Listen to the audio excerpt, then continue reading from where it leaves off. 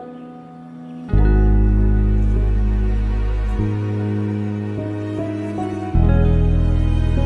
務は終わりかな。それよりもお姉さんにお世話になります。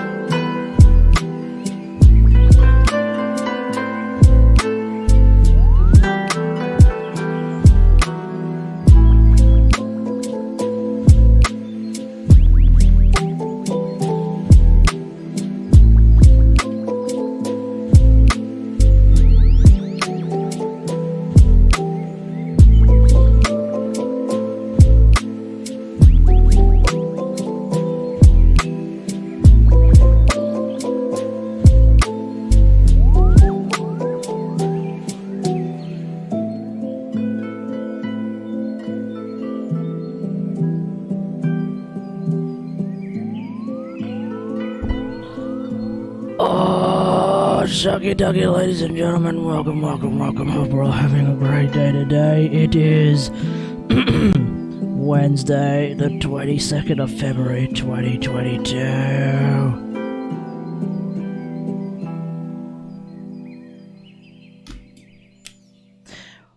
One year closer to the grave. Let's go. Oh my god. I am now officially 1 year. I'm now officially 1 year older. What a time to be alive that I'm actually a year older. Oh. Hey Shin, how's it going? Thanks for the birthday wish. Thank you. So today what I wanted to do, time permitting, and hopefully time does permit, I want to do an account review.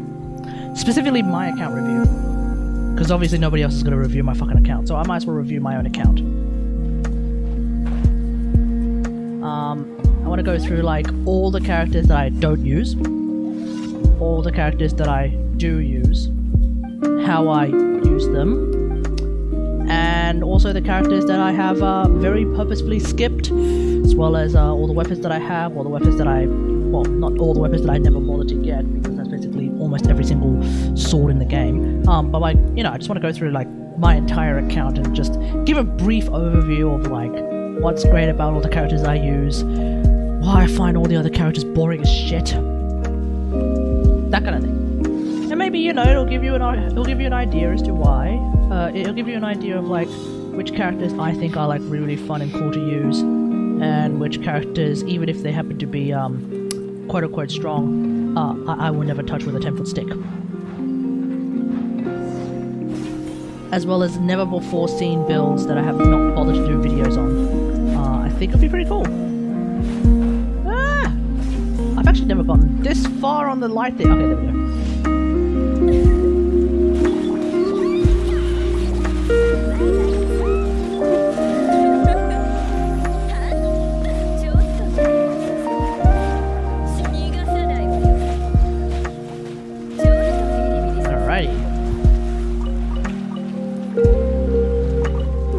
So my day, despite the fact that it was my birthday, I still had to go to work! So my day has in fact been very normal. Hey Steed, how's it going? Yeah, it's my birthday today, thank you. Yeah, my day, despite the fact that it was my birthday, today has basically been a very normal day for me. Now granted, it was Wednesday, which meant I went and got KFC for lunch. So it was a good birthday, let's just say that. So yeah, I'm pretty happy with myself. I'm pretty satisfied with today. I also cooked some lamb for dinner, and it turned out pretty good again, so very happy about that. And work wasn't too stressful today, so you know, no memes in that front. Turns out we are starting something, so. And the things that are happening in the background continue to happen in the background, and I will possibly find out the direct result of these things tomorrow. So we'll see what happens. How's your day been, Seed? Shin, how's your day been? Before or after taxes, excuse me? What's this?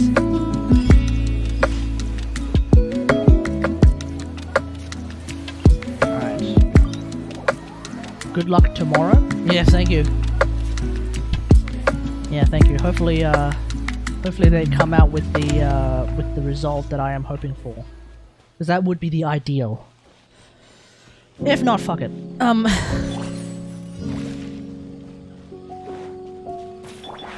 Oh. What? Hooyah. Hooyah! Hey. Hooyah! Hooyah! There we go. Alright, is that all of them? Oh, there's one left. Wait, Legoff? Legoff. Hello, LeGuff. Let's do this.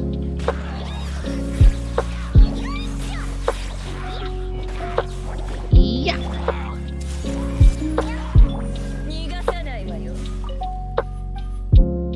Did I swap over to an HP set? I can't remember.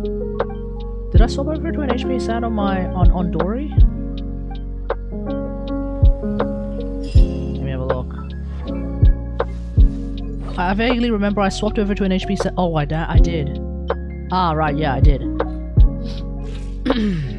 So I have like, okay. That's cool. That's fine.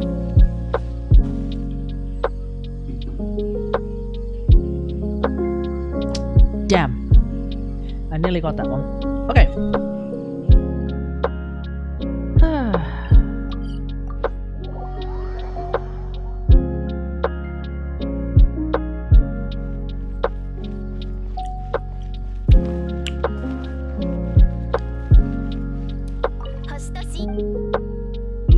Wait.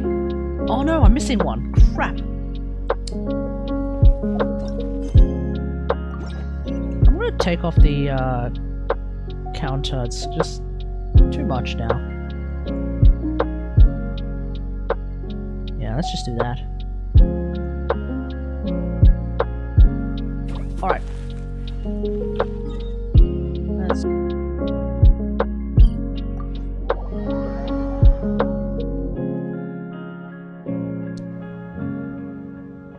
The indicator of like which of the teleporters are underground and which is not. It was something that was so totally asked for.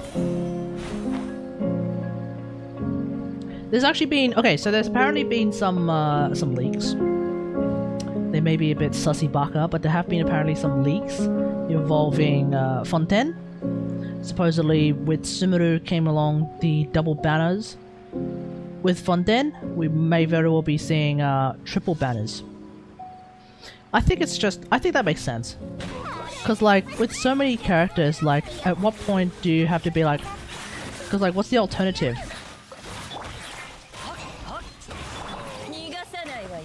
Ah! Like, what's the alternative to triple banners? 4 banners at once? That's Natlan, surely, right? When Natlan shows up, he'll be like, alright guys, we're gonna be having our Yelan, Miko, Raiden Shogun, and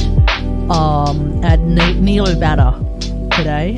For the next 2 weeks is gonna be our Nilo, Raiden Shogun, what did I say? Miko and Yelan banner. And it's going to make like it's gonna make like a lot of money. 4 man dead, so 4 pain banner.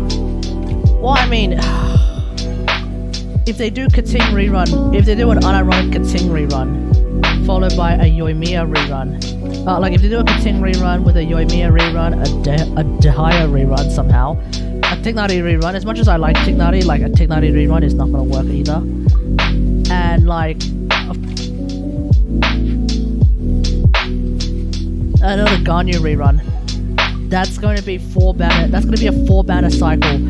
That's like 2 or 3 weeks with 4 banners where they will make like nothing. Hey Gersti, how? Thanks for the birthday wish, everyone. Thanks for the birthday wish. Speaking of banner sales, you know what's terrifying? You know what's actually a little bit terrifying, chat? Let me just load this up. Okay, here we go. So, as of today, we go to like banner day 23. The Hutao Yelan banners have... Oh, whoops, I forgot to turn it down. My bad. The Hutao Yelan banners are now officially the most... the most popular banners. And Yelan is 100% carrying. Yep, agreed. Agreed.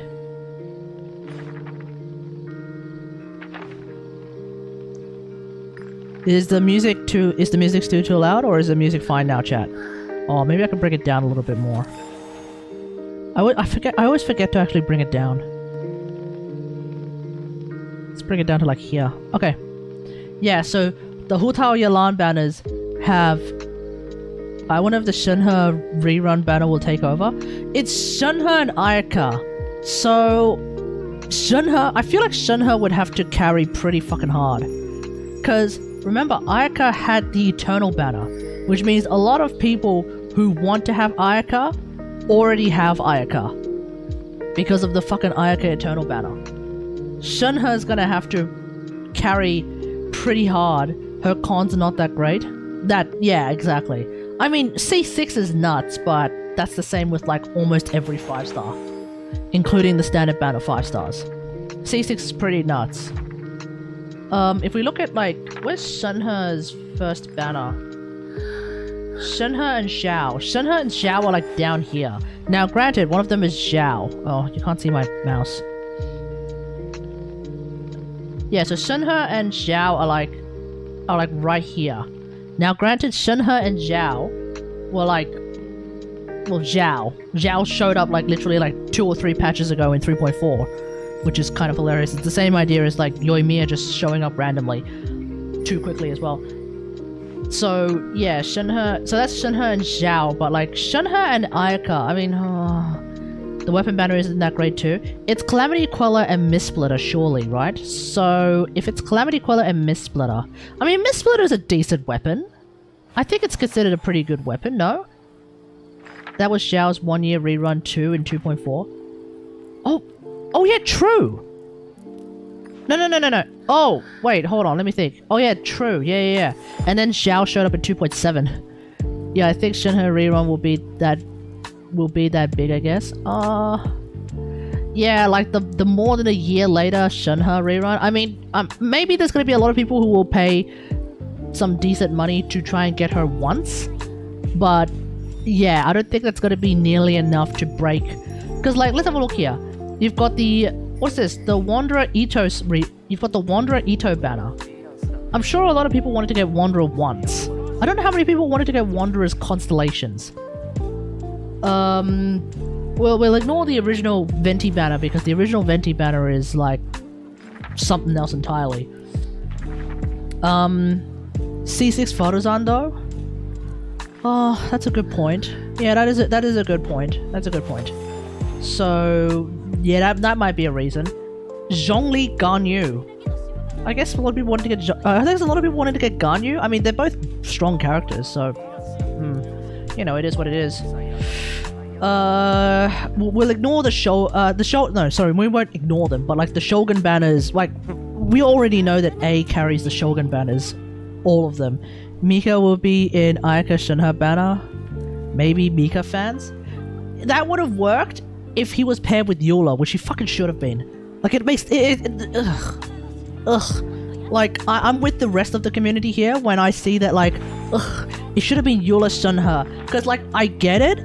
Ayaka and Shenhe... I get it that Shenhe works really well with Ayaka. I get it. But you know who also works really well with Shenhe? Eula. Because remember, folks, Shenhe doesn't just buff cryo damage. She's known best for, like, buffing cryo damage. But she also buffs physical damage. Doesn't she? Yeah, maybe Amika isn't any improvement for Eula teams yet. Allegedly. I see Quills. Oh wait, no, hang on. Doesn't... No, hang on. Am I crazy? Doesn't... First off you get, hang on, doesn't she... Okay, her ult decreases physical res. Okay, never mind. That's... What am I thinking of? The fuck am I thinking of? I see Quill's effects will be cleared. See, I don't know that. I don't know how to play Shenhe all that well. When you use her skill, it increases... When cryo damage instant strikes multiple... So it only... Oh, okay, never mind. You can't pair Shenhe Mika too well since you can't do early swap tricks with Shenhe. Yeah. Okay, never mind. I was gonna say that like surely Shenhe, like Shenhe and Shenhe and Eula can work pretty well, but no, never mind. I'm wrong. I'm actually wrong. Sunhe and Eula don't necessarily pair all that well. You can still use Sunhe to do superconduct shit, but like you can do that with Eula as well. So it's all mostly irrelevant. Never mind. At that point, like if you want to use a cryo, they work pretty well though. But she is around Rosaria's level. Exactly. I was about to say, like, if you want a cryo polearm character who could work really well with Eula, you already have one probably. Her name is Rosaria. So yeah, that's who I would probably use more than Sunhe. That being said though, Sunhe basically does what C6 Rosaria does. I mean, it's really C6 and the crit rate. Rosaria has like two things working for her: the crit rate and the physical resistance shred at C6. Sunhe does have the physical resistance shred without the need for C6, but she won't be able to provide additional crit rate outside of cryo resonance. But that's also something that Rosaria can do. So Rosaria can provide not only the cryo resonance but also crit rate bonuses on top of that as well. So that's actually kind of nuts. All right, let's go and fight some fucking bosses. We'll start with Scaramuccio.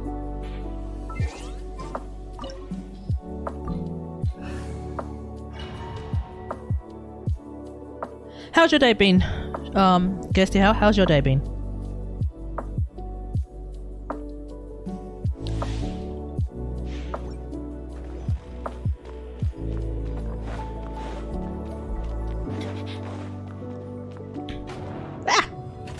I wanted to do that little swap thing where I can like swap out of the cinematic. I kind of just woke up. How was your sleep?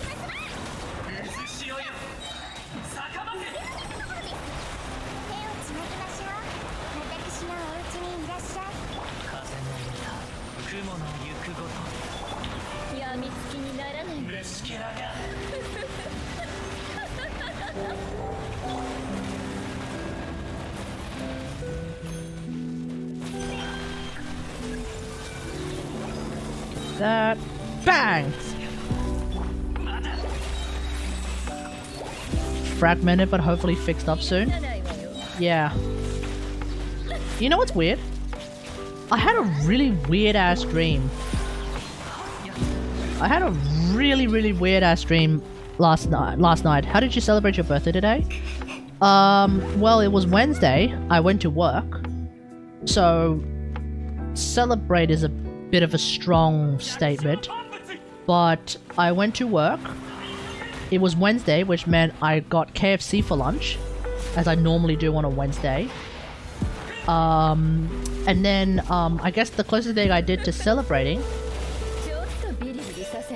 the closest thing I actually did to celebrating would be what?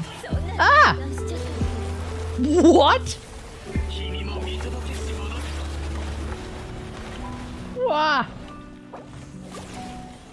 Yeah, the closest thing I think I did to celebrate was actually cooking some lamb. So I cooked some lamb cutlets, which was really nice.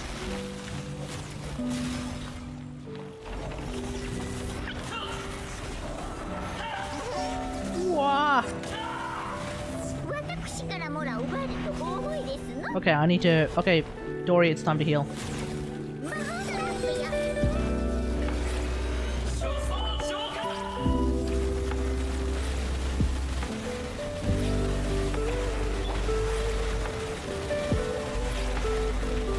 Survive, Dory! Tank it! Tank it! Tank it! Tank it! Nice. Wow.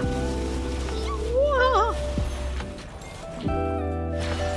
Boom. Okay, got him. Oh, crap. How am I going to... Okay.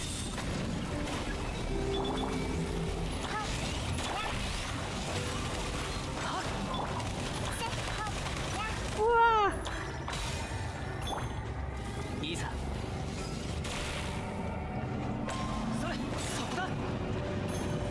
Good thing Kaz can do it. What? Whew.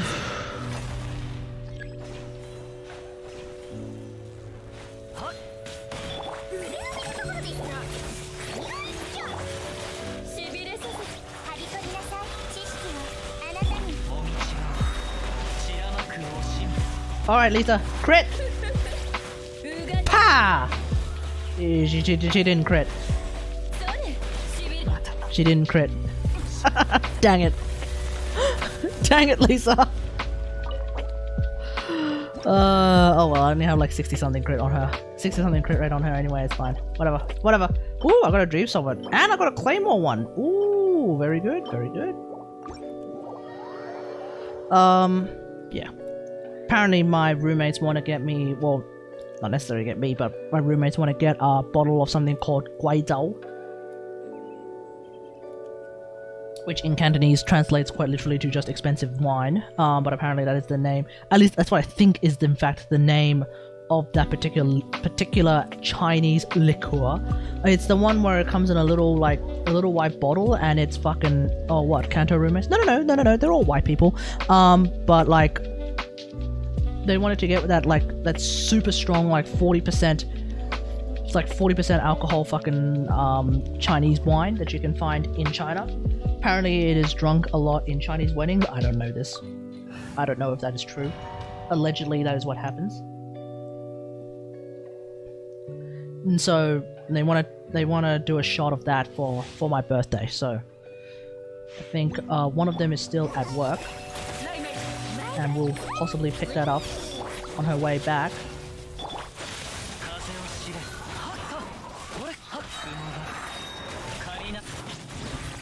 Come on, Lisa.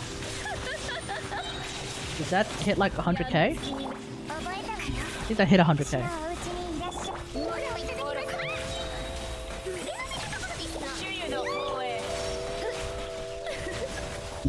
Alright. Guitar!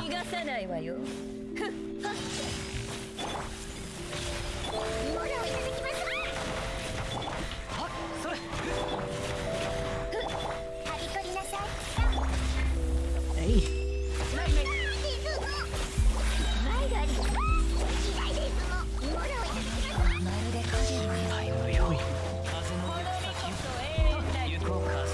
What's up? I would get some osmanthus wine, but I don't even know what the hell osmanthus wine is.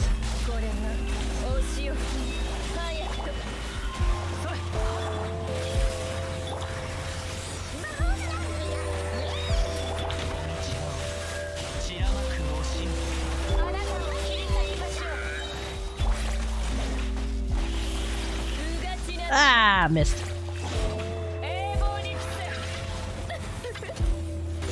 Okay.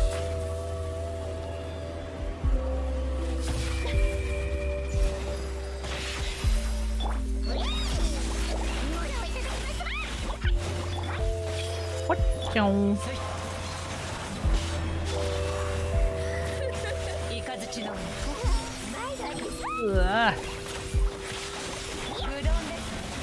Wow.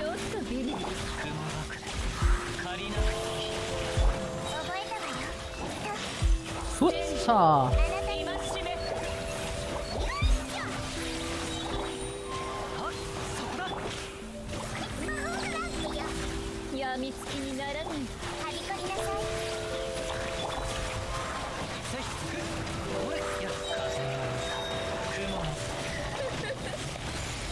어지러. There we go. Oh, wasted ult.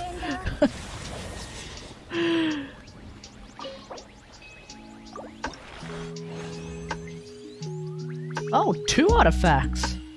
And a dream solver. Ooh. Okay. Let's find out.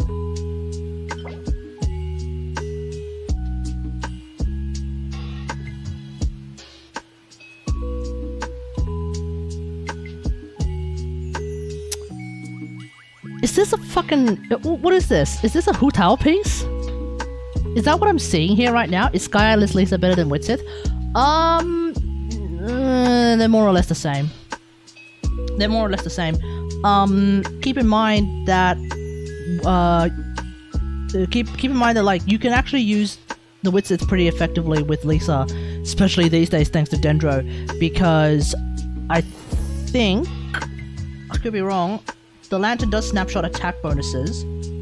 I don't know if it snapshots damage bonus. I don't know if it snapshots the damage percent bonus.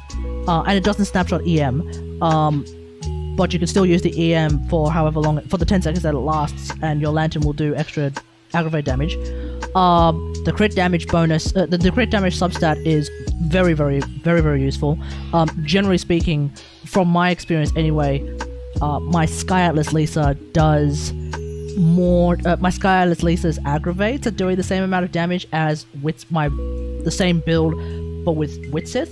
So I would argue that Sky Atlas Lisa would be better, because when Sky Atlas is not doing aggravates, I'm doing more damage than if I was using Witsith. And then on top of that, and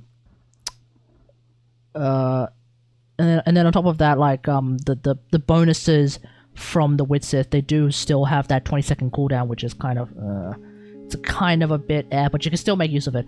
So I think it's slightly better, but honestly, it's not something worth. It's not like a huge difference. You can use either, and you'll be absolutely perfectly fine. That's the main thing. And I'm comparing R1 Sky Atlas with R5 Witsith. I mean, fuck it. We can have a look. We can have a look actually. But I just remember that, like, generally speaking, Sky Atlas seems to be doing just as well when I'm aggravating, and then when I'm not aggravating, a bit better.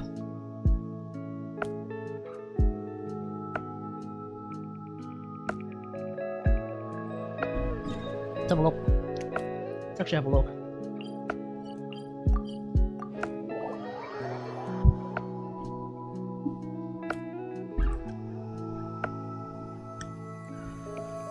Okay.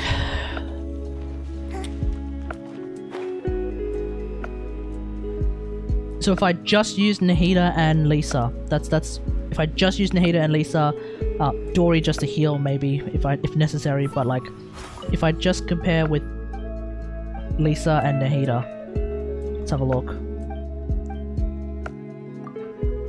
It could be this entire time I should have been using Witsith, I don't know.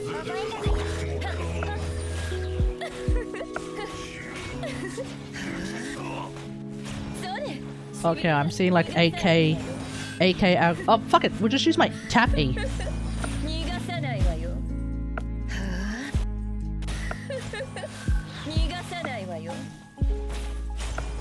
So what is that like? I couldn't even see it.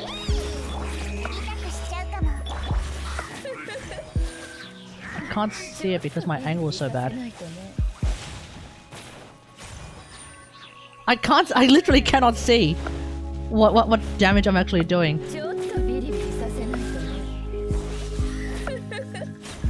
13k. 13k? Was that 13k? Oh god, that was not good. That was not a good way of showing that. Like, at all, that was not a good way of showing that. Probably doesn't help that I'm using Nahida as a way of trying to figure this out. So then Nahida's green number just basically goes over my Electro number.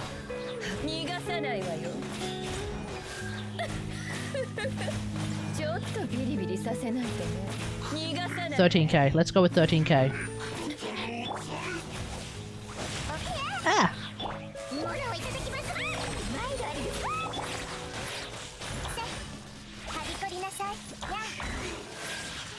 Ah!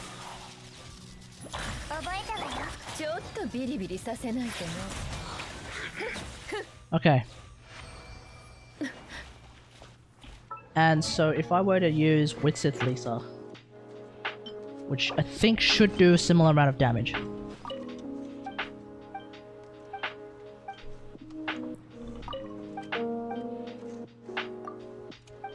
Alright, here we go. Okay, attack bonus. 16k. Oh, that's actually pretty good. But then we're down to 12k. And then there's like 20 seconds where I'm doing less damage.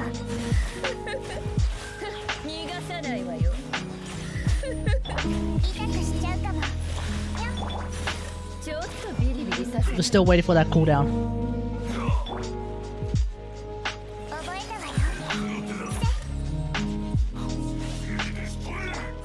Alright, EM bonus. 16k. Oh, there we go. Yeah, and if I got the damage percent bonus from Widsith, which is the double note, not the triple note, which I think it's called. It's literally triplets versus like two. And bonus, it would probably be like 20%. It would probably be like 20,000 damage, not 16,000 damage on a tap E. Because damage percentage is really strong on aggravate. But the main takeaway is that when I don't have that bonus for like 20 seconds, it could potentially suck. But depending on like the rotation that you're playing with Lisa, that probably won't matter. You can probably get by with. You probably won't have Lisa on the field for 20 seconds anyway, so you could just do it like this.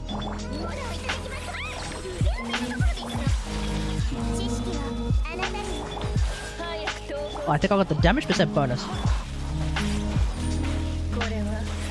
And no crit.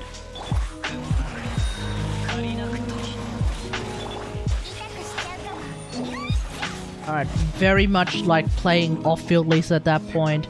Would then drop Dory's ult. Maybe do this again. Maybe do this again. And then swap to Lisa. So, whilst the... Like, yeah, if you have an R5 Widsith, Gersty How, yeah, you should use that on Lisa. You don't need to go out of your way to get a Sky Atlas.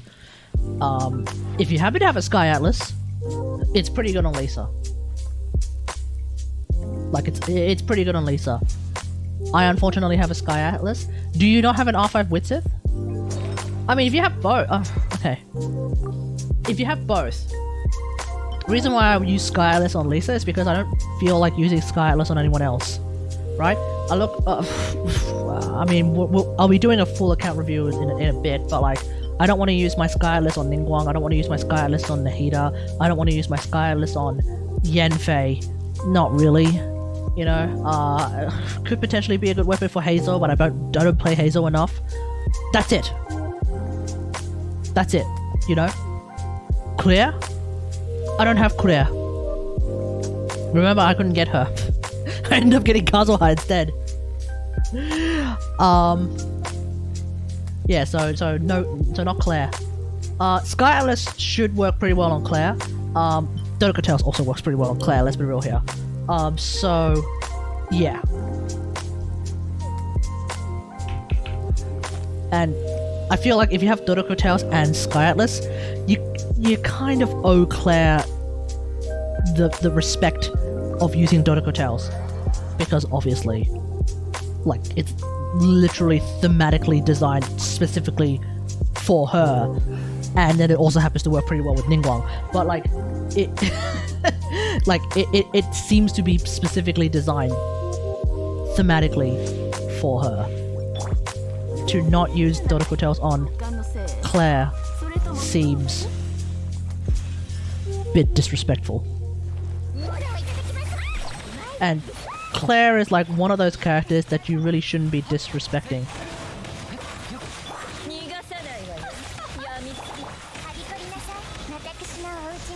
But yeah, if you don't... But yeah, otherwise...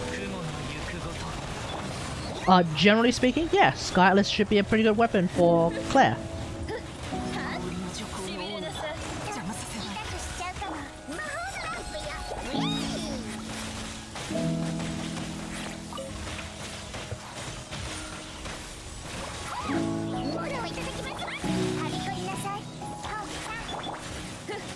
Ah, crap. I've actually really grown to like Dory's Japanese voice. I didn't think it would happen, but yeah, it's really grown on me now. Especially like the little noises she makes when she's running around. You know? Yoisha!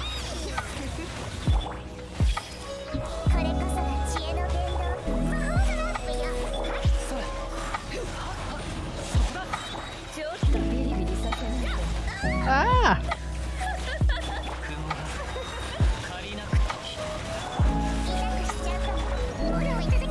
Way to go.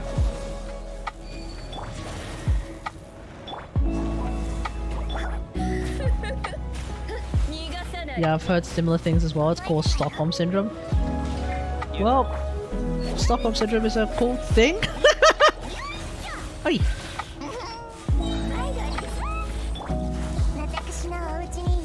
Where'd you go?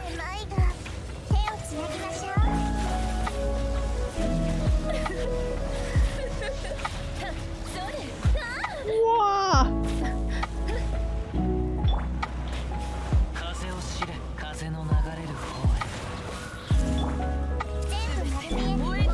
Oh crap. Ugh. Oh crap, everyone's nearly dead. Okay, that did a lot more damage than I am. Okay, that was just dumb.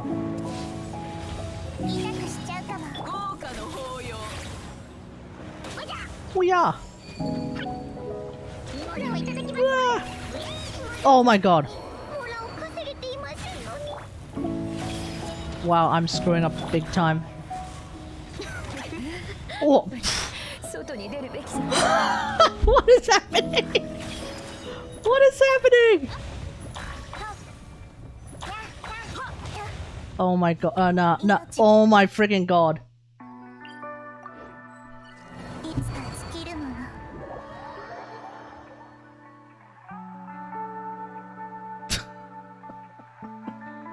What the what just happened?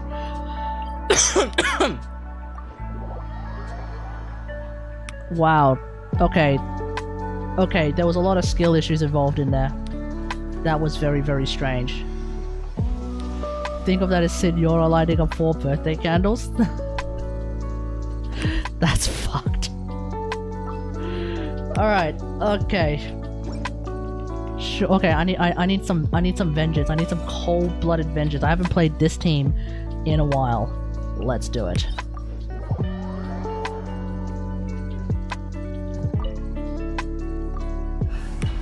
Hey, Rosalind. It's time to light your ass up. Alright, here we go. Hey!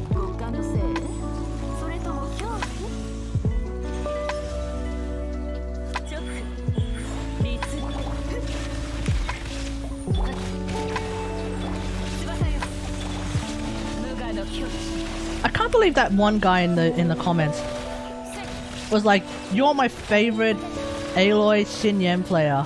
I look forward to you showing us how to play Dahaya." And I'm like, what? What? You can't go around saying that, man! Fuck, now I'm gonna have to go and play Dahaya. The fuck is this? This is bullshit, man.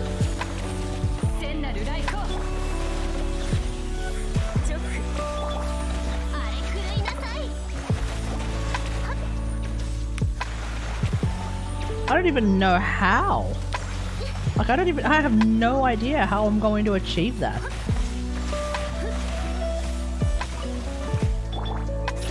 Didn't you kind of consider her anyways? Yeah, I did!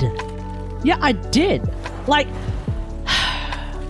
because obviously, as always, I have a bit of a soft spot for all the characters that everyone shits on. Everyone shits on. And everyone is relentlessly shitting on Dahaya. For good reason! Right? For good reason! But... fuck. Now I feel like I have to actually try and make her work. If through nothing else, sheer force of will. For Burnloy? Yeah, I thought maybe that she could work with Burnloy.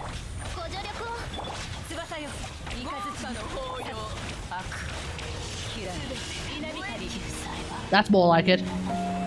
Raiden Shogun Vengeance, thank you.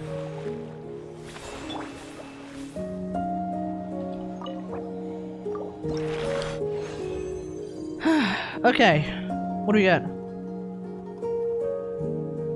Get your account light? Oh, okay, sure. I mean, I was also gonna do my own, so don't forget, I also want to do my one. Okay, is it your NA account or is it a different? Is it your NA account that you want me to review, or is it like an account that you've played a lot longer? If you want to do that, all you gotta do is just chuck me your UID. I can have a look in the Anchor network. So that's an option.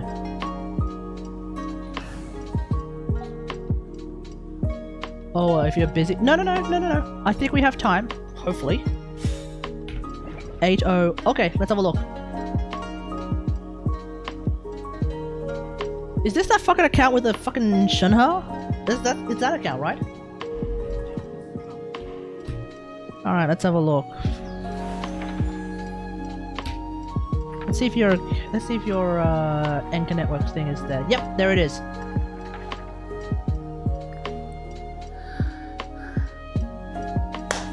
Alright. Maybe I'll chuck this on YouTube. I don't know. We are here with GasDHow in the chat, and he wants us to check out his Genshin account. So we're going to do a quick light Genshin account review. This is Link, aka GasDHow, AR59, world level 8, obviously. Fair enough. You've managed to complete Spiral Abyss 12-3. Nice. We've got a Sunha, Kazuha, Hutao, Tart, Yola, Alhaitham rather, Senno, and Kating. Okay, here we go. I'm actually going to start off by saying I am extremely, and I do mean this sincerely, I am extremely jealous that you have a Shunha. I didn't get Shunha when she first came out, but Shunha's rerun is coming very soon, and I'm really, really excited for that. We have Calamity Queller on Shunha. Now, maybe I'm wrong. I feel like, and it might be because you're running an ER Sand, but I feel like Shunhas with Calamity Queller typically have 4,000 attack. Am I wrong? So, my immediate first reaction is that attack is a little bit on the low side, no?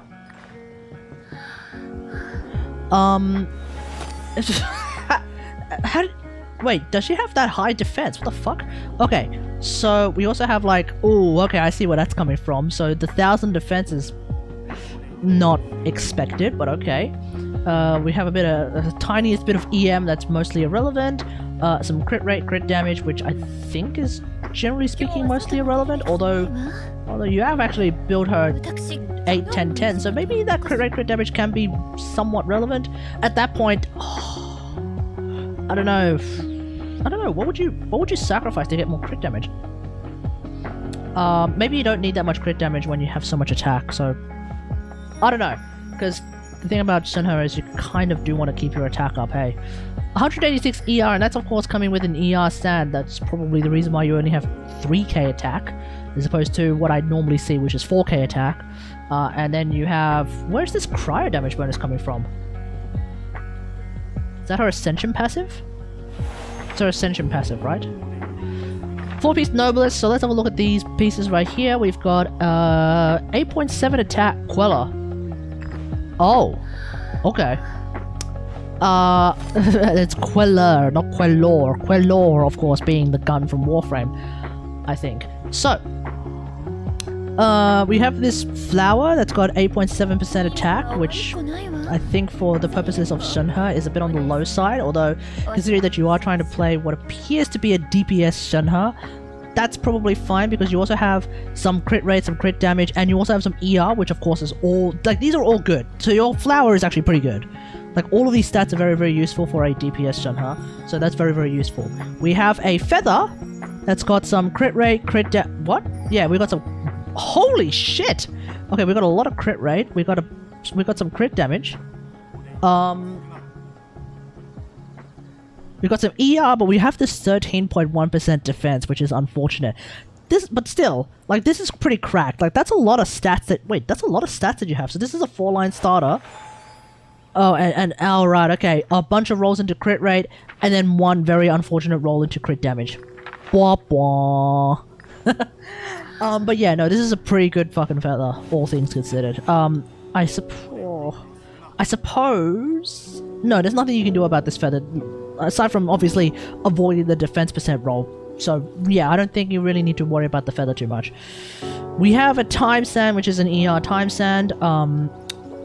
One and only one roll of crit rate, a handful of crit damage rolls. These 3 rolls into flat defense is extremely disappointing. It would have been better actually if you got flat attack at this point. Are you trying to get a better sand by any chance? Like, I feel like this was the piece that you might want to continue farming for at this particular moment in time. We have an attack percent cup, that's good. It's basically crit rate, crit damage, ER, and EM. The EM rolls, I think for the most part, are going to be not super duper useful, so that's a little bit unfortunate. Yeah, I don't have a great ER sans. Fair enough. I mean, I have one that's got 40 CV, but yeah. I think generally speaking, yeah, your cup's fine. The two EM rolls are a little bit but I think your cup is pretty good. And then we have an attack percent hat with whopping 12% crit rate. Nice. Some ER, some EM, which is generally not going to be useful, I think, and then 2 rolls into flat attack, which is, I mean, by definition useful, but would have been better for his attack percent, especially when you're using Calamity Queller. Basically, the flat attack rolls, copium, but if you can get percent, oh no, sorry, you can't get percentage attack because it's a fucking attack percent hat. So never mind. Getting 2 flat attack rolls is probably as good as you can hope. It's about as good as you can hope. Yeah, I think at that point you might as well try and get more ER rolls. Maybe that would have been better than getting flat bloody attack rolls. Generally speaking, flat attack is just so cringe. The thing about flat attack is that I understand it existing because it's good for like early game players because you don't have any weapons that have a whole lot of base attack. But oh my god, man, AUS, you really should just get rid of it for like 5-star artifacts. They should not roll any flat attack whatsoever. And while we're at it, flat defense. I'm fine with defense percent, but flat defense, you gotta get rid of that. Because by the time people start rolling 5-star artifacts, the characters probably are like level 80, in which case flat defense is actually just a worse substat than defense percent. And really, obviously, AUS is probably not going to get rid of it because it exists exclusively to piss us off. Alright, let's have a look at Kaz. We have a Fab Sword Kaz. You know what's weird? My Fab Sword is only level 70. Anyway. Defense seems a bit high, but it is what it is. 775 EM, I believe that's even more than mine. Nice, congratulations. We've got some crit rate and some crit damage. I think you're going to want more crit rate than that, surely. I mean, good luck getting... Oh, actually, no, I'm wrong. This is Kaz we're talking about. No, that's good. 775, my Kaz is quite bad. If your Kaz is quite bad, then my Kaz is horrendous. Because my Kaz has a lot less EM than this, mate. C2. Does C2... Hang on. When you get C2, that's a flat EM bonus from C2, which means that actually affects how much damage buffing you can get from Kaz, which means going Q into E is actually a pretty good idea, or... Actually, it doesn't matter really, but like the idea is that you could potentially go Q into E to try and do the swirls that give you even more damage.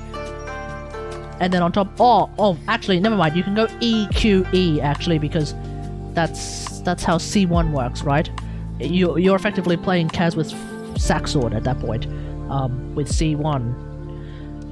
We've got a hat with... Sorry, we've got a flower with 40 EM, which is a bit cringe.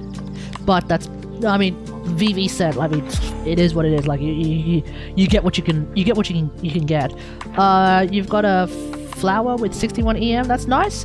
And then triple EM pieces with some crit rate here, some crit rate here. That's crit damage, which is cringe. 16.8% defense.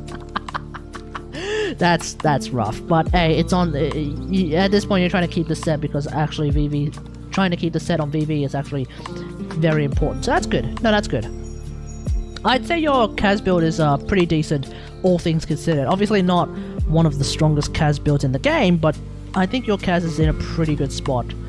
And I'm basing that entirely off my experience of a Kaz that has similar stats, at least where it matters. Okay, we have a Homer Hotel with C1. Okay, so you're a dash canceller. Okay. That attack seems pretty high for Hotel. The health is decent, I want to say. 56 EM could definitely use a lot more than that. You should be... Like, if you're using stuff of Homer at that point, I think you should be using an EM sand, so hop to it. Crit rate, damn! Crit rate, crit damage, very nice. No ER stats whatsoever. And you're using a Pyro Cup, very, very good. C2 Kaz and Elegy Yolando. I stand corrected, fair enough. Okay, so we have crit rate, crit damage. Oh, that's actually really, really good. Crit rate, crit damage, HP %, nice. This is actually a cracked flower. So, well done on that one. We have crit rate, crit damage, attack %, it's a bit cringe, and some HP %. Oh, I think at this point you might as well go HP % over attack %, but okay, that's pretty good. HP Sand, like you said, you already have C2 Kaz and Elegy Yelan, so at that point, running EM Sand is probably completely unnecessary. Crit rate, crit damage, bunch of EM, flat attack, which is fucking cringe. We have a Pyro Flower on set. Congratulations.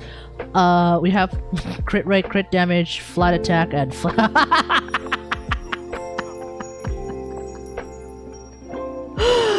oh, that's rough. Sophie Burns, hey, how's it going? Thanks for joining. I'm doing alright, thanks for asking.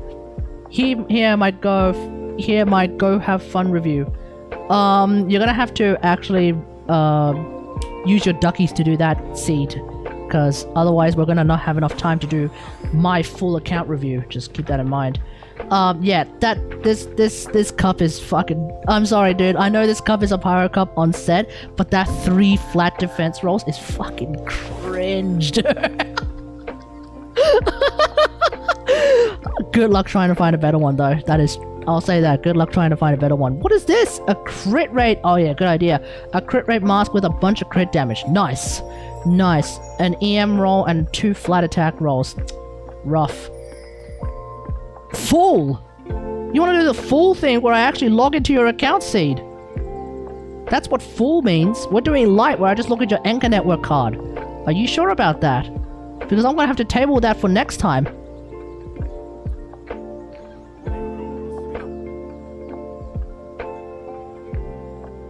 Yeah, I didn't think so. I'll refund that. Yeah, I'll refund that. We're not doing a full one tonight, no shot. I think overall this is a good Hotal build.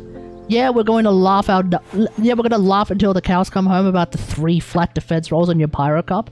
But aside from that, it's a pretty good build. What am I looking at? Hunter's Path on Tart? What the fuck is this? Guesty, how do you want to explain? Is it just crit rate stat stick memes? The hell am I looking at? You don't even have enough EM to make the Hunter's Path passive actually do anything. It's a second bested slot? What? Is it? Wait, why? What's his bested slot? Viridescent Hunt? Surely his second bested slot will be Polar Star? Or vice versa? How is Hunter's Path his second bested slot? You have, like, let me have a quick look. Because I have Hunter's Path. Let me read Hunter's Path's fucking thing. Because he does charge shots and it works on charge attacks. I think you're going to need a lot more EM then, buddy. Because, quote, gain 12% all elemental damage bonus, which includes hydro damage bonus. Obtain the Tireless Hunt effect when you do a charge attack. This effect increases charge attack damage by 160% of your EM. This effect will be removed after 12 charge attacks. Surely you'll want a lot more EM at that point, but oh, maybe not. I mean, I don't know. I've just never seen a tart with Hunter's Path. I'm gonna just say that. I've never seen a tart with Hunter's Path. And in terms of like the crit rate bows, personally, I also use C2 Kaz with him. Oh, I get. Okay, fair enough. You know what? Fair enough. You've convinced me.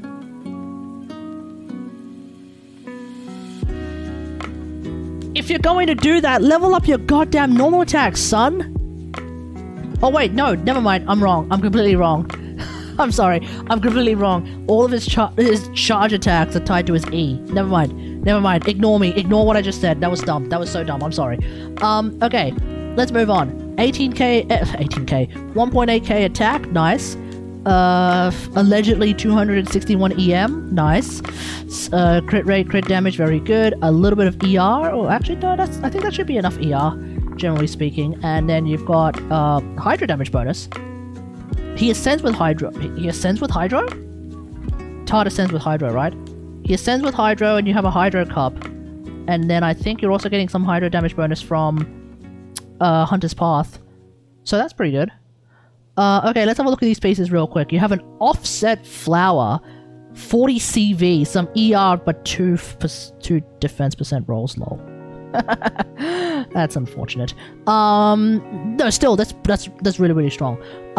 We have a Feather, with some crit rate, crit damage, EM. Sorry, that's, yeah, crit rate, crit damage, some EM, and defense percent roll. So this is a tart. This is a tanky tart, is it? We have a Gladiator's Sand, attack percent, very good. Crit rate, crit damage, right? Crit rate, crit damage. That's fine. At 3. Oh god. Why do you keep getting 3 fucking flat defense rolls, bro? Yeah, tanky Tart, my plan all along. Yeah, true. Well, keep in mind, Tart tends to be on field, so you know, you kind of want to be tanky because you're going to be on field. Hello. Like, hey, what's with the 3 defense rolls that you keep getting? What's going on? We have a Hydro Cup, which looks really impressive. Crit rate, crit damage, ER, 2 defense percent rolls. What is with the defense percent? So much defense, dude. So much defense. Alright, we have a crit damage hat. Nice. Pain flat defense stat is normal. We get true. Exactly. Crit rate. Yeah, that's nice. Attack percent. Good. EM good. Well, yeah, EM actually good. ER good. You know what? This is a goated hat. This is actually a pretty good hat. Okay? All things considered, that's a very fucking strong hat. So congratulations on the hat. Very, very nice. Alright, let's have a look at this Eula. Serpent Spine Eula. Well, that's not a Eula build, my dude, because your Eula build needs to have less than 40% crit rate in order to be considered a Eula build. So, you're going to need to work on that, Gasty Hell. I think you're going to have to get rid of the Serpent Spine, number 1. Okay. 1800 attack, nice. Next to no EM, nice. Crit rate, crit damage, very good. Physical damage, nice. Pale Flame. Oh yeah, Pale Flame is going to make it pretty good, eh? Okay, we have crit rate, crit damage, ER, 2 HP percent rolls is fucking useless. Crit rate, oh, that's attack percent, sorry. Crit rate, attack percent. These two are whatever, they're just there to pad it. Crit rate, crit damage, EM is... Okay, these two are also... Well, actually... Your ER is going to be useful. That's just there to pad it. Are you running... Oh, you don't run Dory, do you? So, ER is actually going to be important. Like, actually legitimately important. We have your off-piece being... What the fuck is this? Oh, physical damage. Everyone becomes Maple. I don't want to get hurt, so I max out my defense. True. Actually true. Whoa. This one looks pretty good.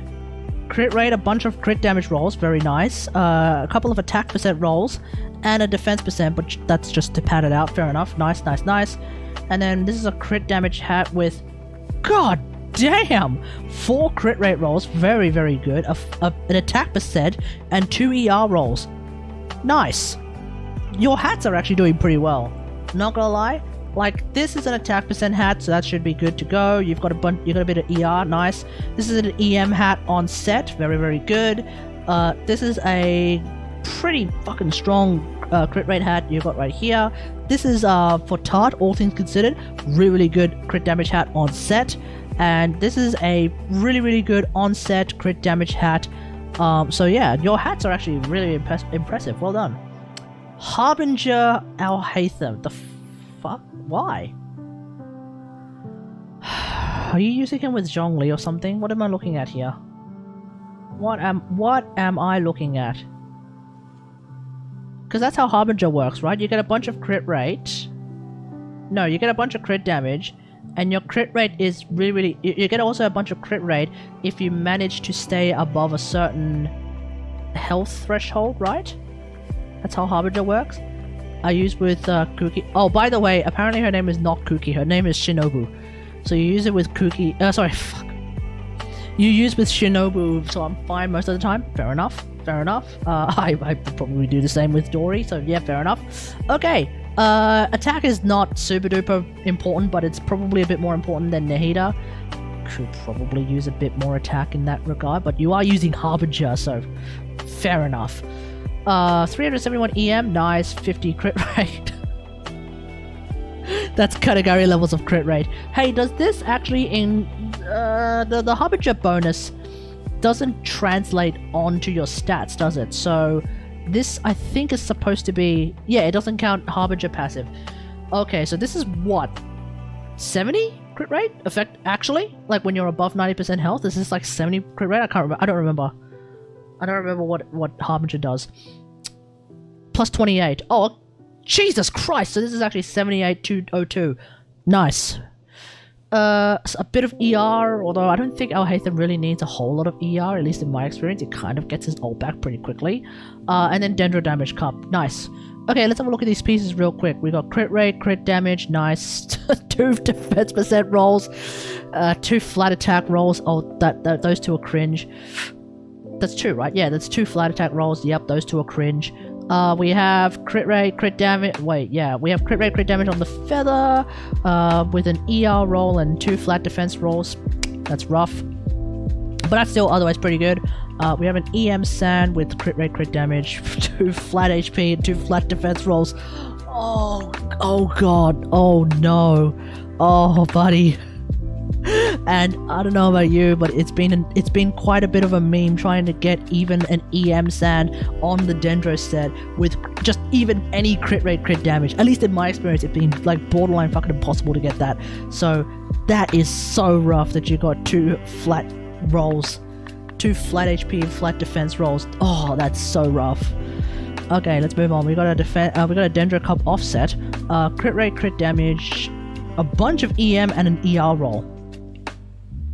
Nice. Nice. I like that. I like that a lot. And we have a crit damage hat. Lol. We have a crit damage hat with some crit rate. Oh, 2 low roll crit rates too. Damn. Some crit rate, some attack 2 high roll attack percent. What the fuck? What the fuck? So you low roll your crit rate and you high roll your attack percent. Dude, that's brutal. That's brutal.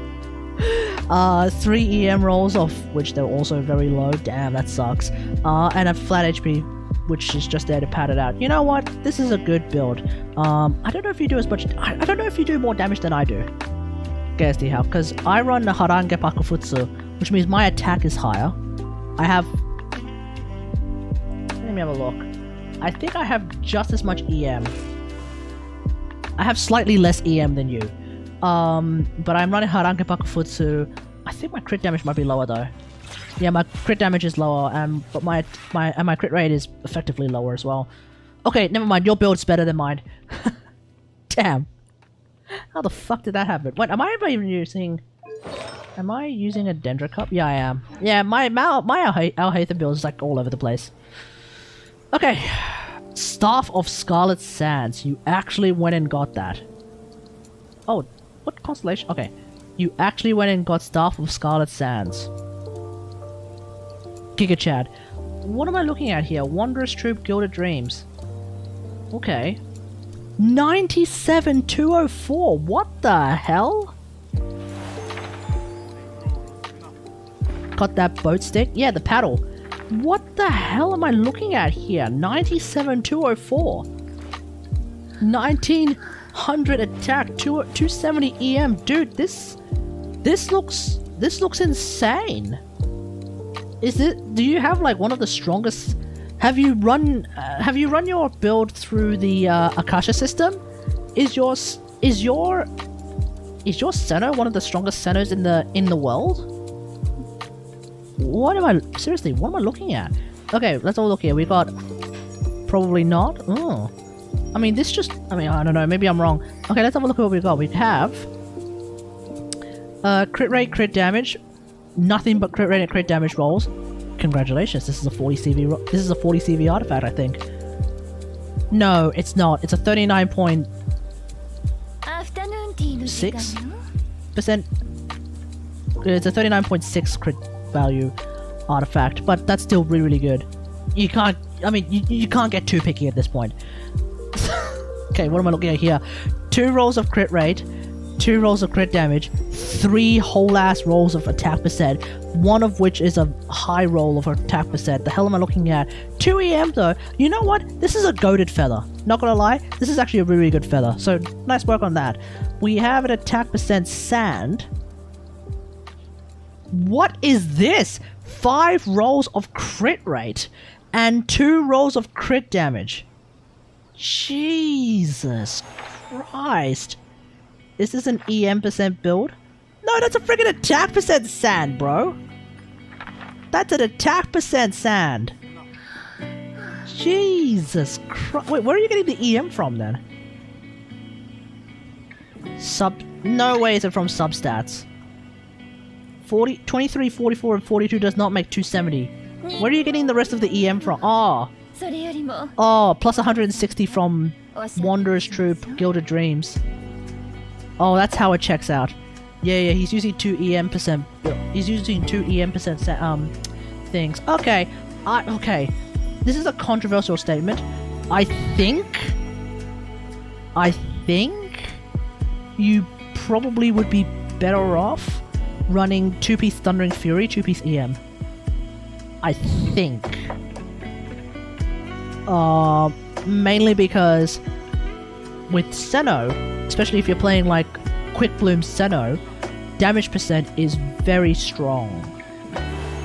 If you can find a way to like sort of maintain the EM around the 250 mark, let's say, I think you would do better running 2-piece Thundering Fury, 2-piece EM.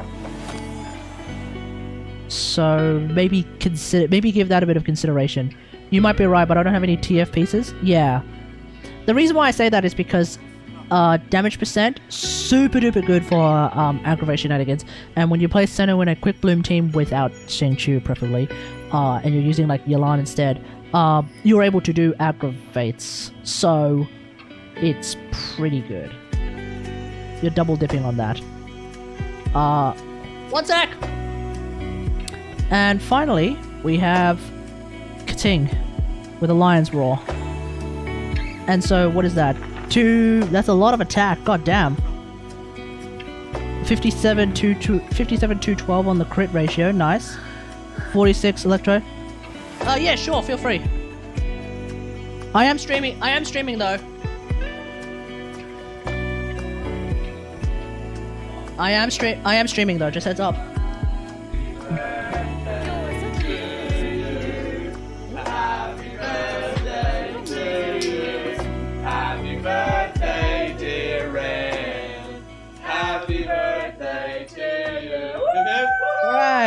Hooray!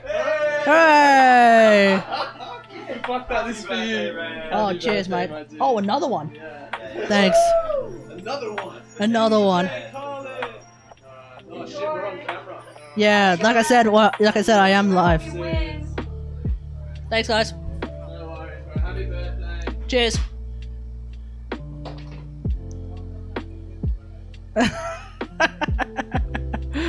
Okay, where's the fucking... Oh, there it is. Just wanted to turn that off. There we go. Oop. Alright. As I was saying, we have a Kating with a Lion's Roar. So yeah, 2k attack, 1k defense. Lol. Why do all of your characters have such fucking high defense? 1k defense, 1k defense, nearly a k defense, 1k defense. Okay, that's good. That's nearly 1k defense. That's normal. No defense rolls. Congratulations. 1k defense. Is that normal? No shot. No shot, right? No. Yeah, I think... Okay, my Tart has nearly 1k defense. I think you're really unlucky with defense rolls, man. Defense percent easy to get? Yeah, true. Yeah, true and real. Yeah, true and real. Okay. Yeah, 2k attack. This unironically looks like my Lisa build, but better somehow. What the fuck am I looking at? Okay. We have we have a flower, crit rate, crit damage, nice, and a bunch of attack percent, nice. That's actually really, really good. We have a feather. Crit rate, crit damage, crit damage, and some attack percent. Nice. We have an offset attack percent sand. Crit rate, crit damage, and some flat attack. I mean, I feel like you probably would have been better off getting ER at this point than flat attack. So, oh well, can't really do much about that. That is a really nice looking Electro Cup. Crit rate, crit damage, EM, a flat defense roll though. And finally we have a crit damage hat with a whole heap of crit rate, some EM, and some flat HP. Where is... so... yeah, you've got a bunch of crit damage rolls, and then you've also got like... yeah, you've got some really, really good crit rate rolls. That's where everything's coming from. C2 Kating. All this time, you've only got C2 Kating? Where the hell am I at? Where the hell am I at with my Kating? Oh, I'm also at C2. Never mind. Yeah, C2 Kating. Okay, very good. Very, very good. Yeah, I think overall these characters that you've got here that you're showcasing, your Shunha probably... Shunha, assuming this is a DPS Shunha, looks like she's in a good spot. I'm not 100% sure. Your Kaz, honestly, pretty good. Your Hu Tao is looking like in the right in the right spot, especially with C2 Kaz. Hunter's Path Tart is, I think, not necessarily his second best in slot, but okay, fair enough. Your Eula has too much crit rate. Your Alhaitham looks like in a very good spot. Your Senno looks cracked. And your Kating is very strong. So yeah, nice.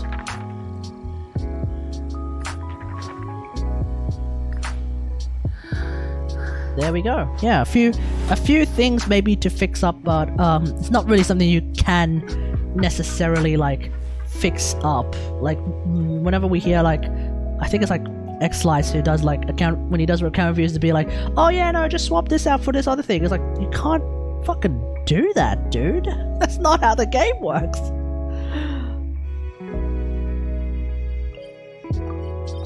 You can't just be like, oh yeah, let me just quickly swap out the EM rolls. Sorry, no, let me just quickly swap out the flat defense rolls on this artifact for something more useful like ER. You can't fucking do that yet. Introduce this resource that you could use to actively and unironically change the artifact substat, but it's super duper rare. You can only get it, not even super duper rare, you can only get it once a week from boss fights, and you can only and it's a one and done type thing. That could be pretty cool, not gonna lie. If it was like that, it's like a thing that... yeah. Wait, am I using... shit, I don't want to use Lisa Team here. Because there's not enough enemies for it to be fun. It will take a while to get nice stats of the same artifact. Yep.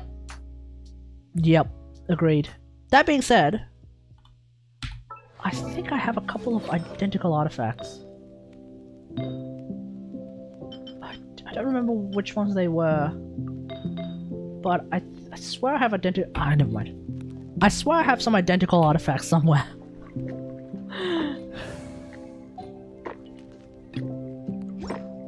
Like the numbers were like basically within like percentage points of each other. They were identical.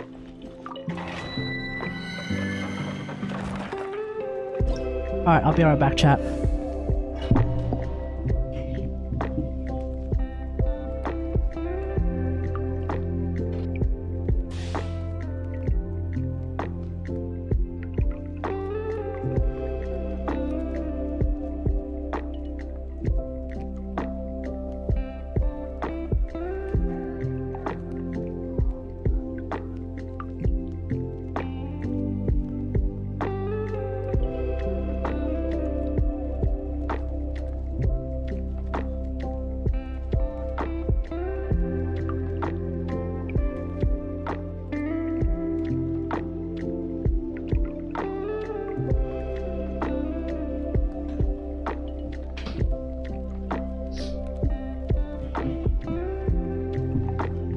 let's do this.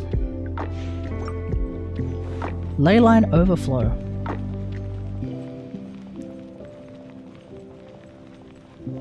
You know what's...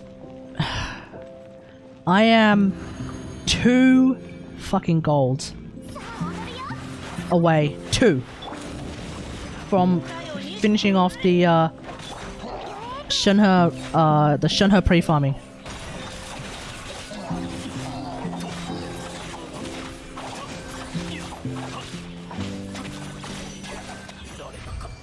I'm off by 2. And like, I figured, okay, I'll do these, right? I'll do these, get a bunch of random books, and then with the power of Miko, I will, hopefully, inshallah, right, convert them into the right books for Sunha, which is, I think, diligence. But when I swap to when I swap between different levels of books, you know what the game does? It fucking swaps the character that I wanted to do the conversion with. Meaning that I wasn't doing it with Miko.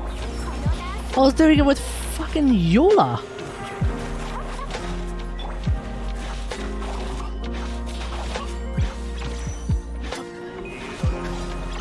And I don't want to do it with Eula because Eula gives me twice as many... Eula gives me a chance of doubling the books, but it's doubling books that I don't want to use. So...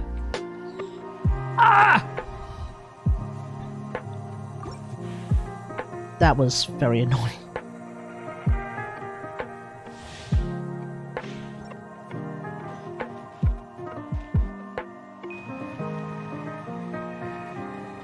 For talents, yeah. But for me, it's even more fucked because on top of pre-farming for Shunha, right? I also am in the process of leveling up Rust, my R5 Rust, so I can finally do the Rust versus Thundering Pulse video that I thought of. That I figured I probably should do at some point.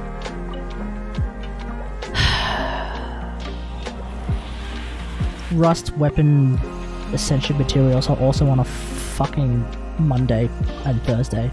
Literally the same day as Sunha's Books of Diligence. Oh god, why does it have to be like that, man? Oh, it's so cringe.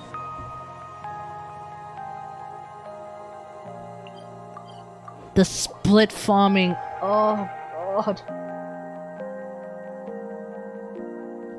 At least in Warframe, when you're split farming, you can actually potentially split farm sometimes. Like for example, if you want to get a scaffold for your amp and you want to get a prism, a different prism, and your prism happens to be from Cetus, whilst your scaffold happens to be from Fortuna, then you're good to go. You can double farm. But in Genshin, there's no such thing as double farming, because everything needs fucking resin! Ah! Oh crap! Sorry, did I say diligence? I meant prosperity. Sorry, Shunhe needs prosperity books. Shunhe needs prosperity books.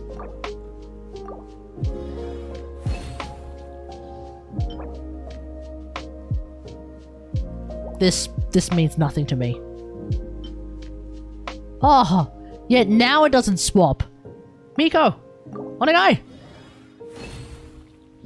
Fuck!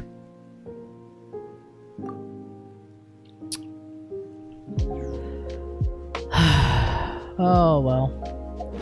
I mean, okay. Let me explain.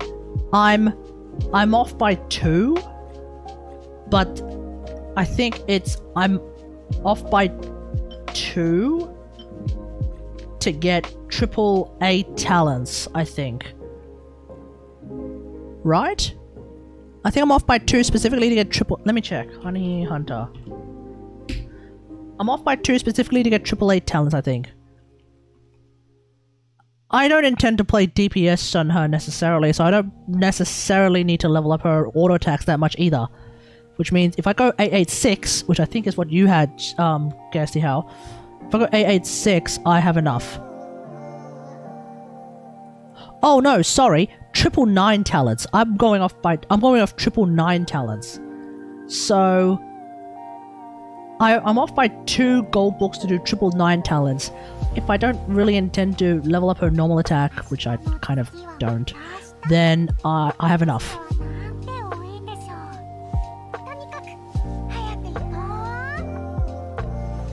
Yeah, I have enough. Now, what else am I gonna farm today? Let's farm...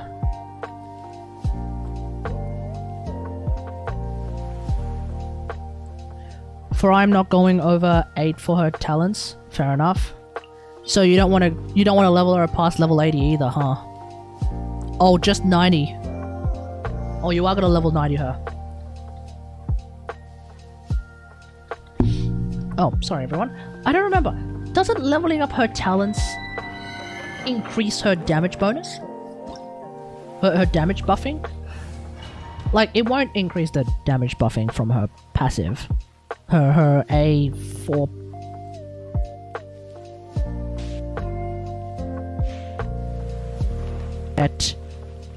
Oh, so did my mic just cut out just then? Let's say that again. Pretty sure, you won't get... Hang on, let me just fix my microphone. Okay, we're good. Pretty sure that, like...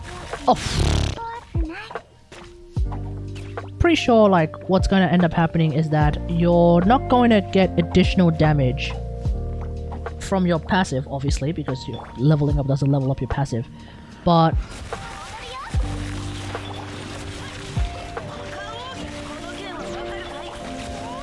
But you are going to get more damage from her E-buffing shenanigans.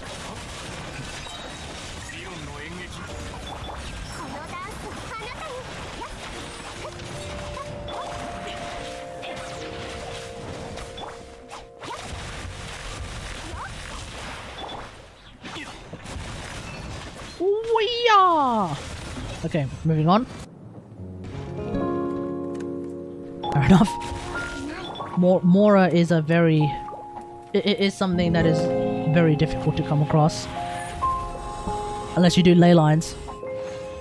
Keep in mind though, at the end of the 3.5 patch, there's going to be ley line overflow, I think. So that's nice.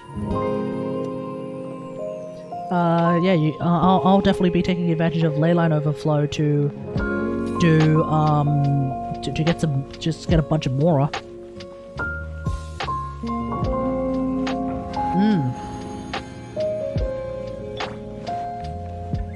Huh? Hello?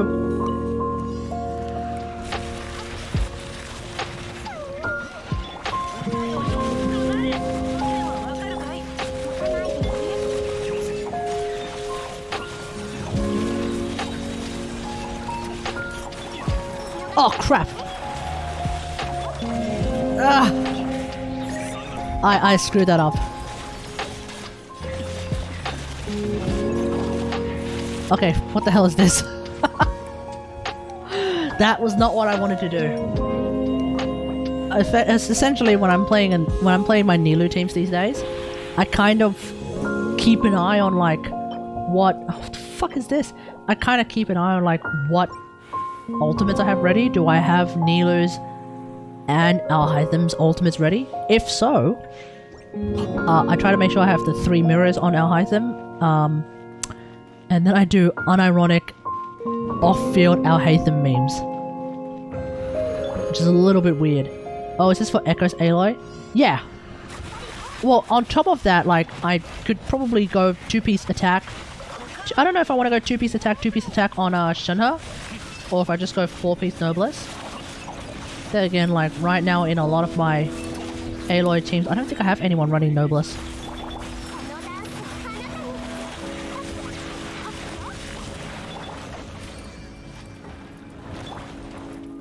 But yeah, I'm considering running 2-piece attack. So, basically, Echoes and Vermilion Shenhe.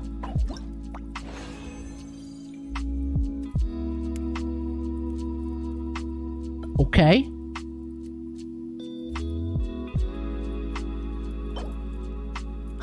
Fucking useless. Cringe. Cringe. Oh god, it's all cringe.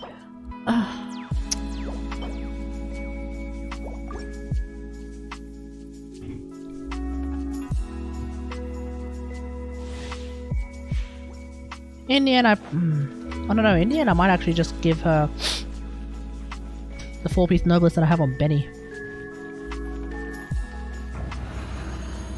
But I do have a bunch of Echoes of a Million pieces, I think. It's just that, like, somehow miraculously, like, okay, I have some Echoes flowers. I have spare feathers. Awesome. I somehow don't have a fucking I somehow don't have a fucking spare sand of either set. How did this happen? I don't have a particularly spare cup of either set. How the hell did that happen? I have spare. I have spare hats, but I don't have attack hats. Actually, do I have attack hats? Okay, never mind. I have a spare attack hat. That's not an attack hat. Yeah, I have a spare attack hat. What cups do I have? Defense, HP, Dendro, Animo. Christ!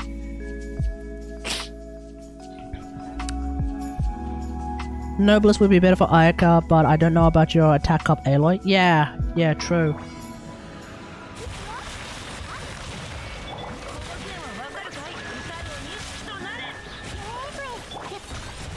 Like, considering that C6 Yunjin is providing like such a huge damage bonus for my attack up Aloy in Freeze Loy shenanigans, I would think that, like, based on that logic alone, right? Based on that logic alone, maybe bigger attack bonuses from Shunha might be a better idea than running just like extra attack. You know? Oh, crap. So... And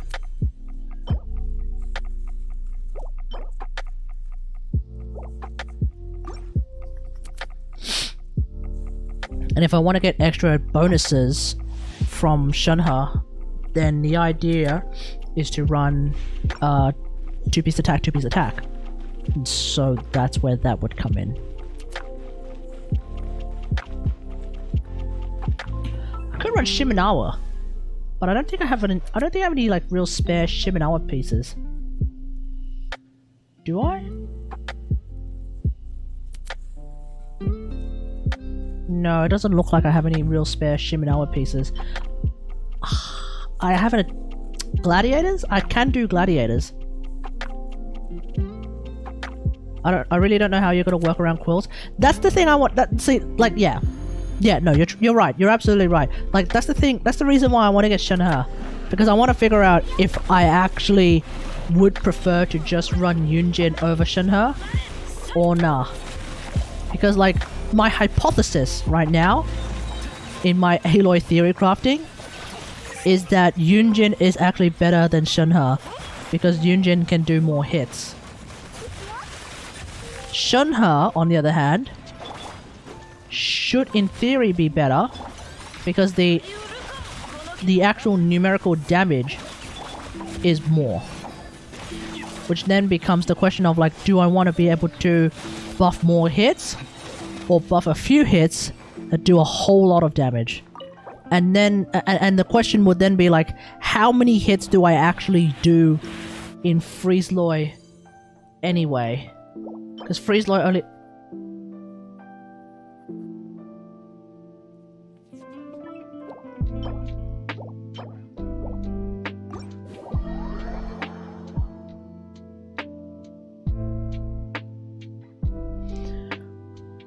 We're going to pause this entire conversation right now.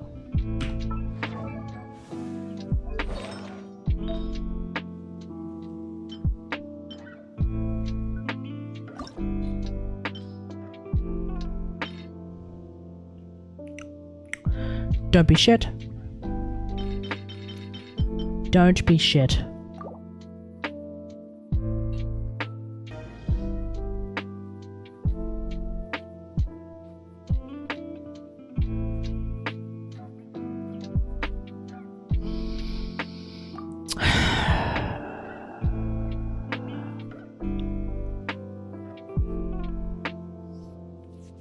Did I not say don't be shit?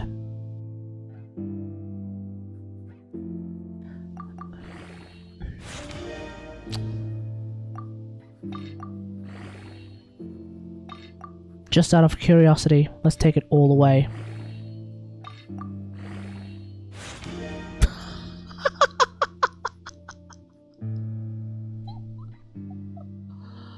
What is that? Fuck, man. Okay. Okay, we might as well...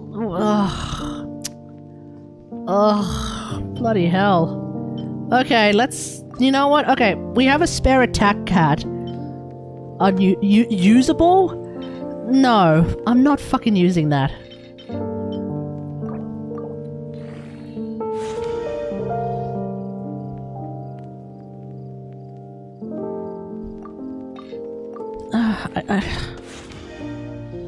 This is kind of making me cringe. But if this is for this is for Shunha. This is for Shunha.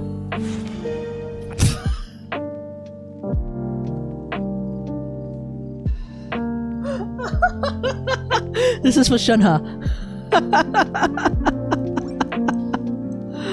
Oh god. Okay, yeah, chat. Listen.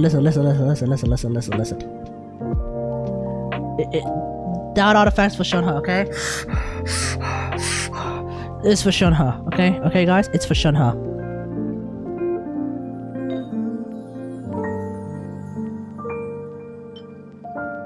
God fucking damn it. God fucking damn it. Alright, let's move on. Am I out of resin? I'm out of resin. Alright! Okay, chat, it's time. It's finally time to do what I had set out to do for today's stream. I realize this is going to end up being a stream where I'm probably going to lose my voice.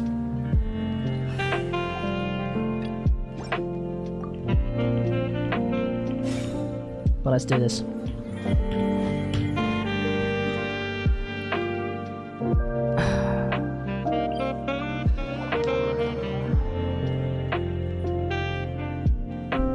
Okay. Let's do this.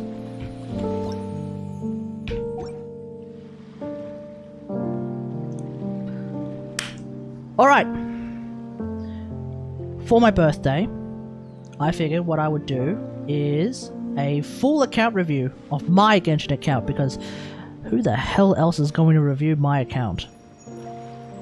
So, with chat here, ready to laugh at all the crazy shit that I have and also question all of the, generally speaking, questionable choices that I will stand by till the day I die, it is time. We are standing in front of the Spiral Abyss because a certain someone else known as Xlice tends to do this when he does account reviews. Because, yeah, we're going to do a full-on account review. I have actually listed a couple of topics that I wanted to go through in a specific order. So, let's get into it. We'll first start off with the characters that I have skipped. Okay? The characters that I don't have. So, can I sort by characters owned? Okay. Let's start off with the characters that I don't have.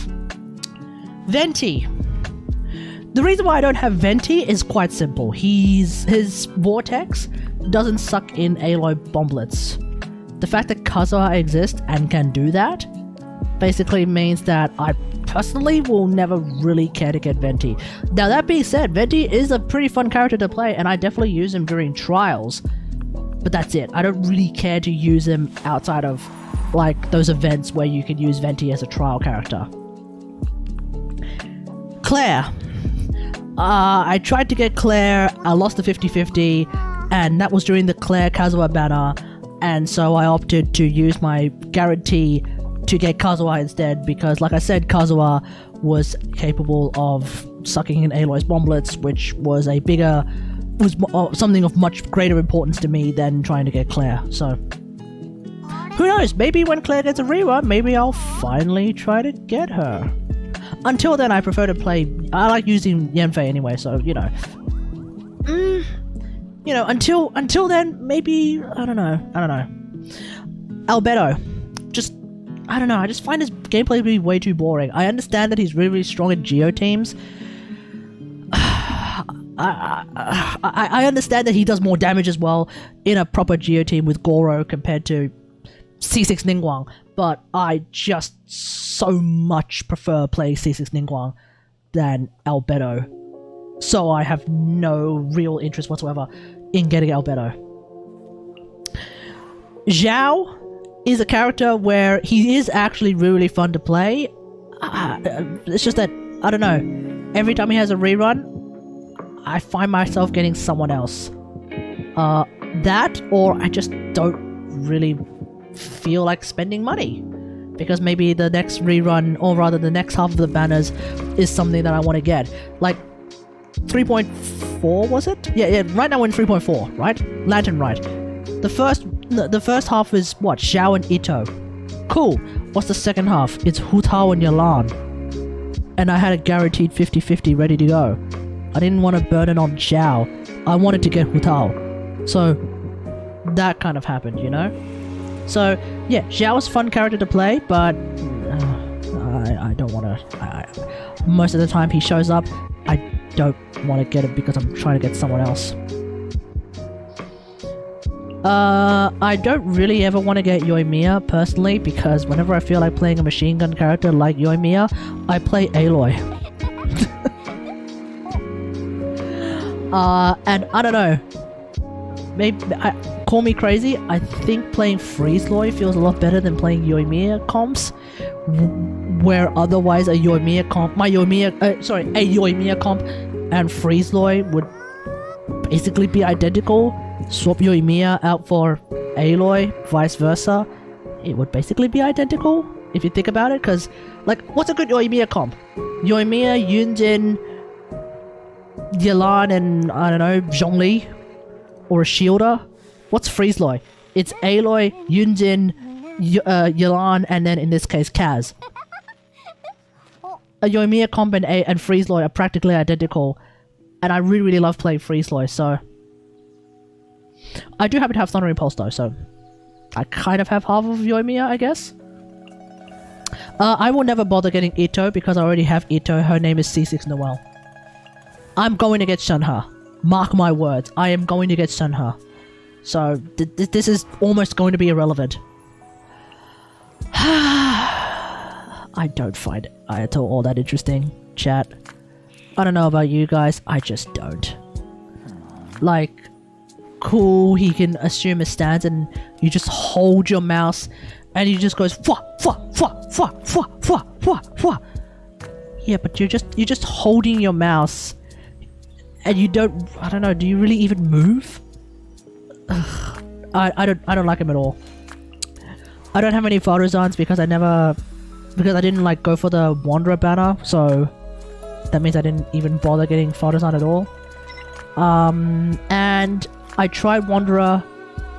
I don't really like his gameplay all that much. He doesn't really appeal to me all that much, so it just is what it is. Okay. Now let's go into the characters that I do have.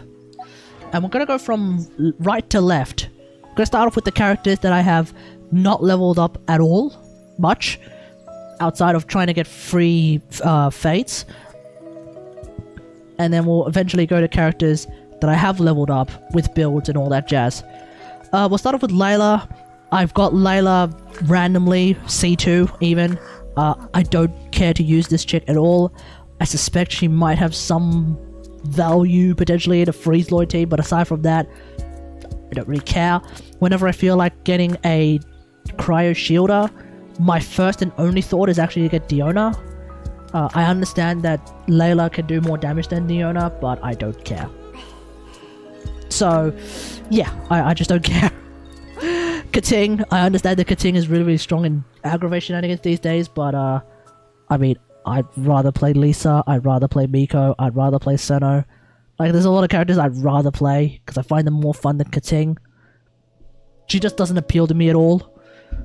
And yet, somehow I have C2, which kind of pisses me off. That's just a bunch of 50-50s that were lost, as well as a couple of 5 stars from the standard banner that ended up not being, like, Jean, or Diluc, or Mona for that matter, or recently Tignari, although I don't think I got Kating since Tignari's release, so there's that. Alright, this is going to trigger a lot of people, especially the people who get annoyed at the fact that I actually play Aloy unironically. Ganyu! I fucking despise Ganyu. Not like that, no. I find her charge attacks to be so boring. I'm sorry. I find her charge attacks so goddamn boring. I don't care about her ult, and her E is meaningless. Oh. Every time I play Ganyu...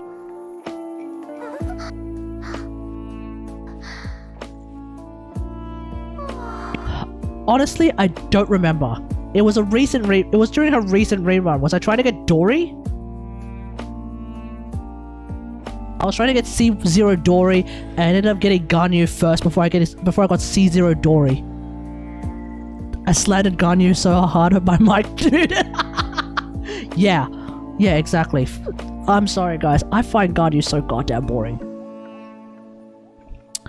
She's strong, but hopefully you guys recognize that there's a theme.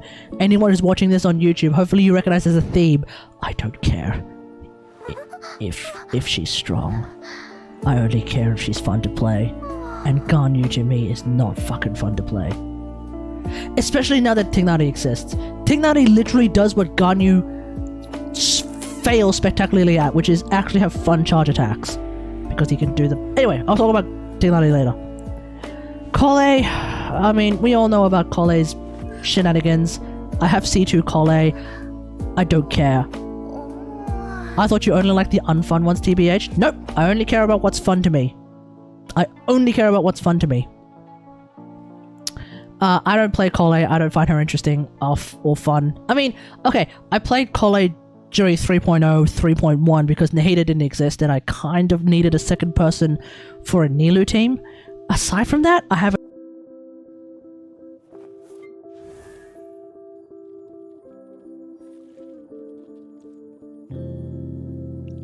There was a period of time where I did play him in a Diluc team. It was a bit weird, but I did play him in a Diluc team. But yeah, aside from that, I haven't played him. I haven't played him in like the last 2 years, I reckon. So there's that.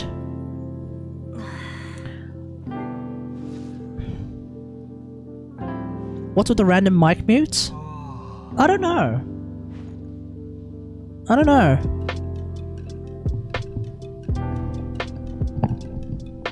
My mic's working fine.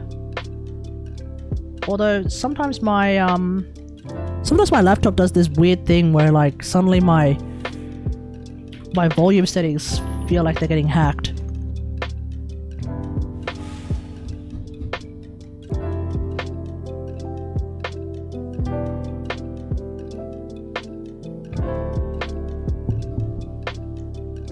Okay. One sec, everyone.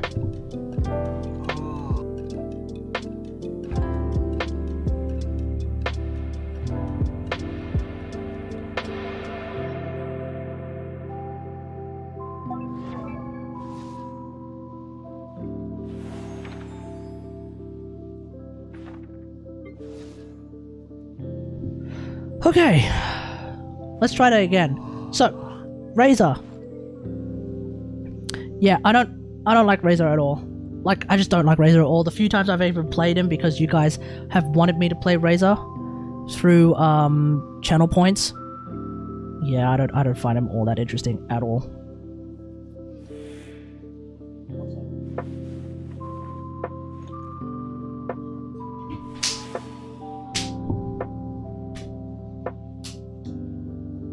Got him.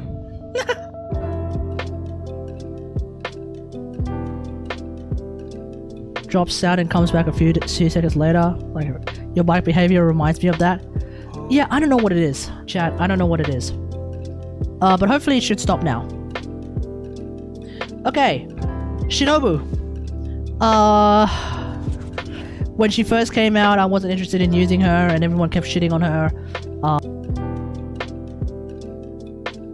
Apparently she's really good, which is great. Except, I kind of prefer to play Dory 99% of the time, and now that I have C4 Dory, I prefer to play C4 Dory. I don't really care to use. That's it. I don't really care to use her at all. Balls. I find balls boring. Incidentally, I have C3 balls, which is kind of annoying, because that's not C3 balls from the shop. That's C3 balls from the standard banner. Those are 3 constellations that could have been Lisa constellations. I could have gotten C3 Lisa earlier. So, C3 balls is just annoying. Alright, let's start talking about characters that I actually sort of use. In particular, Goro. Huh, so Balls likes you more than Lisa does? No! No. I only need to get 2 Lisa constellations, I'm pretty sure. Which means I'm pretty sure I got Lisa 4 times. And then I have C7 Lisa, keep that in mind. Okay, Goro, despite the fact that he's really, really low level, I do use him. Because obviously I use him in a Geo team, right? He's pretty cool in a Geo team, yeah? I'm running Fav Bow on him. It's only level 80, but at this point it doesn't matter.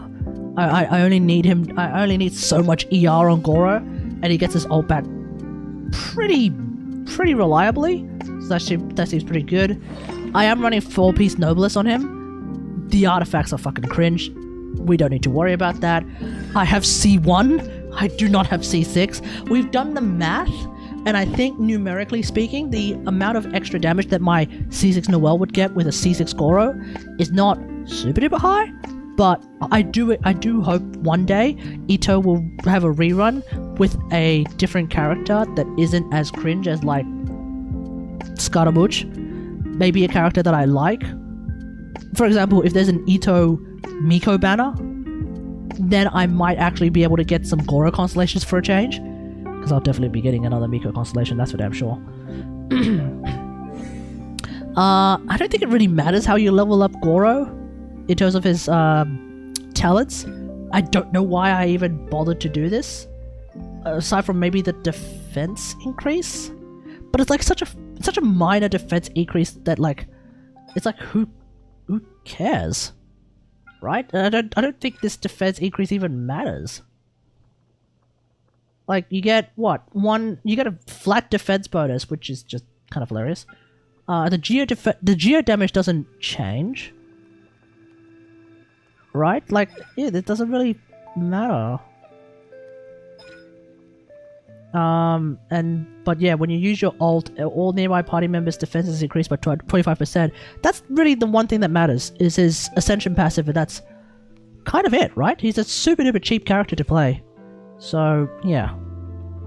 Doesn't matter what stats I have on him. Nana-chan? I tried to play Chi-Chi. I figured maybe I could probably use her in a Freeze-Loy comp. I tried. She didn't exactly play a big role in a Freeze-Loy comp. From what I gather, the strongest way to make Chi-Chi strong, terrible use of English, is to run her in a physical comp with like Xinyan, Dory possibly, Kuki possibly, sorry, Shinobu possibly, Rosaria, C6 Rosaria, but I haven't gotten there yet.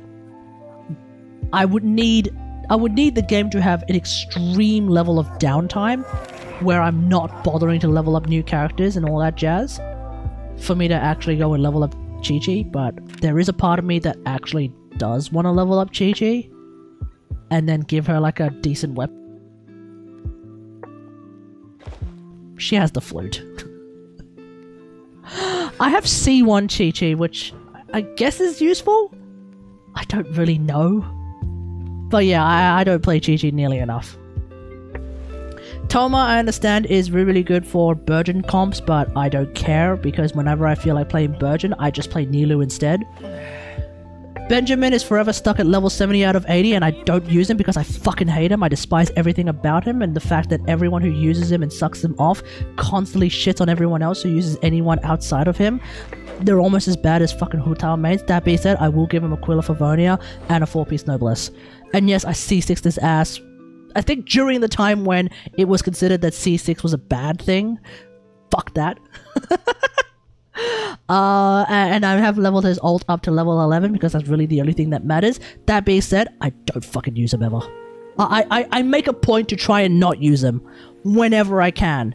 Whenever I can. Only if it is absolutely necessary will I bring him out. Outside of that, I won't use him. Where will I use Benny? Burnloy.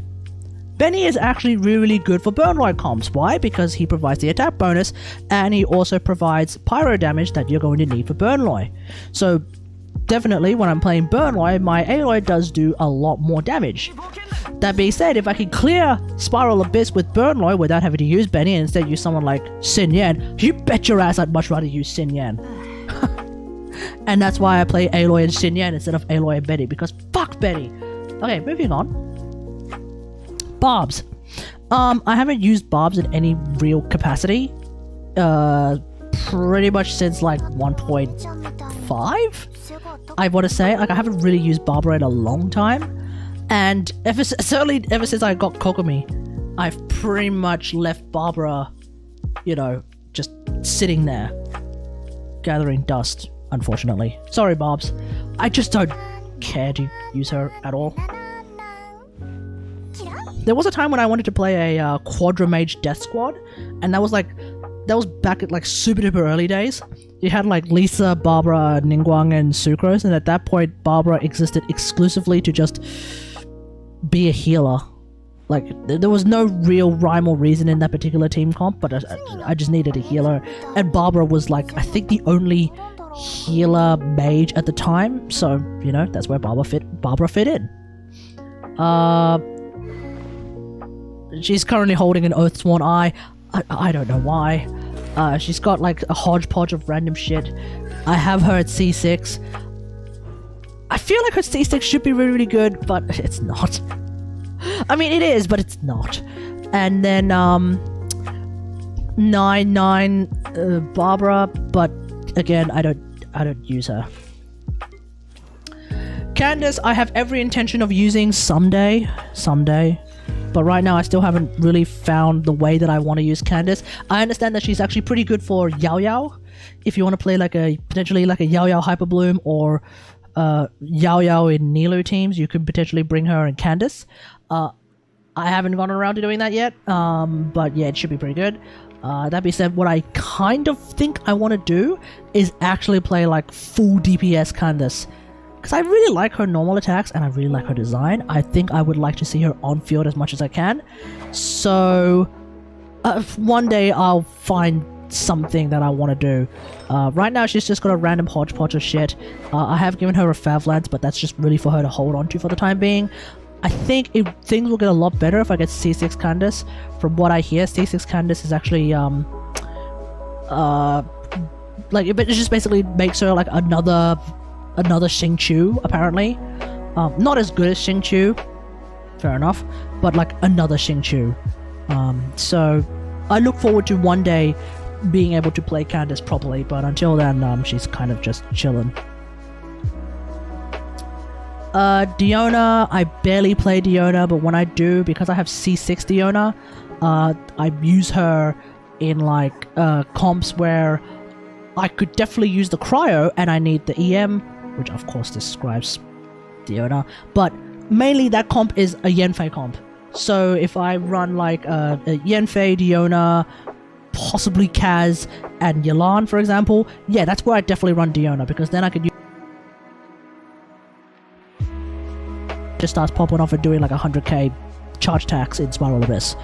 I have like a short of that somewhere. I think it might be on the Kategari live channel. yeah, Yanfei kind of pops off with C6 Diona. As putting that aside though, Diona also has that really cool thing of the fact that she gives flat EM, 200 flat EM means that also affects how much swirling buffs that Kaz can provide. So back in the old days before I started playing Yunjin, my freeze low comp was actually a freeze low comp with a healer in the form of Aloy, Diona, Kaz, Yelan, and at that point C6 Diona would actually increase the amount of damage bonus that Aloy would get from Kaz. So that was pretty good. Yeah, that's actually pretty good. Aside from that, I always leave the sacrificial bow with her at R5. It just seems really good on her. And I don't need to build crit rate, so my Diona's crit rate is like 24, which is nothing. Right? That being said, that might actually be enough for Diona to run Favbo. But either way, 4-piece Maiden, nothing special. Although, it used to be 4-piece Clam, and then I actually swapped Clam with Maidens for Dory. So, spoiler alert, that's where my Dory's at. C6 Diona, like I said, I still don't understand why C4 Diona exists. Within the radius of her ult, Diona's charge time for aim shots is reduced by 60%. Why the hell does that exist? Faster cryo application with her charge attacks? Is that the idea? 1111 on the talents as well, seems pretty good to me, yeah. Sucrose exists pretty much whenever I don't have Kaz available, or specifically in team comps where I want to get some extra EM. For example, some Diluc comps, I might actually run Sucrose over Kaz. Actually, lately I'm starting to try and use Sucrose in quicken comps, or rather spread comps. So like comps with potentially like Alhaitham, or comps potentially with like 2 Dendro characters in the form of like Yao Yao and maybe Tignari, and the other one is like the electric characters like Miko. So yeah, I'm trying to like run Sucrose in those kind of teams, because bringing that EM in there is going to be really good for like characters like Tignari and Alhaitham, and especially Nahida. So yeah, that's where Sucrose kind of kicks in. 873 EM, and that's really the only stat that matters. Sack frags, because that's just so good on Sucrose. You not only get an EM substat, which is kind of wild on a low base attack weapon, but on top of that you get to use your skill more times, which I think is just super duper important for someone like Sucrose. Naturally I'm running 4-piece VV. I have C6. C6 is still a complete meme to try and activate, but when it activates, it's kind of cool, I guess. And talents don't matter, but for some reason I've actually leveled up her special and her ult. Don't ask me why. Otherwise, I've left her at level 70. I don't think it really matters to get her up to level 90. I'm not trying to use her for damage. I just want to use her to like group things and increase my EM of my entire party. Sayu is a character that I kind of want to play because she does seem pretty cool and pretty fun to play, but I haven't really gone around to doing a proper build on her. I do have Prototype Archaic on her, and I think I'm going to leave her with Prototype Archaic. I do have 4-piece VV with 339 EM, which is not super duper high, but it should be okay. I think I'm running an ER Sand. Am I running an ER Sand? Yeah, I am running an ER Sand, but with 58 EM, which is nice, an attack cup, and an EM hat, which is basically how I'm dealing with that. I do have C6, so that is where the EM, I think, and that's where the EM really kicks in. I don't know if I should be getting more EM for C6 Sayu, but then again, I almost never have the opportunity to use her, so I don't really know at this point. Talent sitting at 5-9. Her rolling talent doesn't matter. Her ult does though, and her ult does actually do some pretty decent healing, so I do kind of want to use her one day. It's just that, like, I don't know, maybe every time I feel like using Sayu, you know who I feel like using instead? Jean. She really is budget Jean, so.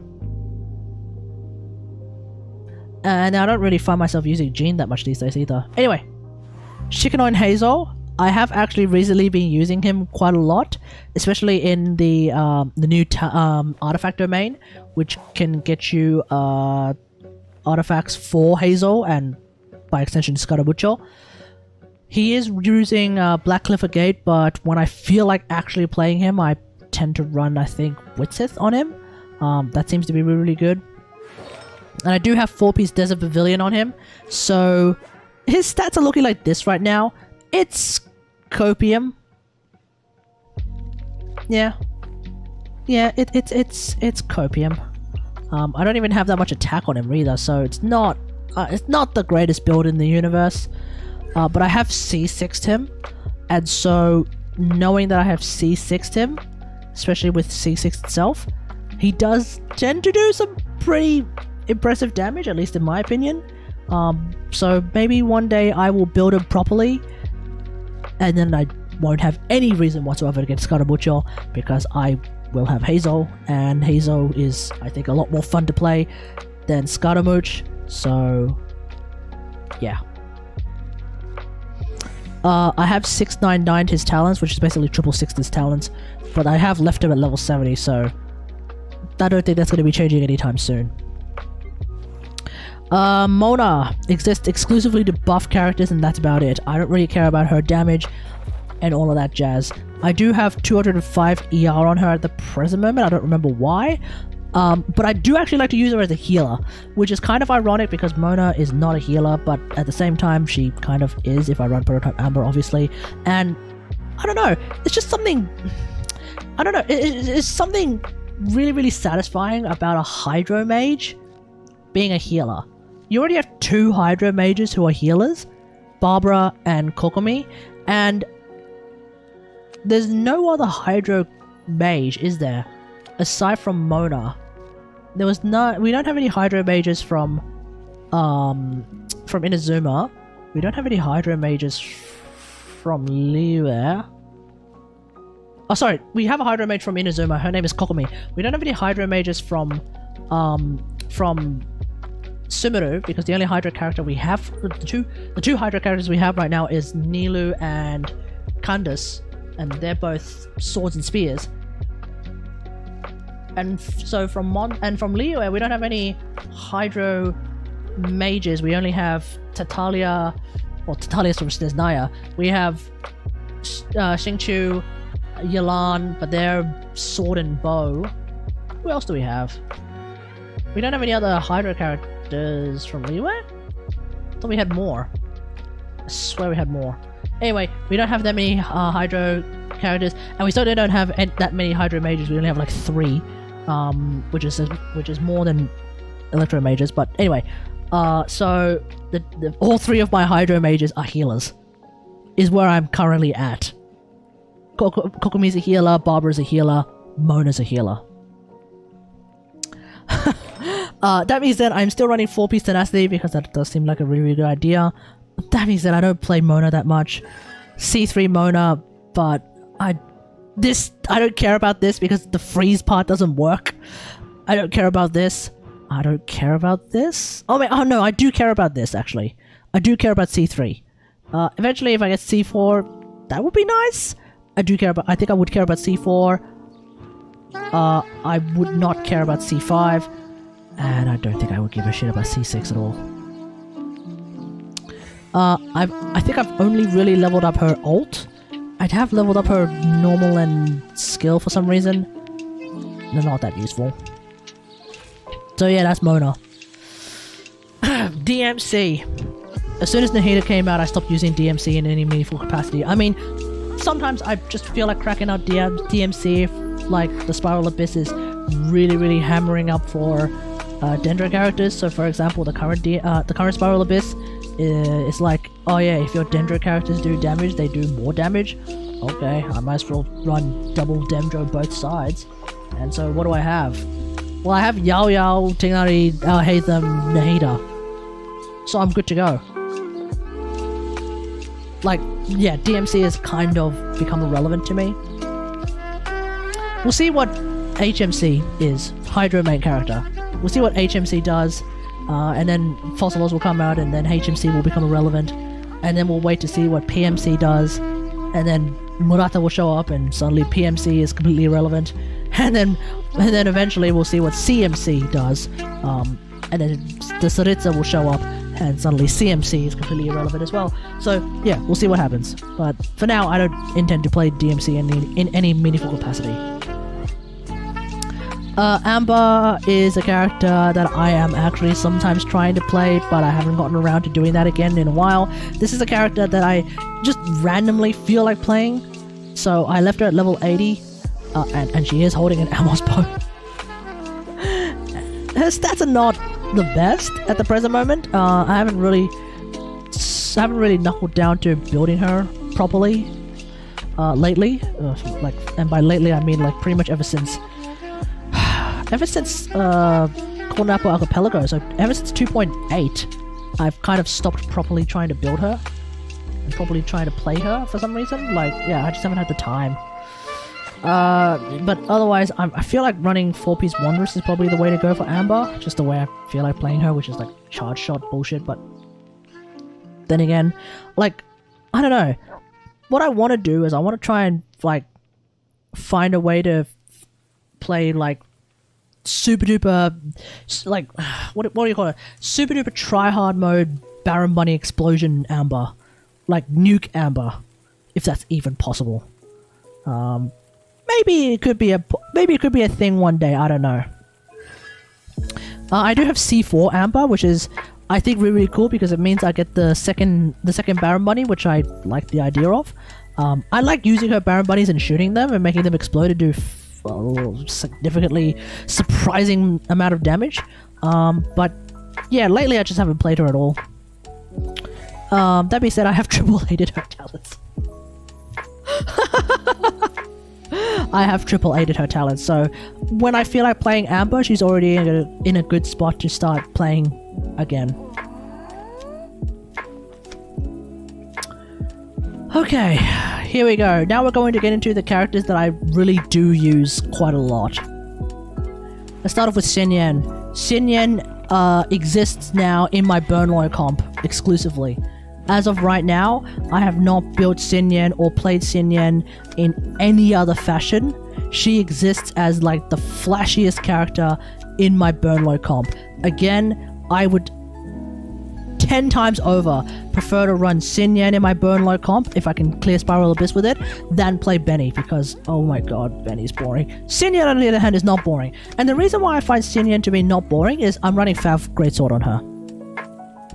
And because I'm running Fav Greatsword on her, and that's a level 90 Fav Greatsword, I have 212% ER. Whilst maintaining more than 2k defense. And that's really, really important, because what that means is I can use my shield, I can use my skill and get a bunch of energy for the team, and then just swap off, and she'll still get a bunch of energy anyway.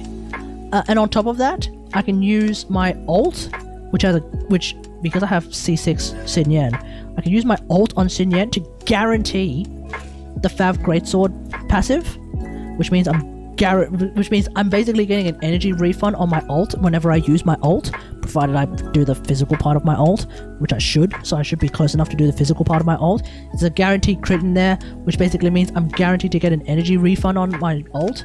And so basically what tends to happen is I can just use my ult, swap off, do other things, swap back, get another shield through my skill, swap off, do other things, swap back, use my ult, get a refund on my ult, swap back, swap off, do other things, swap back, get another shield with my shield, etc, etc, etc, right? She's like, I find that to be pretty good. So that's the version of Xin Yan that I find a lot of satisfaction in. So of course, because I'm playing her as a shield character, the shield bot, if you will, 4-piece Husk. 2-piece Bolide could be a solution, but I don't think 2-piece Bolide is going to be better than 4-piece Husk. I could be wrong. I don't think I am. Also, I don't think 2-piece Bolide is going to work when I swap off to another character, because that's not how shield strength works last I checked. So yeah, it's a bit weird.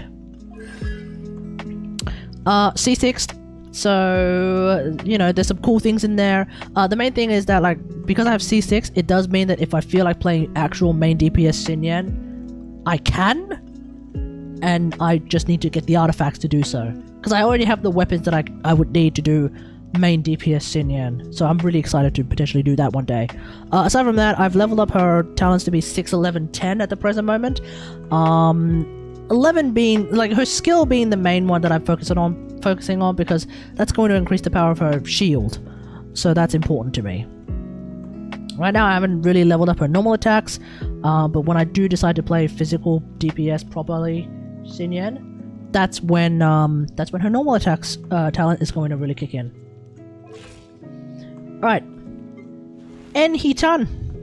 So the thing about Yanfei is that I find her to be ludicrously strong, especially, like I said, if I bring along someone like Diona, Yelan, and Kaz, then that's pretty much a Yanfei team where I'm doing 100k charge attacks in Spiral Abyss. So right now her crit stats are, like, her stats are pretty much sorted out. The only thing that I don't like about Yanfei, which is kind of why I prefer to play other pyro carries like Diluc and Hutao, is that she needs a lot of fucking ER. Like, I want to get her ult back. She needs a hell of a lot of ER, and I haven't really found a way to fix that at the present moment. So when I don't have her ult, it's kind of cringe. When I do get her ult, oh my god, she just pops off like really, really hard, right? So I am running Witsith on her. Witsith seems to be a really, really good weapon for someone like Yanfei, and it was really good on her before Dendro, so I would definitely use Witsith on Yanfei over like Lisa back in the old days. Now that Aggravate is a thing, you know, obviously you could potentially use Witsith on Lisa, but yeah, like generally speaking, I find myself just keeping Witsith on Yanfei. That just seems to be really, really good. There's a lot of artifacts, 4-piece Wanderer's Troop. I remember like there was a lot of math discussion on whether or not 4-piece Wanderers would be better on Yanfei or 4-piece Crimson. I think the general consensus is 4-piece Wanderers is better. And besides, I have some really, really good artifacts. Like I have this one here that's like, what is that, like 40 CV? No, 38 CV with a bunch of EM. That's nice. I have another one here. This is what, 32, 34 CV. That's pretty good, you know, and it's on set. I have this attack sand with 16% crit rate, hello, 7% crit damage and some EM, like that's pretty dope. I have this god tier, hey Dragoon, how's it going? Happy birthday, oh thank you Dragoon. I'm currently doing my account review, so you're not too late, because I haven't gone to Aloy yet. Yeah, you're not too late. Okay, I have this Pyro Cup, which is goated. Let's be real here. This is like one of my achievements. 1 year till 30, 2 years till 30. Gasty hell. Yeah, this Pyro Cup, which is also on set by the way, because I'm running 4-piece Wanderers. This is an achievement of a Pyro Cup. And for my off-piece, I'm running a crit rate hat. Yeah, it doesn't have a lot of crit damage, but I'm trying to get as much friggin' ER as I can. I think that's over 50 CV. I don't have any artifacts that are over 50 CV. The highest CV that I have in an artifact is 49.7, and I think you know which artifact it is. I think you might know which artifact it is. It's one of my pride and joys. I'll get to it eventually. But that would be my strongest artifact according to the Akasha system, and I'm pretty sure I've put Yanfei in my Enka Akasha system thingo, so she's registered on my account in the Akasha system, and her that Pyro Cup is not listed as the strongest artifact. It is one of the strongest artifacts though, I think, CV wise anyway. So yeah, Yanfei, when I play her, absolutely insane. Her only weakness is energy. She does seem to be very, very energy hungry, and even though I have 133, even though I have 133 ER, I haven't found a solution yet. I think C4 Dory has got to be the way to go. But like, even when I run C4 Dory, it seems like having effectively 160 ER, still not enough for Yanfei. I don't know. Maybe I'm getting greedy with Yanfei. I don't know. But I just want to be able to use her ult as much as I can. And right now, the ER that I have on my Yanfei, yeah, when I get to use my ult, she pops the fuck off. But when I don't have her ult, it's a bit cringe. It's your off-piece, so you'll probably get a better one along the road. Yeah, but I kind of want to keep this particular off-piece because of the amount of ER that it has. Like, I understand that, like, yeah, the HP percent is cringe. I mean, I can use the HP percent. Not gonna lie, I can use the HP percent because I can still use her shield for a bit. Her shield actually does stick around for a surprising amount. So yeah, I can still use her shield for a bit. The flat defense roll is a meme, but it's only one flat defense roll, so it is what it is. I'm not too fussed about it, honestly. I'd much rather use that over like another crit rate, crit damage piece, because I don't have enough ER. And my substats, my artifacts, or rather my stats already are 81, 85. I'm pretty happy with that. I'm not gonna get too greedy with the crit stats. I don't think I have any other character that has like that ludicrously well sort of spaced, well distributed crit stats. A lot of my other characters are like 60, 200, for example. Alright, Xingqiu. I know, Xingqiu is apparently the strongest character in the game. I know. I fully understand. Xingqiu is the strongest character in the game. Xingqiu is the strongest character in the game. Xingqiu is the strongest character in the game. I know. I don't care. I don't care. I'm not building him for crit at all. I'm not building him for damage at all. In fact, what I'm building him for is EM and ER. Okay?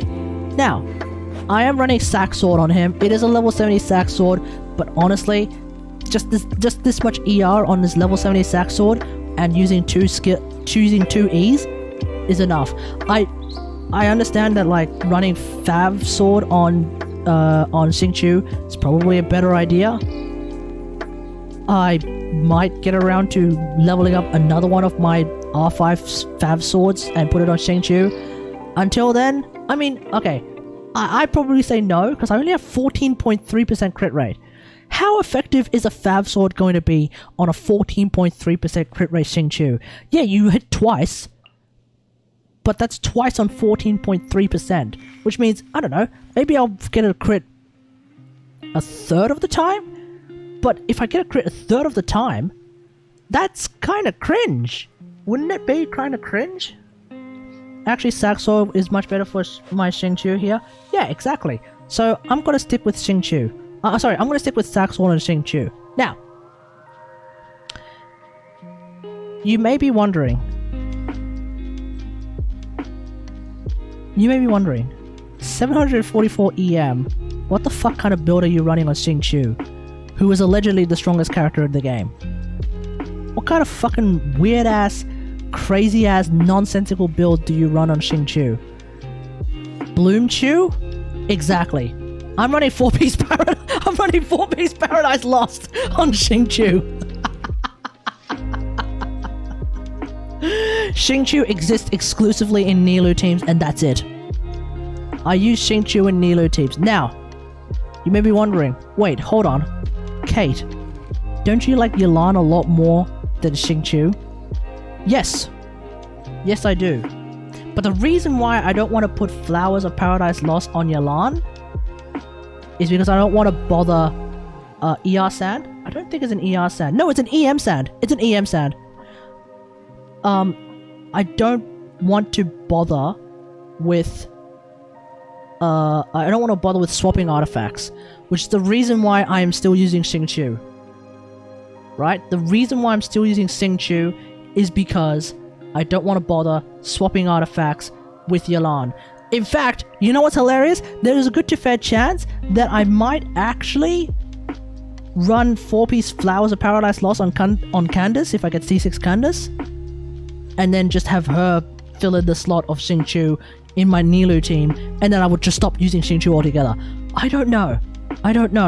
That might be an interesting experiment. We'll find out maybe one day. Does more EM on a Hydra affect the Hyperbloom damage? Hyperbloom? This is Nilou, dude. No, it won't affect Hyperbloom damage. Because Hydros don't trigger Hyperbloom. Electros trigger Hyperbloom. I only use Xingqiu in Nilou comps.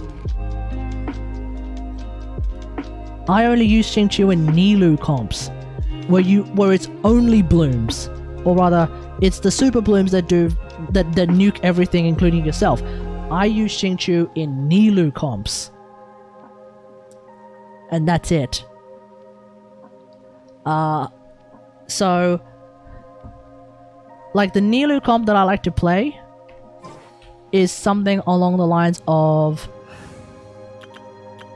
this, where I have Xingqiu, right?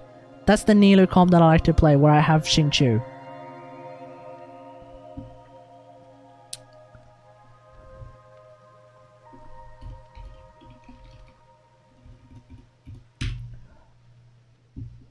Alright. Moving on. Where's Xingqiu? Okay, so yeah, that's my Xingqiu. Yes, he is C6'd, for anyone wondering. I did level up his talents, but I don't care. No 90 for Bloom. I'm getting around to it. He used to be only level 70. He is currently level 80. He used to be level 70. I am getting around to it. Gasty how.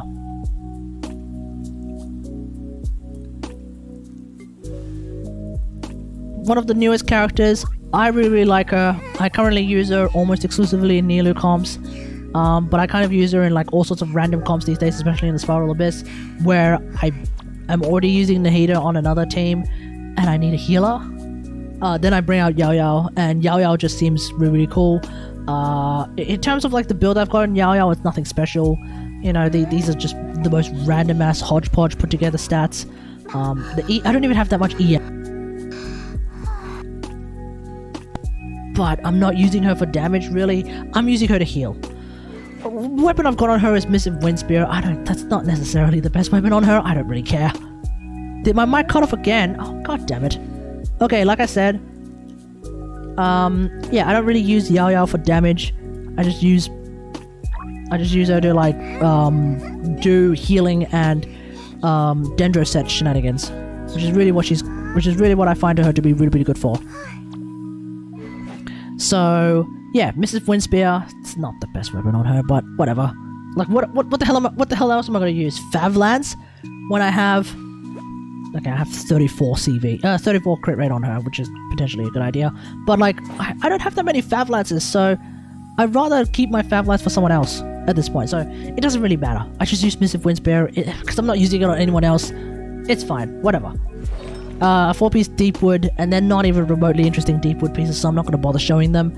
Like, you already saw, like, the stats page of my Yao Yao. It's nothing special. C0 Yao Yao.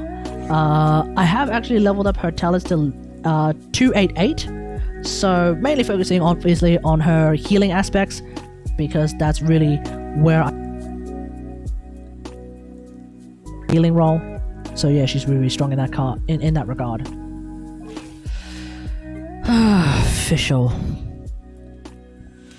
I understand that Fischl's really strong. I do use her from time to time, and honestly, she is pretty cool to play.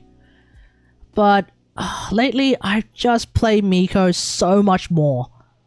I play Lisa so much more. I just don't have any opportunity to actually put her in a team. You know? But when I do, I play Fischl as like a...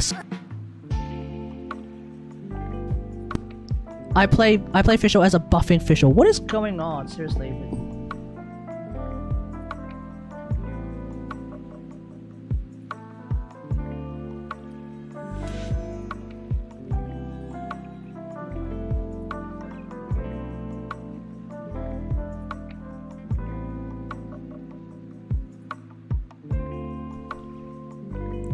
Okay, let's continue.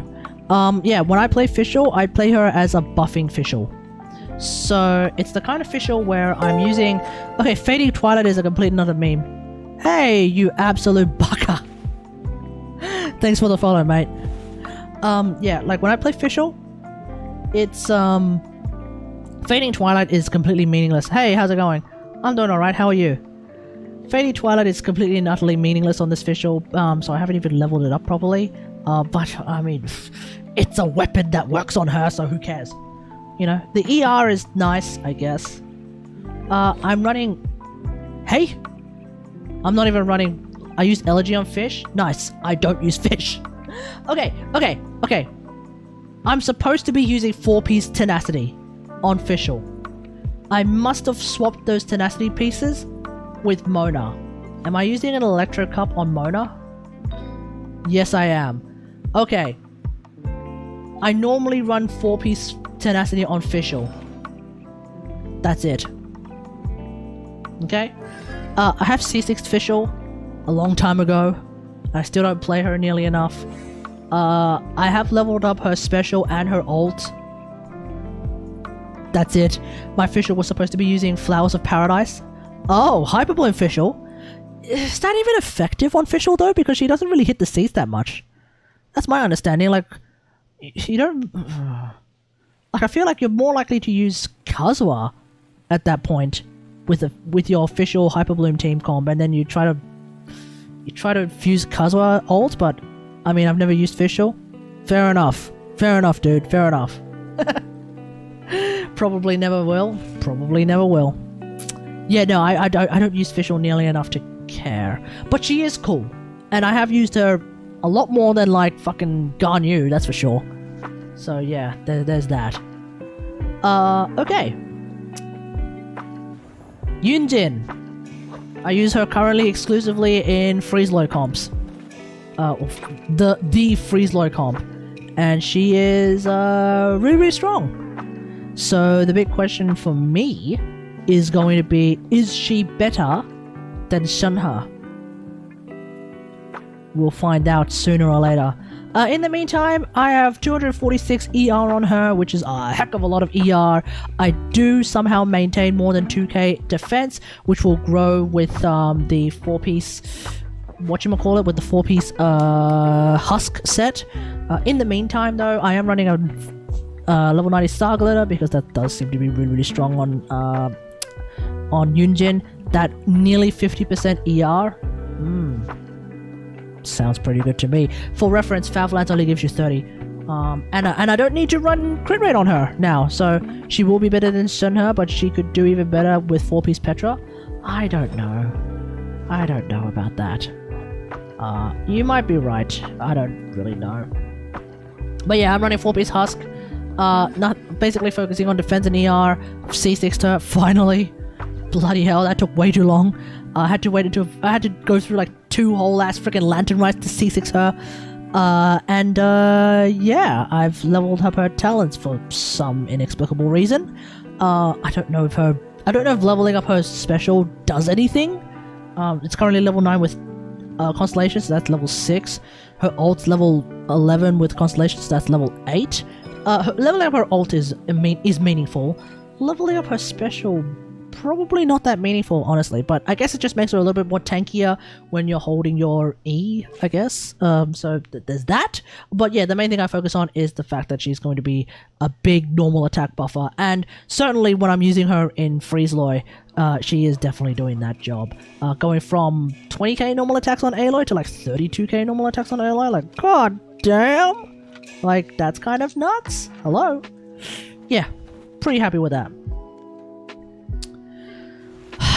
C6 to Luke. I can't believe I got Luke to C6 before I got Jean.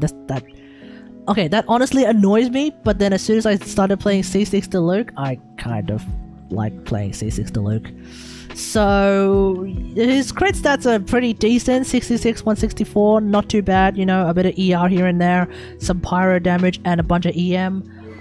Running Wolf's Gravestone, naturally. 4-piece Crimson, with an EM Sand, by the way, so we'll have a look at these pieces real quick. This is pretty damn strong in my opinion. It's 30 CV with a bunch of attackers of ER, that's nice. We have more than 30 CV with some ER on a flower, that's pretty nice.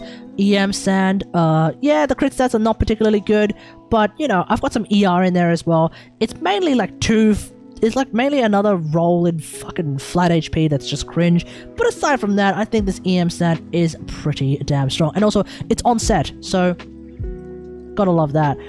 My Pyro Cup is off-piece because otherwise it will be cringe, because I only have like one on-piece Cryo Cup that's being used by Hotel, and it's pretty cringe. But anyway, yeah, this is nice. You know, it's got I think it's got like another flat defense roll, but aside from that, I'm pretty happy with it. And then this is my crit damage hat, which I'm pretty happy with, all things considered. You know, it's not got a super duper high amount of crit rate, but let's be real here, I don't need that super duper high amount of crit rate. Instead, I've got some attack in there as well. Honestly, if this attack percent was actually EM, I'd be laughing. But aside from that, you know, I'm pretty happy with it.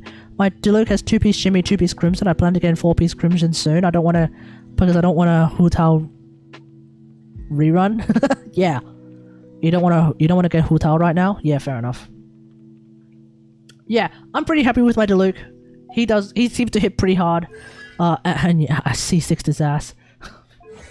And I've triple 8'd his talents. Now, that being said, I don't play Diluc nearly enough to bring him up to level 90, so he's currently level 80 for anyone playing at home. This is a level 80 Diluc, which is why his talents are sitting at triple 8. Now, speaking of pyro carries, let's talk about Hu Tao. My Hu Tao has 32.5k HP, which I think is pretty good. Hey, Japanese person. Oh my god, I can't read that name. I'm so sorry. How's it going, mate? How's it going? Hope you're having a good day. Long time no see, indeed. Okay, so. お兄さんは病気になった。ひるちゃるお兄さんはコミをして。Okay, so. Yeah, 32.5k HP, 1000 attack, not that that really matters, 281 EM, which actually really matters, and sometimes I feel like running her with like Sucrose, but most of the time I just run her with like Kaz and Yelan, and it's not a C2 Kaz, so there's no additional EM, so that 281 EM is pretty important. My crit stats are currently 58.3, 159, so pretty much similar to my Diluc. Nothing too spectacularly awful. Actually, it's pretty nice, you know, it's pretty nice.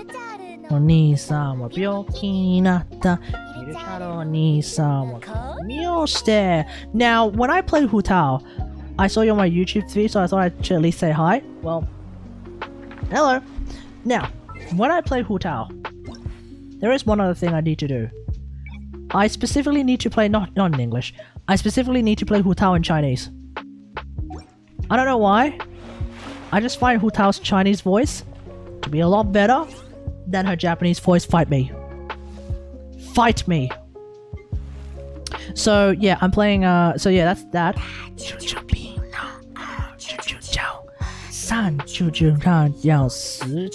Ow! So I'm running Dragon's Bane, and that's where a lot of that EM is coming from. I don't have Staff of Homer, and I'm not going to bother getting Staff of Homer now, because I want to save my money for Shenhe. That is the truth. That is the truth. I'm running 4-piece Crimson, so let's go through these Crimson pieces, because what you're going to notice is they're slightly more cringe than my Diluc pieces. This is pretty good. I think we can all agree. This is pretty good. I could potentially swap this with my Diluc piece. Like, that's comparing to my Diluc piece. My Diluc piece on the right, right? This is pretty good. You know, all things considered. So I figured since this one has a bunch of attack percent, I might as well stick it on Diluc, because Diluc will want attack percent pieces more than Hu Tao. Man has better pieces on his Diluc than on his Hu Tao. Yeah, true. Yeah, true and real. This is the feather I have on Hu Tao, which does have a whole lot of attack percent. I think if we compare it to Diluc, I mean, she doesn't need the ER. Not really. At least not in my experience. So I kind of figured, I might as well just, you know, I figured I'll just give her this and we'll just go with it. It's not like I need more ER. Oh, sorry, it's not like I need more crit rate right now, so it's fine, you know? My Hu Tao feather is actually pretty decent. I'm running an HP timepiece because I'm running Dragon's Bane. That being said, my HP timepieces are all a little bit on the cringe side, especially in the Wanderous set. So this is about as good as I can go with right now. It is what it is, you know? Okay. This is an HP flower. I don't have another pyro flower that I could potentially use. This is the best I can do. to keep the sets, this is the best that I can do. Okay? I can't do any better than that. So it's off piece, so you're basically good to go. This is on piece. This is fucking on piece, dude. I'm running 4-piece Crimson. This is my yeah. No, you're right. This is my off piece. This is my on piece. Yeah, the stands. Yeah, fair enough. I mean, okay. What I could do is potentially swap with this, but I mean, I don't know. Honestly, right now I'm more likely. I don't know. Maybe I should run this. You know, maybe I should actually run 2-piece Crimson or 3-piece Crimson, 2-piece Wanderers. Maybe you should test it out. Yeah, fuck it. Let's do that. Let's do it. We're gonna completely hijack this account review to do a Hu Tao test. I should, because like I don't play Yanfei that much right now. Definitely when I get around to playing Yanfei again, I will swap it back. Until then, let's see what we can do. An HP Goblet on 4-piece Crimson versus 2-piece Crimson, 2-piece Wanderers with a Pyro Goblet. And not only that, a Pyro Goblet with some actually good substats. Like an actually good amount of crit rate, crit damage type dealio. Like surely that would be better. Right? Okay, so this is using the HP cup. Let's find out.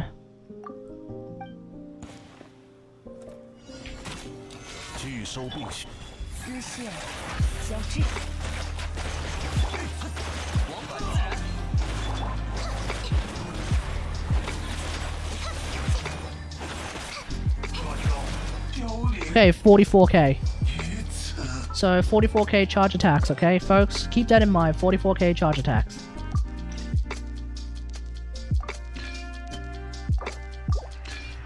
Alright, now with the Pyro Cup that's on EM Sand, sorry, that's on the EM set and all that jazz. So my EM also went higher. It's like 300 something now, which is like beyond overkill.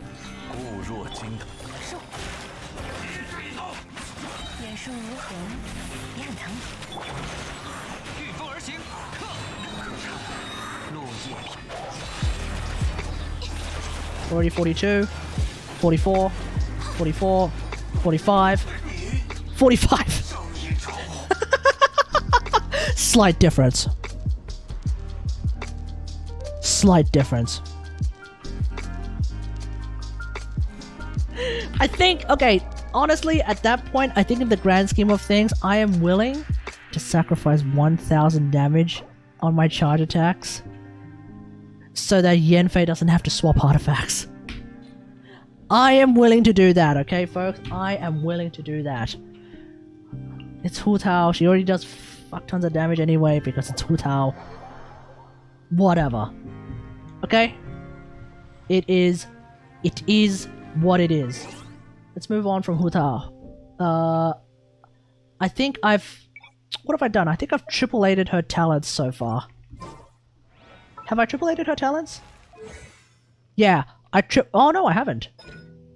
Oh, let's fix that right now. Okay, I've triple-ated Hu Tao's talents now, so that's where I'm at with Hu Tao. Okay, let's move on to I don't even know who we're up to. If I go back to my Lisa squad, then I can figure it out from there.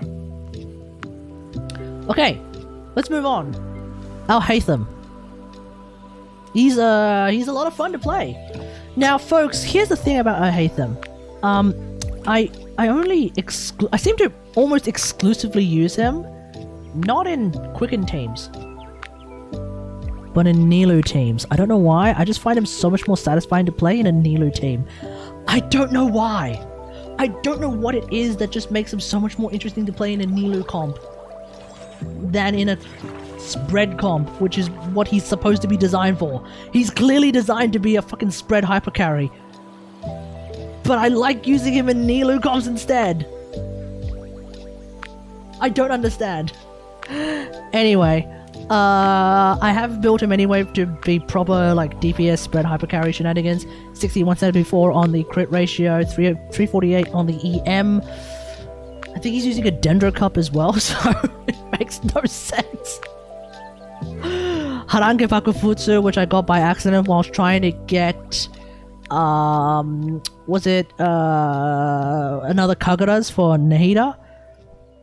Since I got it by accident, I figured, okay, well, I'll use it on Al-Haytham, because you can actually use Harage Bakufutsu on Al-Haytham. You're an Aloy main, why would choosing a playstyle that isn't meant for a character matter to you anyway? No, but it's like,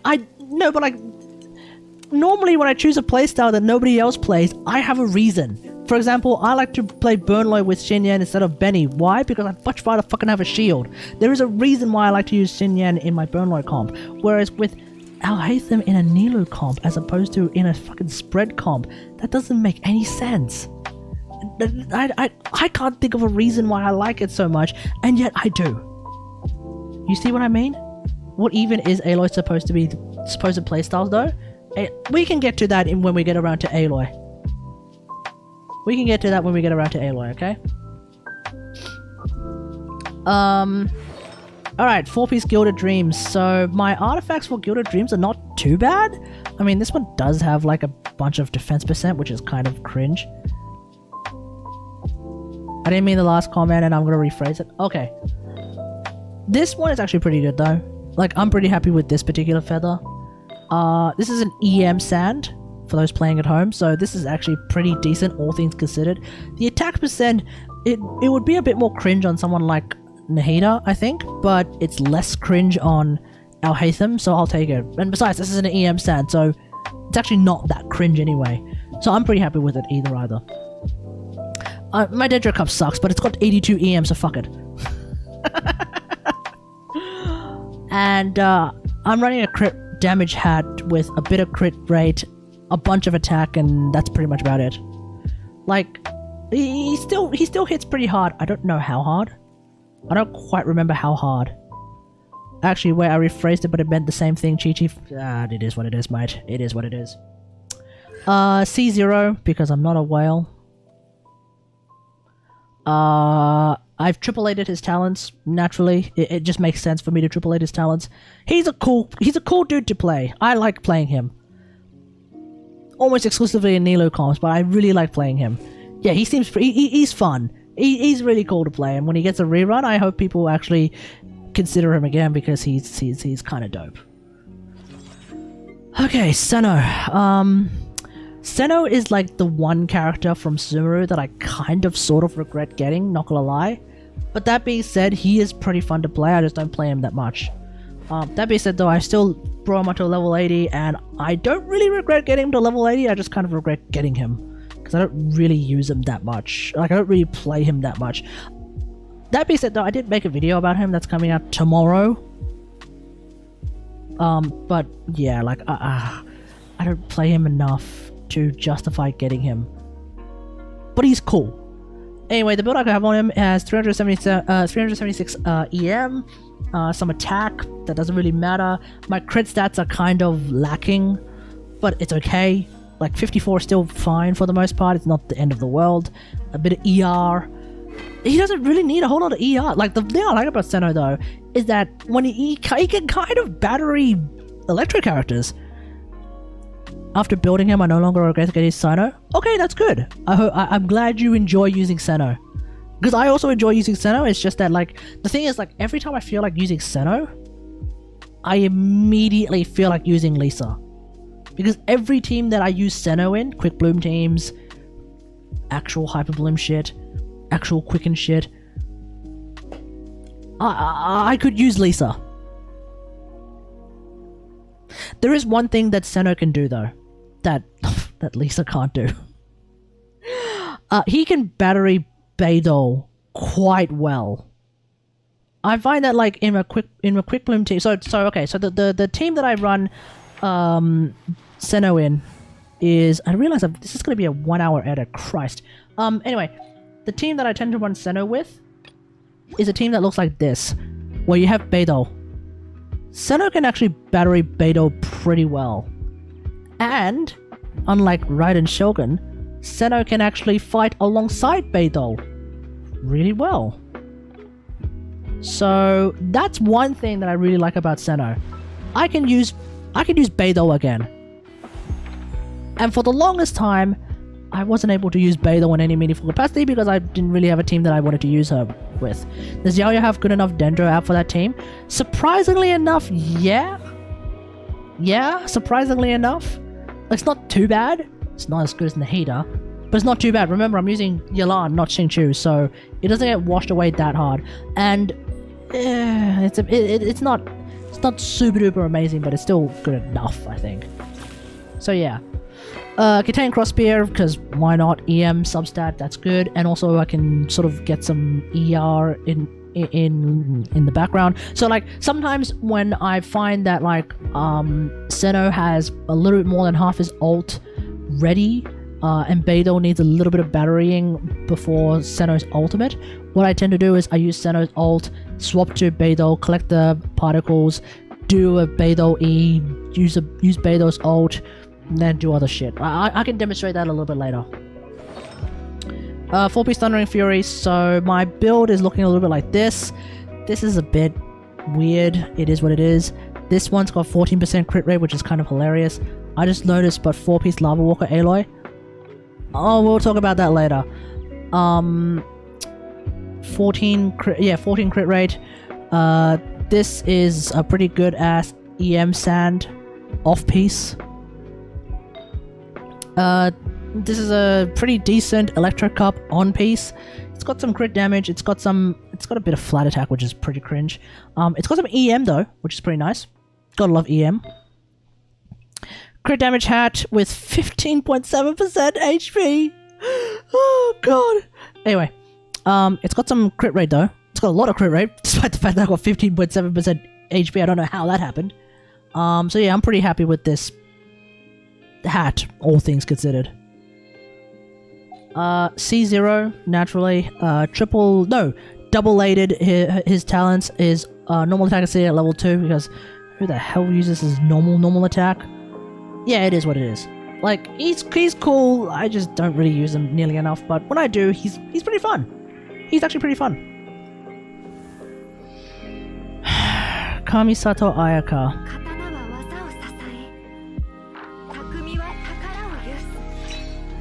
Freeze Loy if I didn't have Freeze Loy.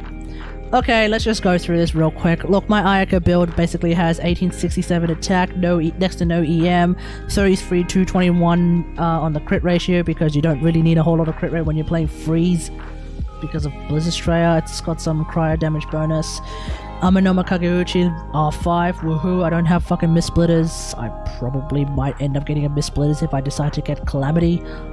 We'll see. 4-piece Blizzard.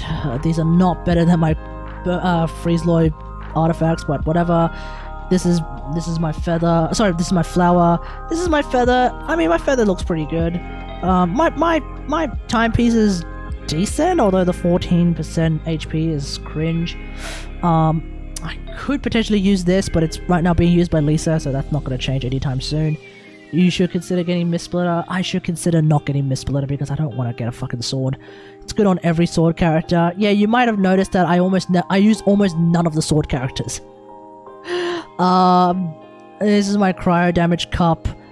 It's okay. It's okay. I honestly don't have that many good cryo damage cups, which is kind of cringe. And this is my crit damage hat, which is fine for the most part. I do have C1 because I was trying to get C6 Sayu and I ended up getting Ayaka twice in a row from 2 different 10 pools. The Ayaka incident. Don't worry about Ayaka, Lamel, you got world's strongest Freeze Loy. I'm not sure if I have the world's strongest Freeze Loy anymore, but I claim to have the world's strongest Freeze Loy, but whatever. Yeah, and because I think I've seen a Freeze Loy somewhere on the Akasha terminal that somehow has a slightly better build than me, but I don't remember. Same here, but with Beltloy. Yeah. Anyway, yeah, I triple-aided her talents, whatever. Like, whenever I feel like using her, I use her, but I barely use her, honestly. Ditto with Eula. In fact, she's got the wrong weapon. Oh, yeah, she's got an R1 Wolf's Gravestone. Okay, so, okay. Swap with this for a sec. So I have a spare Wolf's Gravestone, and that's what Eula would be using, okay? So let's just pretend that I'm using a spare Wolf's Gravestone right now. Level 80 Eula, 2.5k attack, thereabouts, 42, 190. This is a Eula build, Gasty, how if you want to know, is when your crit rate is non-existent, and you're basically coin flipping every time. This is a Eula build. Level 90 Wolf's Gravestone. Let's just quickly swap it back to the spare Wolf's Gravestone that I haven't bothered leveling up yet. 4-piece Pale Flame, so I've got some pretty decent pieces. Like, this is actually kind of cringe, though. I got about that with Wolf's Gravestone DBH. Oh, yeah, fair enough. Yeah, this is a decent feather, I guess. This is a shit flower, I guess. This is a semi not so decent cup because of the 61 EM that is completely meaningless, and this is actually a good hat. My Eula build is not particularly good, and I don't use Eula that much at all because I mean I don't really play physical at all. I don't really like. I got Eula during the Eula Albedo rerun, and I figured she's cool. I just wanted to play her for a bit, and that's about it. Okay, I'm actually kind of surprised my Xinyan has a better ratio than your Eula. Yeah, true, right? 878. I mean, I could triple 8 her talents, but I don't care. I don't care enough. Alright, let's move on to characters that I use a lot. Chat, here we go. Characters that I actually use a lot. C6 Sara. So, obviously, I use C6 Sara with my Raiden Inquisition. She basically exclusively follows A for the most part. Sometimes I feel like playing a team where it's not there isn't the Raiden Shogun, and instead it's like Lisa, Kokomi, Sara, Yae. Sorry, Lisa, Kokomi, Sara, Miko. I would run C6 Sara there. I'd run C6 Sara if I really feel like playing damage per screenshot, aggravate Lisa. And this Sara is kind of built for Quicken as well. So yeah, I only have like 1435 attack, but you know what I have? 69 218 on the crit ratio. So what's up? What's up? This is this Sara can actually hit fucking hard. Now the reason why I don't have that much attack is because I'm running an ER Sand. So there is 156 ER. I am running an Electric Cup though. I have given her my R3 Sky Harp. So that yeah, she's running my R3 Sky Harp. So what's up? This is this Sara is ready to kick ass, and she does do some pretty decent damage, not gonna lie. 4-piece Noblest, so I have this here, which is kind of hilarious. 7 and 17, with a bit of EM, 524, and that's about it. Really, just to keep the set. An ER Sand that's got 40 crit value for some reason. Like, it happens. My Electro Cup is actually kind of goated. I just wish it didn't have 2 rolls in HP percent, but whatever. Can't really complain. Like, this is pretty good. Let's be real here. And I have a crit damage hat with a 9% crit rate. So yeah, this really is a DPS Sara. C6'd, obviously. I love C6 Sara, I really do. Like, there is a certain someone who says that even with C6 Sara, you must rather play Fischl. Fuck that! With C6 Sara, I never play Fischl. Like, I don't play Fischl, I'd much rather run C6 Sara.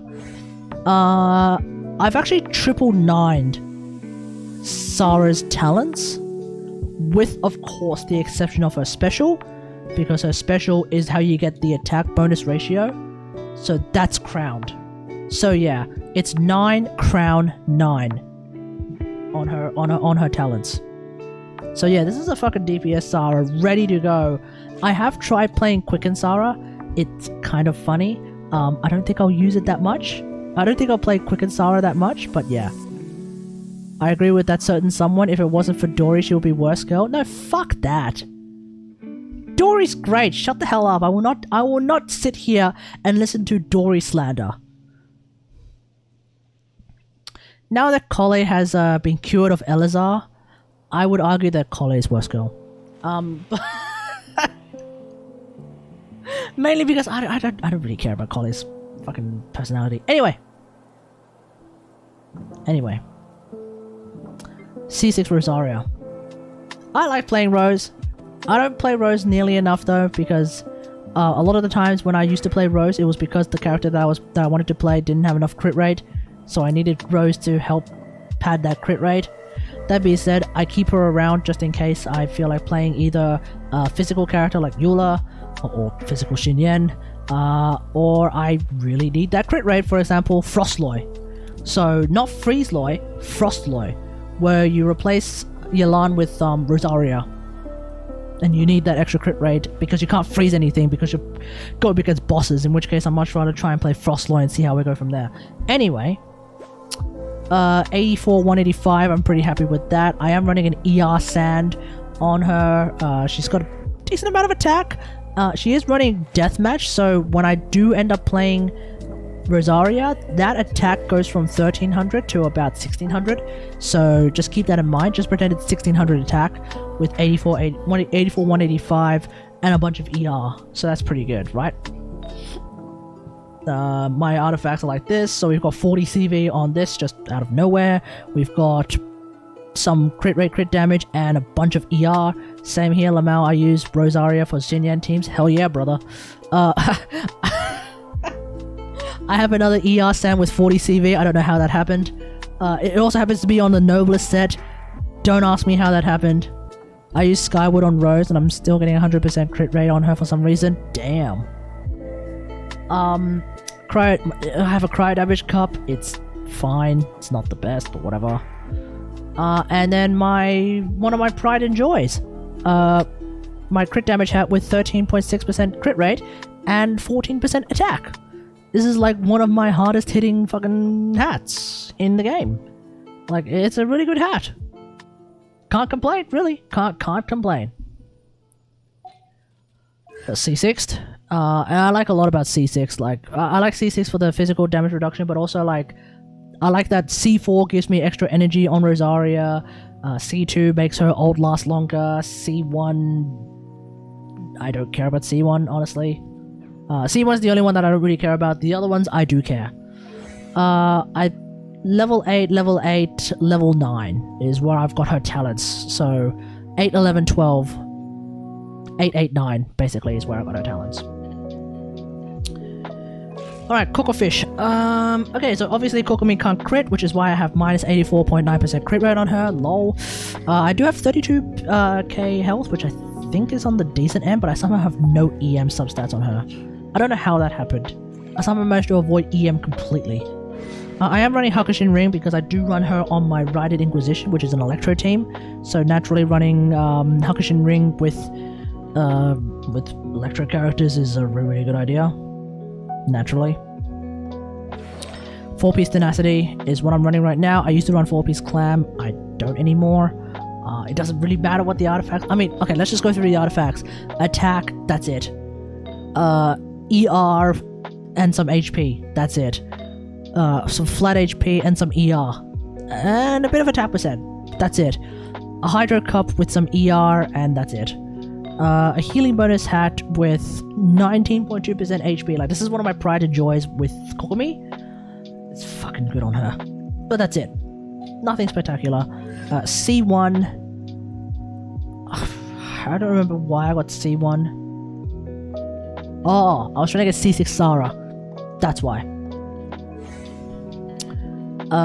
799 on her talents right now, and I don't think I'm going to go any further than that. I thought about potentially leveling up her normal attacks to level 8, but I don't think it's going to make that big of a difference. Alright, Triple Crown Yelan. This is my first Triple Crown character that I'm going to talk about.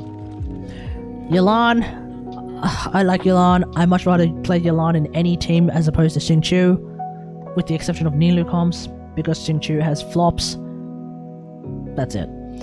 Nearly 30k HP, 73,209 on the crit ratio, 195 on the ER, which you might say is a little bit low, but I do have C1 Yelan, which does sort of help a little bit. But generally speaking, sometimes I find myself without her ult, in which case I kind of need someone with a fab weapon like Kaz to just help quickly battery her, and then we just kind of go from there. Aqua Simulacra, because why not? 4-piece EOSF. This is like a whole hodgepodge of good shit for Yelan. This is decent on Yelan. Like, it's got the HP percent, which is nice. Some crit damage as well, and some ER. So it's basically just nothing but damage for Yelan.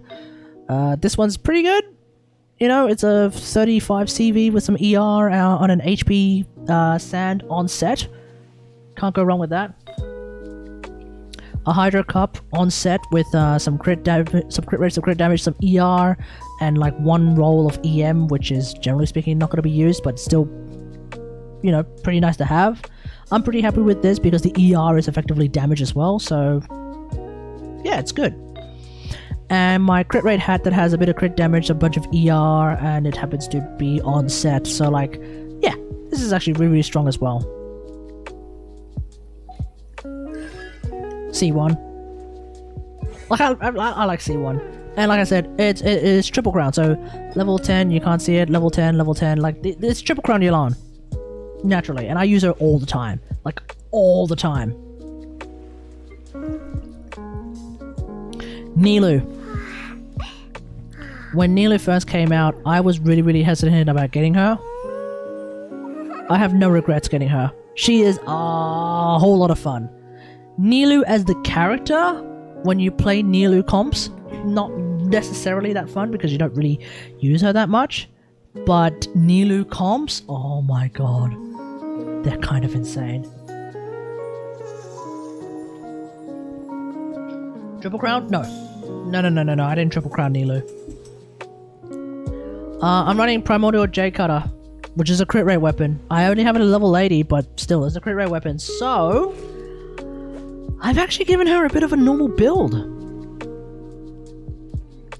67, 144 on the crit ratio with some ER, and that's it. Now that being said, it's not really like a normal build. She has 52k HP, right? With the Primordial J Cutter. That's R2, by the way, because I have like... I got... When I first tried to get Kagura's, I ended up getting 2 fucking J Cutters. So I figured, you know what? I'm not going to use the other J Cutter anywhere else. So I'm going to R2 it. 4-piece Gilded. So that on the off chance that I am triggering blooms with Nilu, I might as well try and make the most out of it. That being said, I get a flower like this.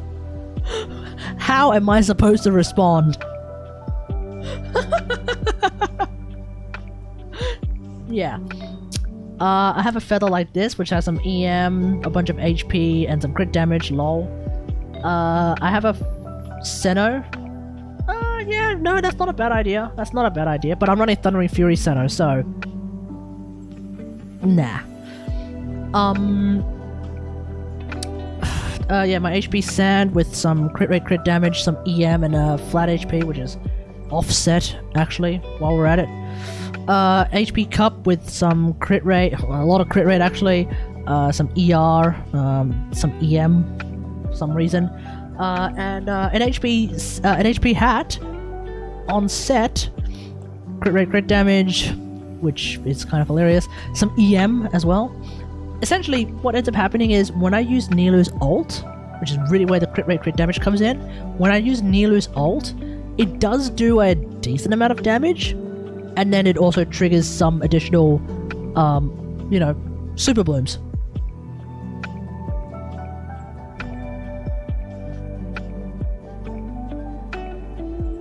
So there's that. C0, I'm not gonna get C2, I'm not gonna bother. And 288 on her talents is where I'm at with Nilu.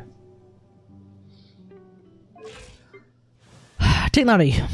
And every time I use Tignari at the present moment, I'm going to be playing in Japanese. You fucking know why. Okay, so we have a my Tignari. I'm actually really happy with my Tignari. I think he's really, really strong. And I hope to one day get C6 Tignari because he's pretty good. So we have 1281 attack. Yeah, this is Japanese Tignari.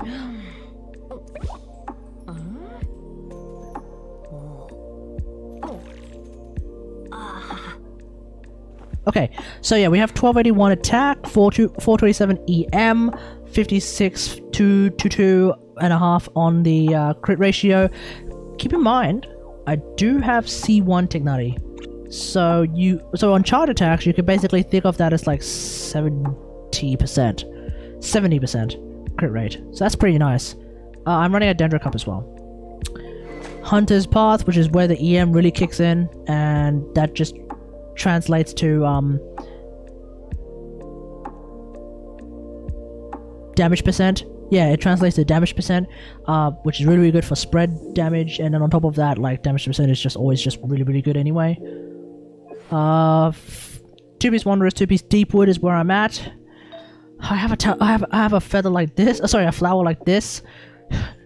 28 crit damage, 3% crit rate, and then to pad it out, EM. Why not? I have a flower like this. Sorry, a feather like this. 35 crit damage, 10% attack, and then to pad it out, a bit of EM. I have an EM Sand, crit damage ER, which is nice. It's not the best, but it's nice. I have a Dendro Cup on offset. I have a Dendro Cup offset. Oh no, sorry, it is onset because it's 2 Deepwood. I have a Dendro Cup, 27 crit damage. It's not the most amazing Dendro Cup in the universe, but like, I mean, it's hard to find a Dendro Cup on the Deepwood set, let's be real here. And then I have a, okay. You may look at that and immediately think, wait, hold on, this crit damage hat, by the way, is a bit shit. It's not. It's got 107 EM.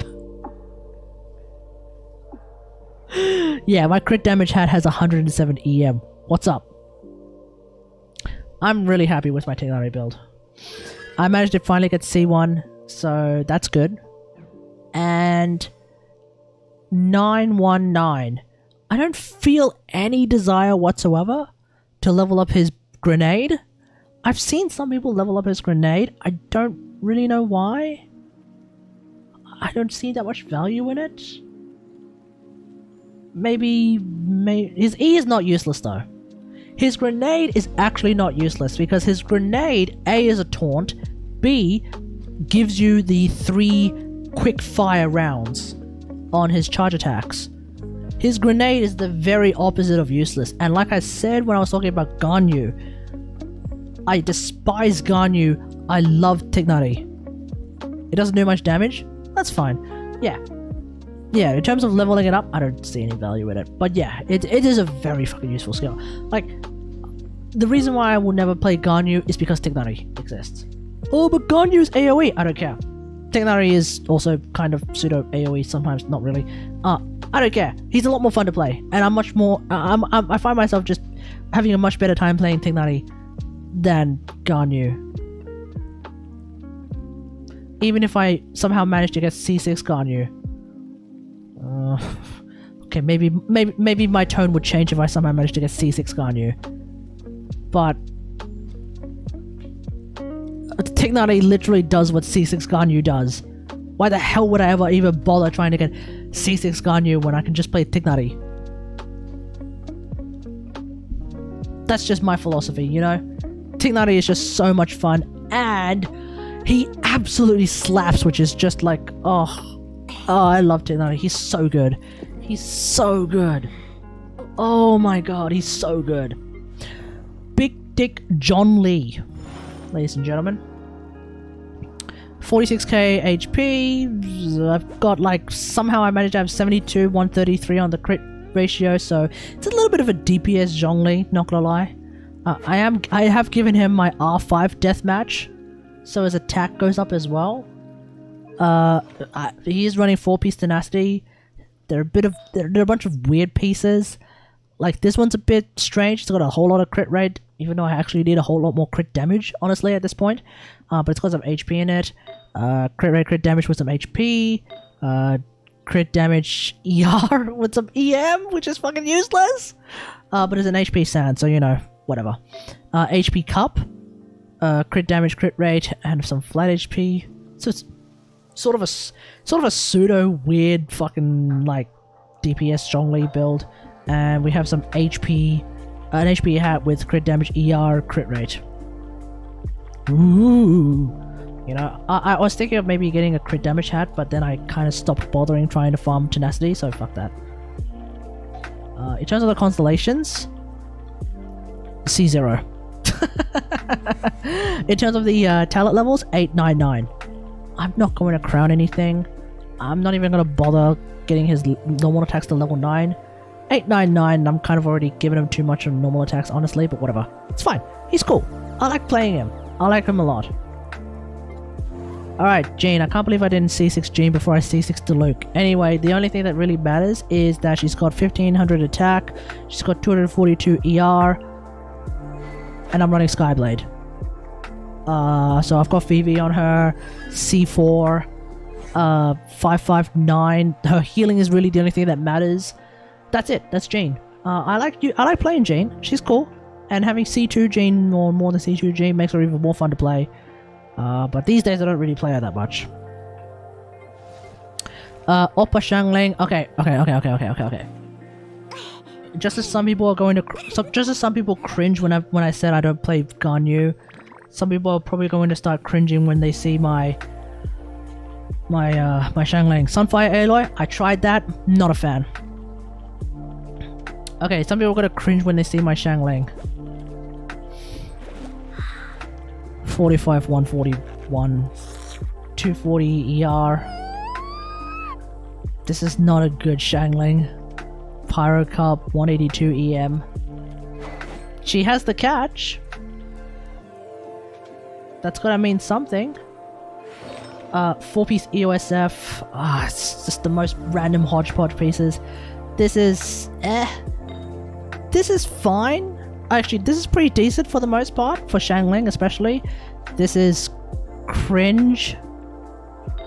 This is also kind of... no, this is fine. Actually, for Xiangling, this is okay. It's not amazing, but it's okay. You know, got some attack percent and some crit damage.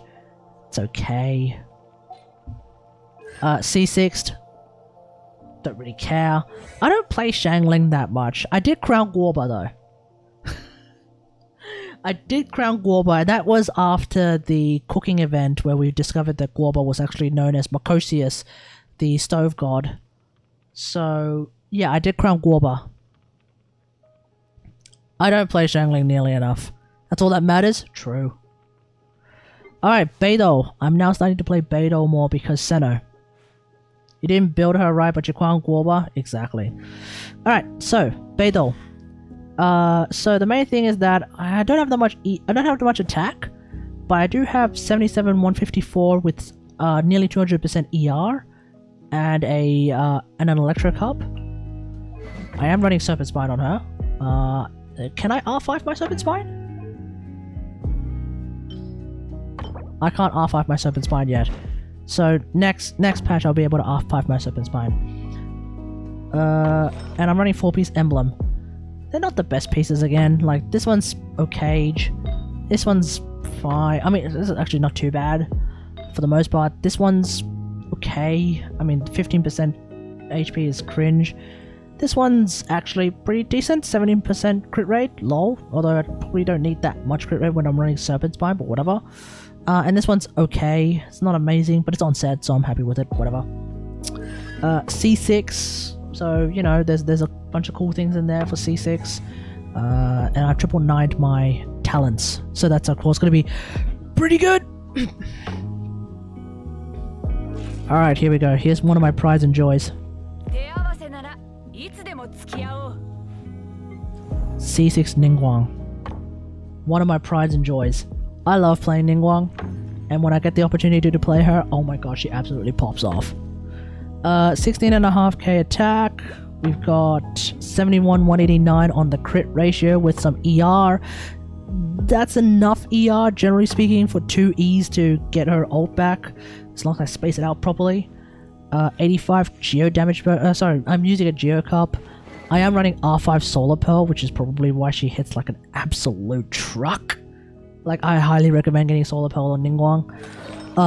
2-piece Archaic, 2-piece Vermilion, so my pieces are actually not too bad. This one's a 30 CV with some attack. This one's a 40 CV with some attack. This one's not as much CV, but there's a bit of ER in there, and it's an attack percent. It's an attack percent SAD, so that's pretty good. Geo Cup with 32% crit damage and a bit of attack percent.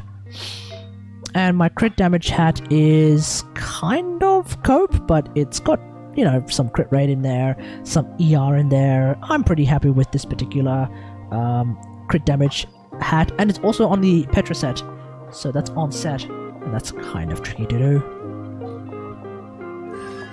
C6. I love C6. This is kind of hilarious. This one is amazing, except it has the fucking 6-second cooldown, which is kind of sad. This one is borderline useless, but C6 is insane. C6 is insanity. And yeah, a triple counter. 10, 13, 13. I look forward to the days that I play Ningguang, because she's so good! Yeah, she's really, really good. C6 Noelle. Pride and joy. Pride and joy. Not that much attack. 2.3k defense. Geo Cup, I think. 61,206 on the crit ratio. So yeah, my Noelle hits really, really hard. I just need a battery like Goro in order to make sure that she can continue to use her ult regularly. That's about it.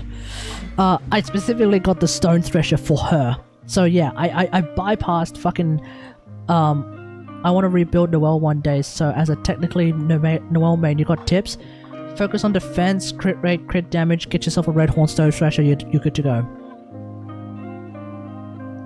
Try to get as much EI as you can incidentally, but yeah. So my Noelle, I got Stone Thresher exclusively for Noelle. I could have gotten it for Ito. Fuck that. Like I said, my Ito already exists, and her name is Noelle. 4-piece Husk. This is pretty decent, you know, some crit rate, crit damage, defense percent, crit rate, crit damage. The EM is a bit cringe, but I got a bunch of ER, so I'm pretty happy with that.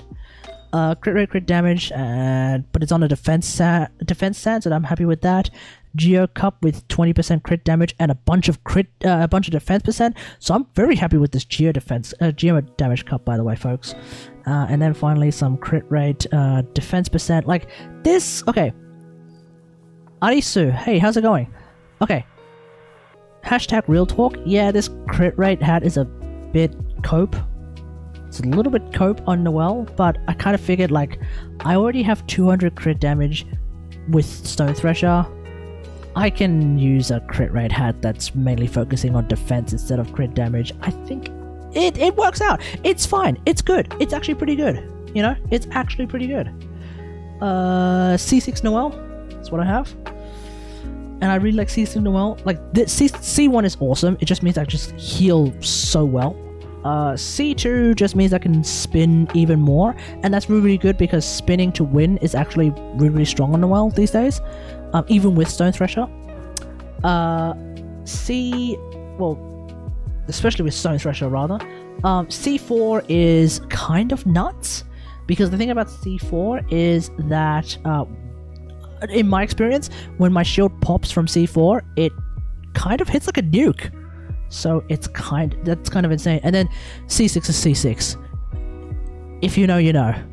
It's kind of absurd.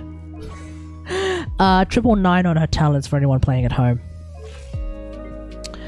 Tatalia. Okay, I don't know why I got Tatalia to C1. I don't understand that myself, okay? That's the one thing that I regret about Tatalia, was getting him to C1. In the meantime, though, I don't really know how I want to build Tatalia. He kind of exists to do, like, viridescent hunt shenanigans, and then just, I don't know, like, just quadratically scale like crazy. That's really all I care about with Tatalia, just tons and tons of numbers on the screen. That being said, I don't really play him that much, so, you know, it is what it is. 1400 attack, 263 EM, I don't know how I managed to achieve that. 63, 189 on the crit ratio with a Hydro Cup. V-Hunt. 2-piece Heart of Death, 2-piece Vermilion. 263 on Tatalia. Yeah, I don't know how I managed to achieve that, honestly. Let's find out. So I have... Okay, so this hat is... Sorry, this flower is fine. Like, it's not amazing, but it's fine. This feather is fine. Am I running an EM sand? I'm inexplicably running an EM sand. Oh, that's right. Because I'm trying to, because I need like a second vermilion piece, and I've got nothing. I've got nothing. I'm not going to use this because it's being used by Ningguang. I've got nothing. You know, I don't have a hydro cup of an attack percent variety, nor do I have a friggin' nor do I have like an echoes sand at all. So I'm running an EM sand. It's fine. Like, it kind of actually works out for me, actually, because on the rare occasion that I play international, mainly just to demonstrate how international works, the EM is going to kick in because I'm not bringing sucrose. I'm bringing Kaz, but my Kaz doesn't have C2. So ironically, the EM sand is actually useful because international is what? Benny. So running an attack sand when you have Benny as opposed to an EM sand, not the best idea usually. My hydro cup is actually kind of sorry, my hydro cup is actually kind of nutso though. Can I run? Do I have an attack sand that I can run? Like, what do I have here? Yeah, no, I literally have nothing. Like, there's literally no other option for me. Yeah, so my hydro cup is kind of cracked. And, yeah, and my crit damage hat on the Vermilion set is pretty good. Some EM, some ER, the flat HP is cringe, but whatever. And some crit rate, so I'm pretty happy about that. I don't have a crit. Okay, I have this. I could run this instead, and then I could just run whatever attack sand I want. Fuck it. Doesn't matter. Doesn't matter. Okay, chat. I don't know why I have C1. I honestly don't know why. I think this was during Tart's first rerun, which was like nearly 2 years ago. I don't remember why I decided to go for C1. I can't. I have no excuse for that. I really don't. Don't do it, chat. Don't do it. 9, 8, 10 is what I have. Although I really should level this up. Our crowd is alt.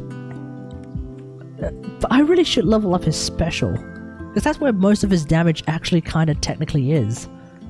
Why the hell did I level up his normal attacks more? I don't get it. I don't understand. Okay, everything to do with Natalia with regards to me does not make any sense at all. Let's just move on. A.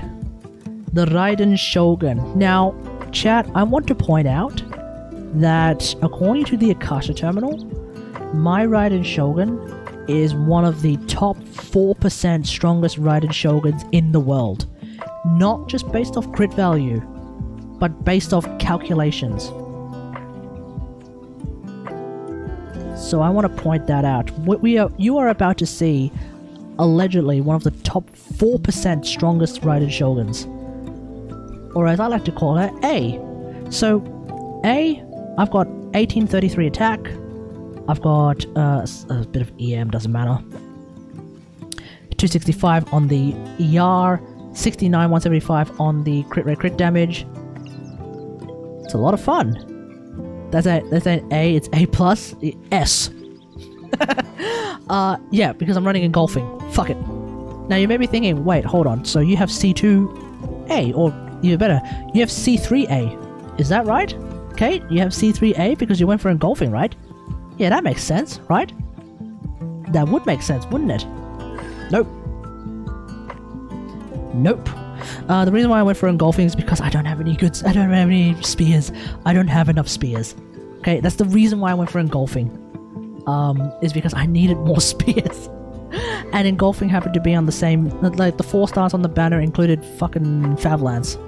I think I got like 2 Fav Lances before I eventually got engulfing. Pepe hands, it is what it is. But yeah, I have engulfing at C0. But that's fine because A still does a lot of damage. 30 CV with some, 35 CV with some ER. I don't even know what the math is on this one. 45 CV maybe on with a bit of EM. This is, I don't know what the math is. 40 something, 45 CV maybe. I don't know. On an ER sand offset, I'm pretty happy with this one.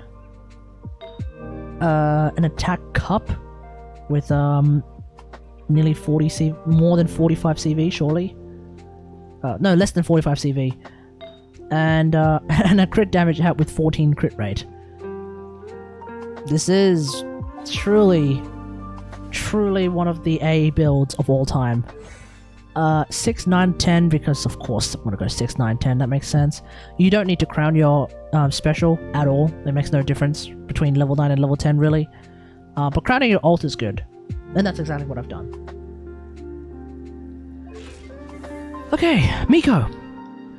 One of my favorite characters, and basically every time Miko gets a rerun, I will get a constellation.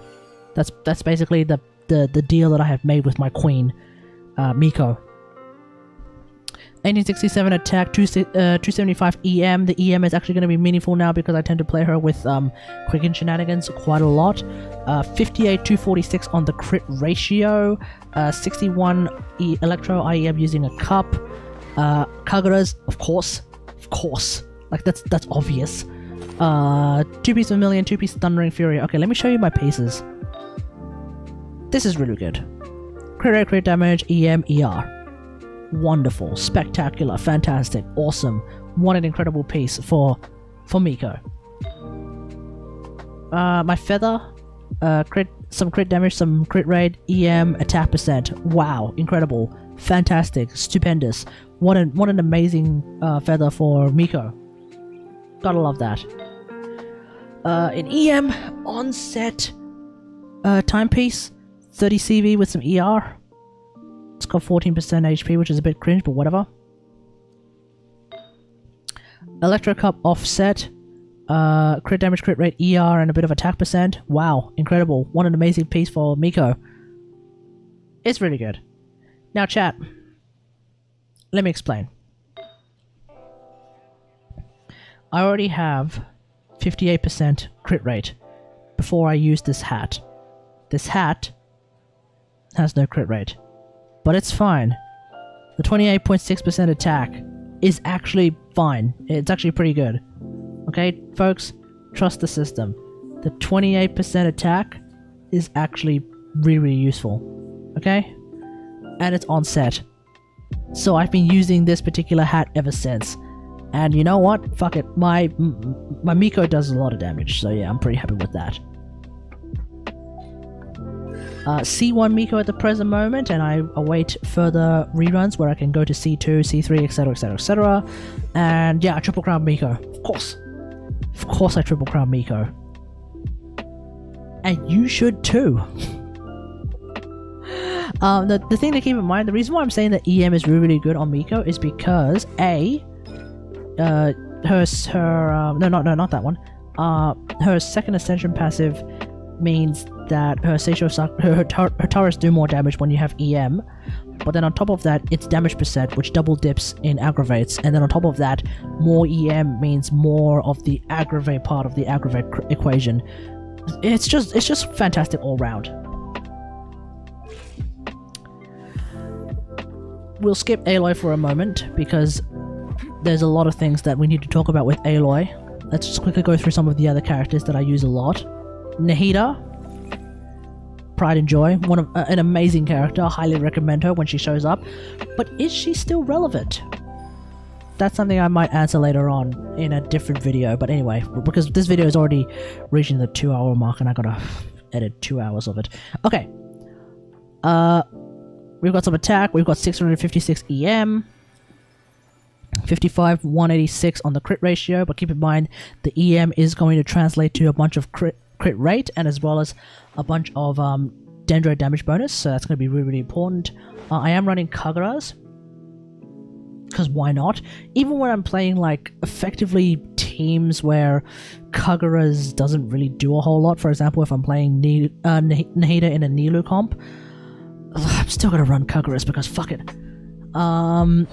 4-piece Deepwood, because yeah, why not?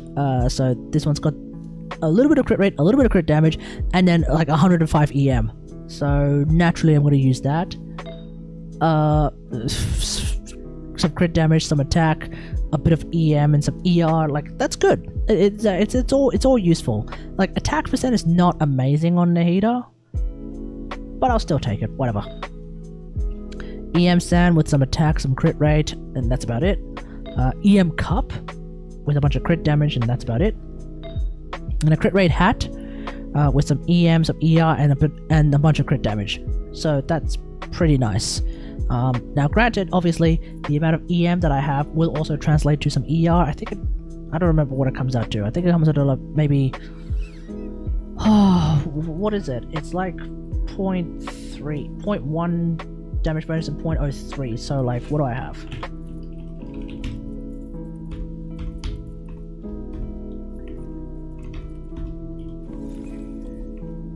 Six by 6 times 0.03. So I have another 19.68% crit rate on my build. So that 55 on the Trichoma Purification basically goes up to like... I'm trying to do the math here when it's like nearly midnight. 70% thereabouts. So yeah, I basically have a 70% crit rate, 186 crit damage build with a bunch of Dendro damage bonus. So pretty happy about that. And I triple crowned Nahida. As soon as Nahida first showed up, I knew, oh, I'm triple crowning her. 100%. You bet your ass I'm triple crowning her. Now this is going to be a little bit controversial, but I only stated I only got her up to C1. And there are actually a couple of teams where having C1 Nahida as opposed to C0 Nahida is actually meaningful. First off, pretty much all of the teams where it's just quick and shit, she is going to do a bit more damage. It's not a lot more damage because it's still like damage percent, but it's still going to be a bit of meaningful damage because damage percent, remember, double dips. T2 makes the game too easy. Yeah, but the main reason why I wanted to get C1 is because I feel like Nahida's off-field Dendro application is not fast enough for Burnloy without an Electro character, and because my Burnloy team doesn't involve an Electro character, because it's like Aloy, a Pyro in the form of maybe Xinyan, Kaz preferably, and then Nahida. So that's 4 characters, which means there's no Electro characters. C1 actually helps that a lot by providing Nahida with the Electro character that she needs. And then on top of that, C1 also means that she also has the Hydra character that she needs, which basically means that in my Burnloy comp, my ult for Nahida lasts longer, which means more time for Aloy to have a higher EM bonus.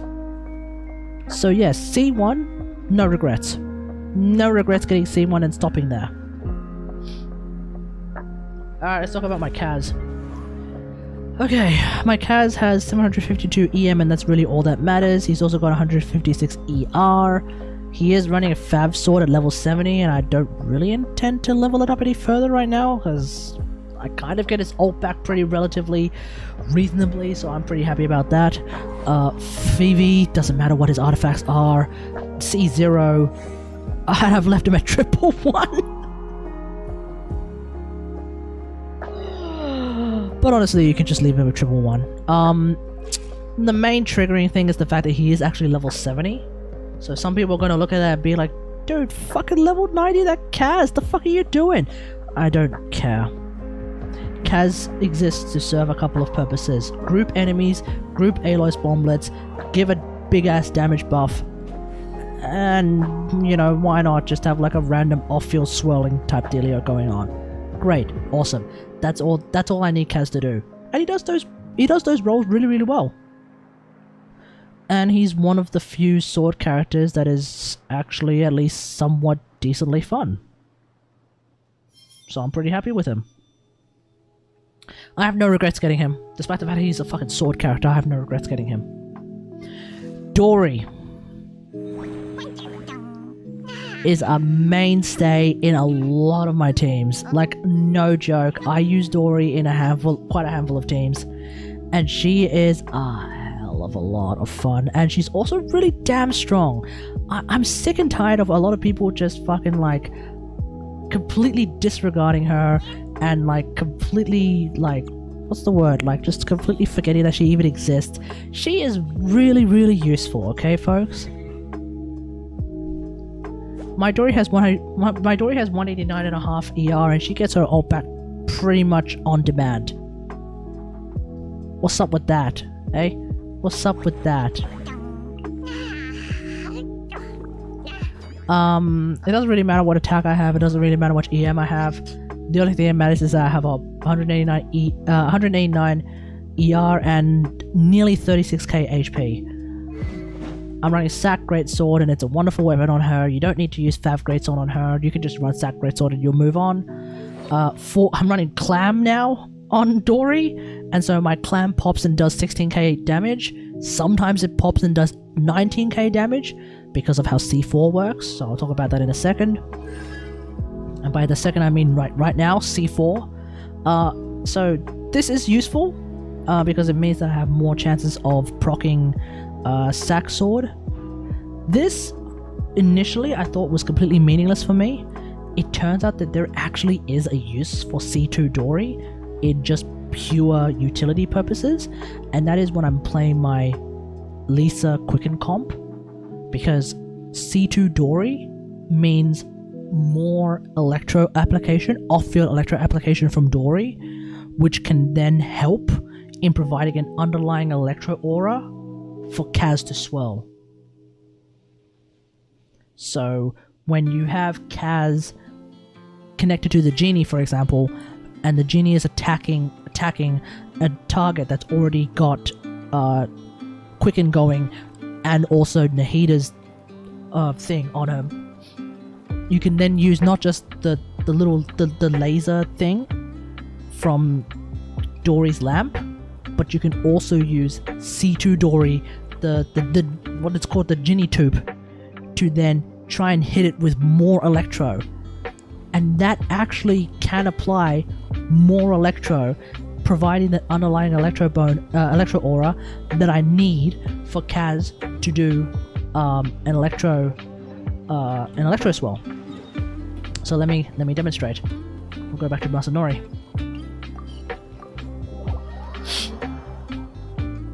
Sometimes it works, sometimes it doesn't, but I noticed that with C2 Dory, it works a lot more than it doesn't. And so therefore C2 Dory I actually find to be quite useful as well.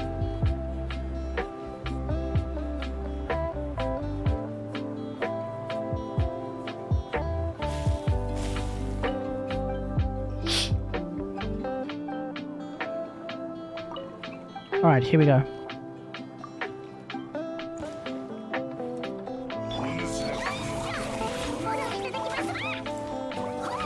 Okay, why do I not have my ult back?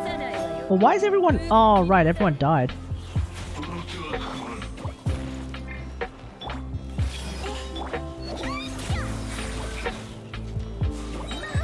Alright, here we go.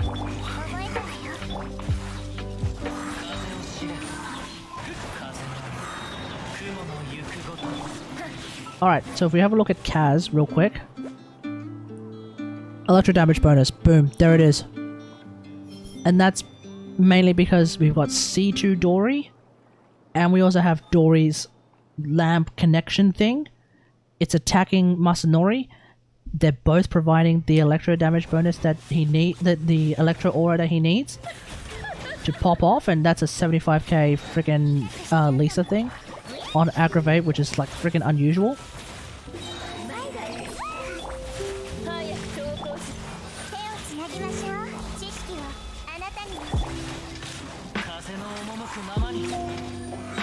Yeah, just like that. So yeah, you can use C2 Dory for utility purposes as well. That's how great she is. You don't really need to care about. It doesn't really matter what my artifacts are in terms of the clam set, but yeah, I'm running C4, so that's really, really good. And I haven't bothered to level up her normal attacks or her special yet. When I get C6 Dory, I will level up her normal attacks. Her cannon, her troubleshooter cannon is not something that's necessary to level up, in my opinion. Alcazar's exactitude is actually pretty good to level up though, because you get more healing. And you also get more energy. No, you don't get more energy if you go past level 10. Because I've already because I've got like constellations on her. I've gone past level 10, so leveling up Alcazar's exactitude is really just going to give me more healing at this point, and I don't need more healing from Dory, so at that point I might as well save my resources to level up her normal attacks. Alright, let's talk about the big Tuna Kahuna, the real god of this account.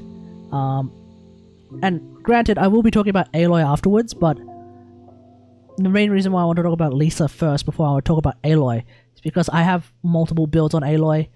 I don't need multiple builds on Lisa. Let's talk about Lisa.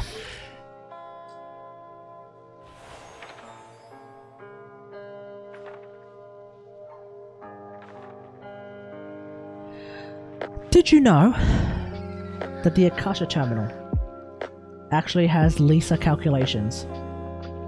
And so, as a direct result of Lisa calculations, you are looking at one of the top 4%, just like A, one of the top 4% strongest Lisa builds in the world. Now granted, in the Akasha terminal it's not that many Lisa builds, it's like a few thousand Lisa builds, but I am in the top 4% of those few thousand Lisa builds, so I'm very happy with my Lisa. 2.2k attack with Sky Atlas rather. I have 400 EM for some reason, but I think that's just residue from standing under Nahida's ult, so we can actually wait for Nahida's ult to expire, which it will take a longer time because I have C1. Okay, 207 EM. That's a little bit more like it. Shouldn't be that high. I might be under the effect of like Dendro bonus or something. Anyway, it doesn't matter. The main thing... Okay, I don't know what the hell's going on here. Oh yeah, the main thing is that like I have 63, 154 on the crit ratio. I have a bit of ER, but honestly, with Dory on the team, the ER is, generally speaking, okay. It's not super duper high, but it's actually enough. Sky Atlas is the weapon I'm using. As Garethel asked beforehand, yes, you can use Witzith. You can use a lot of weapons on Lisa, actually. I've talked about those weapons in my comprehensive Lisa guide. TLDR, Kagura's would be fantastic. Witzith is a great all-round weapon. Hakushin Ring is a great weapon. Witzith is a great weapon. Oathsworn Eyes is a decent weapon, actually.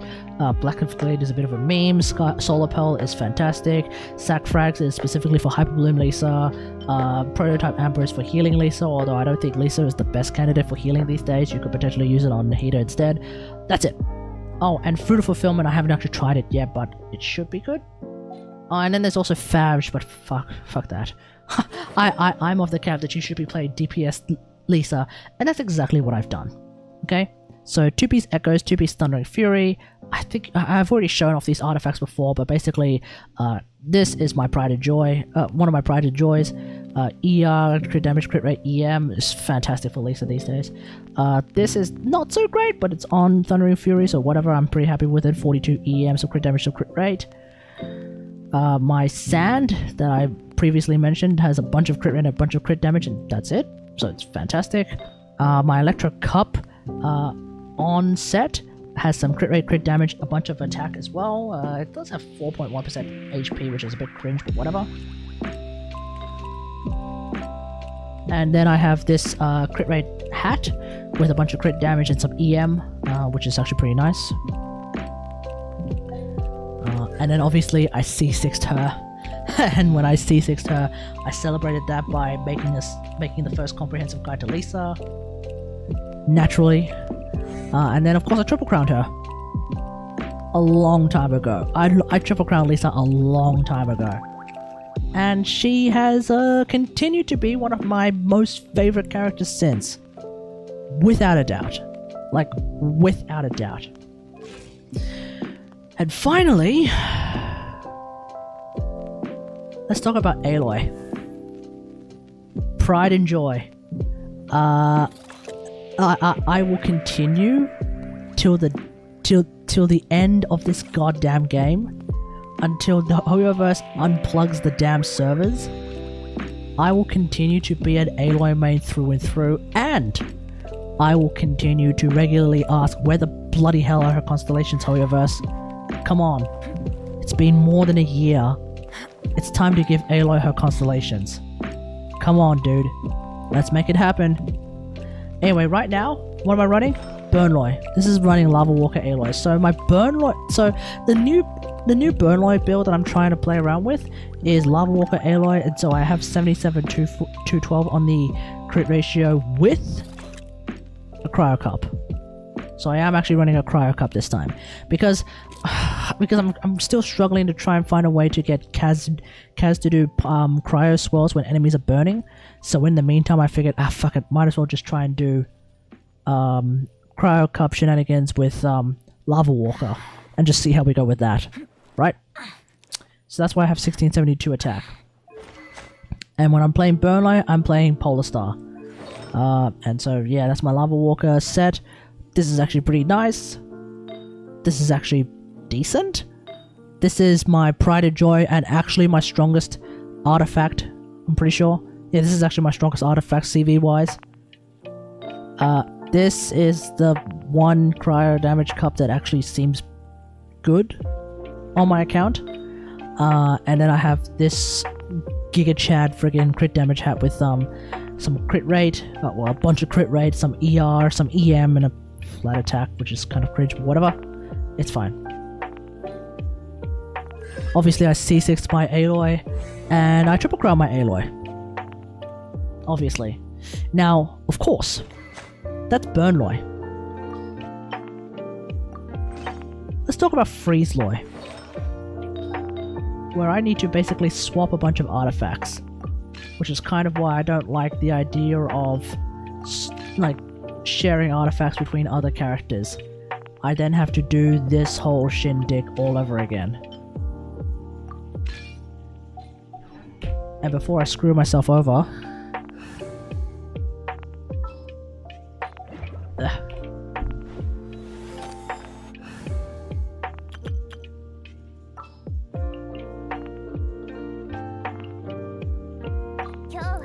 Freezeloy. So the thing about Freezeloy, right, is at that point I'm just focusing on having attack and crit damage.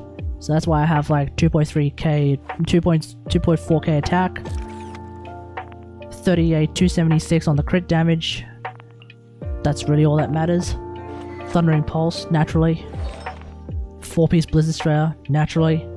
And so you have something like this where there's crit damage and attack, and that's really all that matters. This one has a bunch of crit damage and some crit rate, and it's a flat feather, so it's fine. This obviously it's the same Pride of Joy timepiece. This attack cup, because when I'm playing Freezeloy, I can very easily do cryo swirls with Kaz, so I don't necessarily need to use a cryo cup. I've checked, I've tried. In the end, my attack cup does end up allowing my Aloy to perform better, so that's why I stick with an attack cup. Crit rate, crit damage with a little bit of EM, and then I have crit damage with a bunch of attack and some crit rate, and that's my hat. And yeah, that's all of my characters with their weapons and with their artifacts. We're 2 hours and 15 minutes into this account review. Let me just quickly go through the teams that I've set up. And I don't tend to actually change my teams a whole lot, so I'll just quickly go through them. This is a team that I call my queens. It's basically whenever I feel like playing Lisa or Miko. This is the team that I sometimes play. On occasion, I will swap it out to be something like this, so it's more of a quicken team. On occasion, I have done something kind of nuts like do this. So yeah, it's mainly just like quicken shit at this point. Just basically using Lisa, Miko, Kategari, Nahida, that kind of shenanigan. You know, they seem pretty good together, so yeah, I'm pretty happy about that. The next team is Geo team. I call it Geo Royalty. You have Big Dick Zhongli, the king. You have Ningguang, the queen. You have Noel, the knight, and you have Goro, the bishop. I guess he's not exactly a castle. He's a bishop, I guess. It's a fun team to play. I really like it. In fact, fuck it. Let's demonstrate these teams.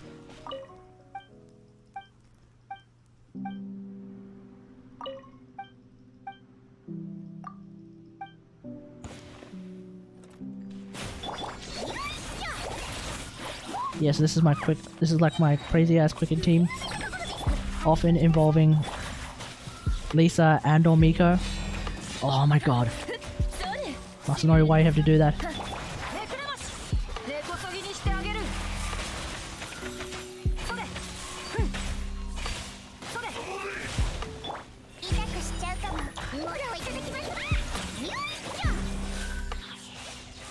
Ah!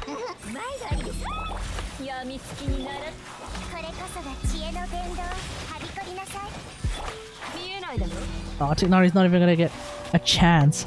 But yeah, quicken teams just do really well. Tignari's really strong. Lisa's really strong. Yeah, there's just a lot of really strong characters in that. Alright, the next team, like I said, is going to be my Geo Royalty team. So this is basically nothing but Geo. It's a lot of fun. Obviously, there's no reactions involved.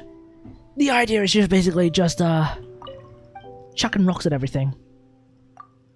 That's pretty much it.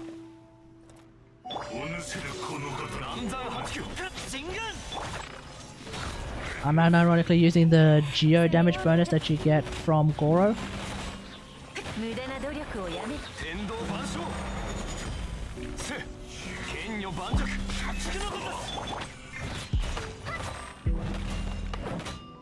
I didn't get C6. I couldn't. I don't have enough energy for C6 to well.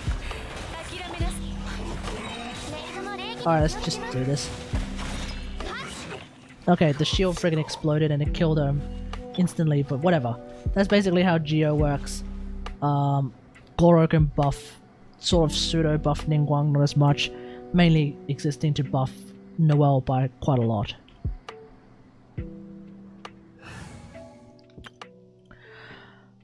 The Raiden Inquisition. This team is arguably one of my strongest teams. And it works really well on anything that doesn't involve a whole bunch of Electro Slimes or the fucking Thunderbird. I can just really pop off with this team.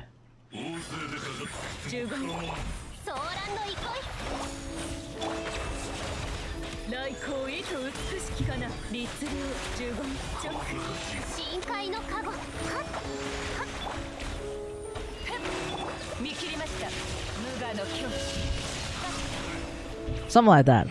You know, A's really strong, Miko's really strong, Kokomi's pretty good, C6 Sara. Raiden Inquisition, ladies and gentlemen. One of my favorite teams. And there was a time where, basically, like, if I couldn't clear Spiral Abyss in 36 stars, Raiden Inquisition. Can't go wrong. Alright, Freeze Loy. I mean, okay, I've already talked about Aloy teams to death in previous videos, so I'll just demonstrate Freeze Loy and we'll move on. This is already a two and a half hour recording. Alright, let's do this.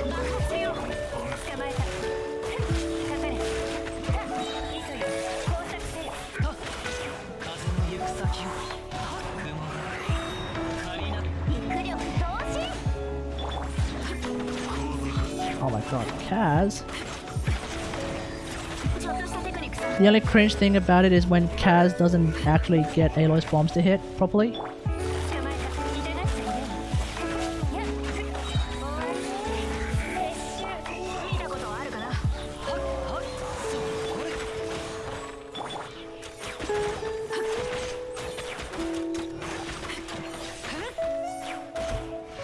Something like that. That's not really the demonstration of Freeze Loy that I wanted. We could try again.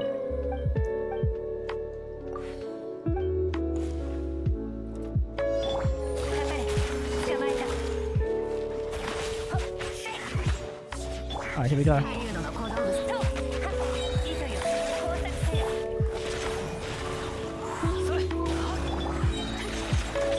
Oh, whoops.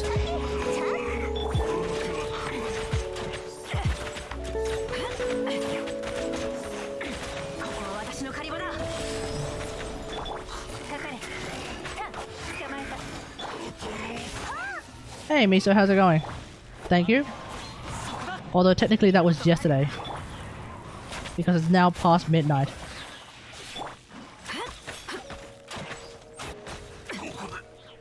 There we go. Freeze Loy, to some extent. It's late, and I kind of screwed that up or whatever. Okay, let's move on to some other comps. Nilu. Mainly works in AoE, but we can use it against Masanori, whatever, let's go. It's still 22nd here, fair enough.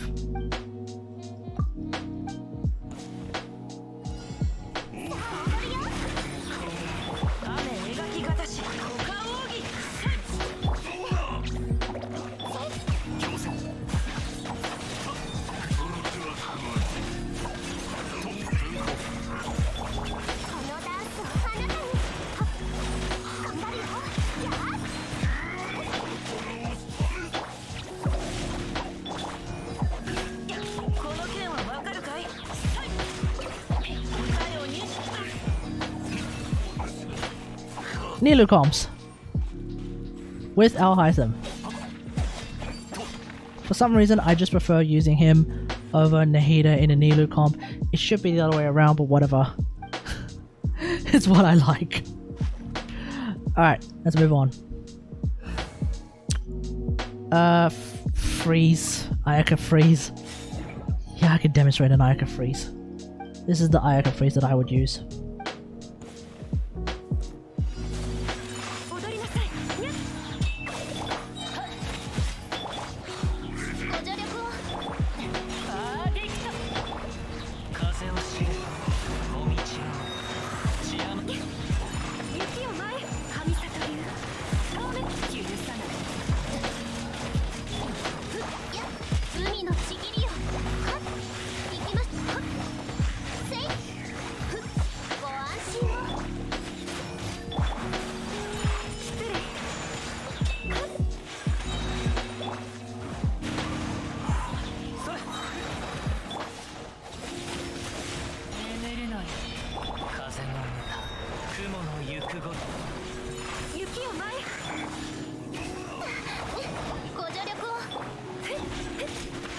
Oh, wasted ult. Whatever. That's the kind of Ayaka team I'd like to use. And yeah, I'm unironically using Rosaria in my Ayaka team. Obviously, when I get Shenhe, I can obviously replace Rosaria with Shenhe, but I'm not getting Shenhe for the purposes of Ayaka, so we'll see how we go.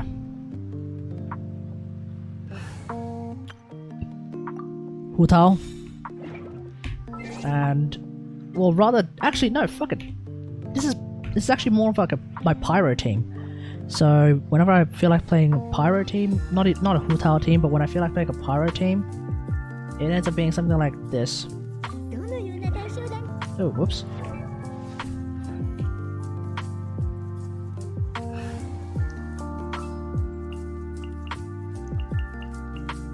Whenever I feel like playing a Pyro team, it ends up looking like this.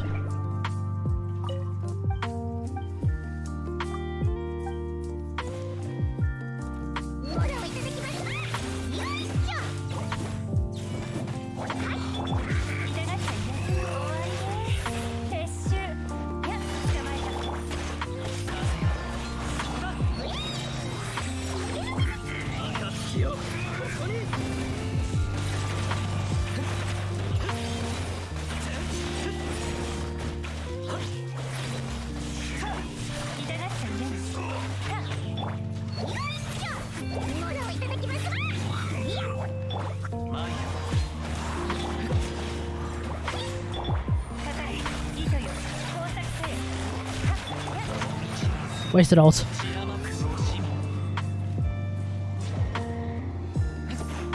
Wasted ult. let's move on. The next team I tend to play as well is Senna.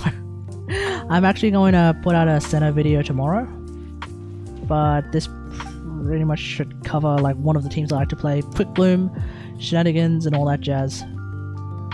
Let's do this.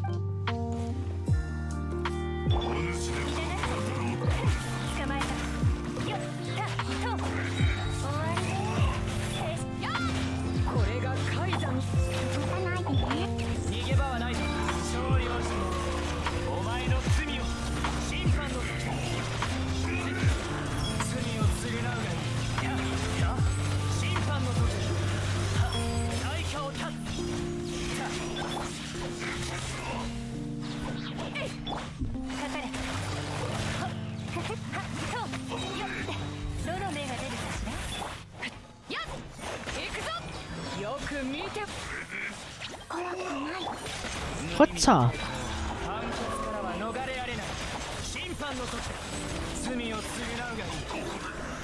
Yeah. Senna's a fun character to play. I just don't play him nearly enough.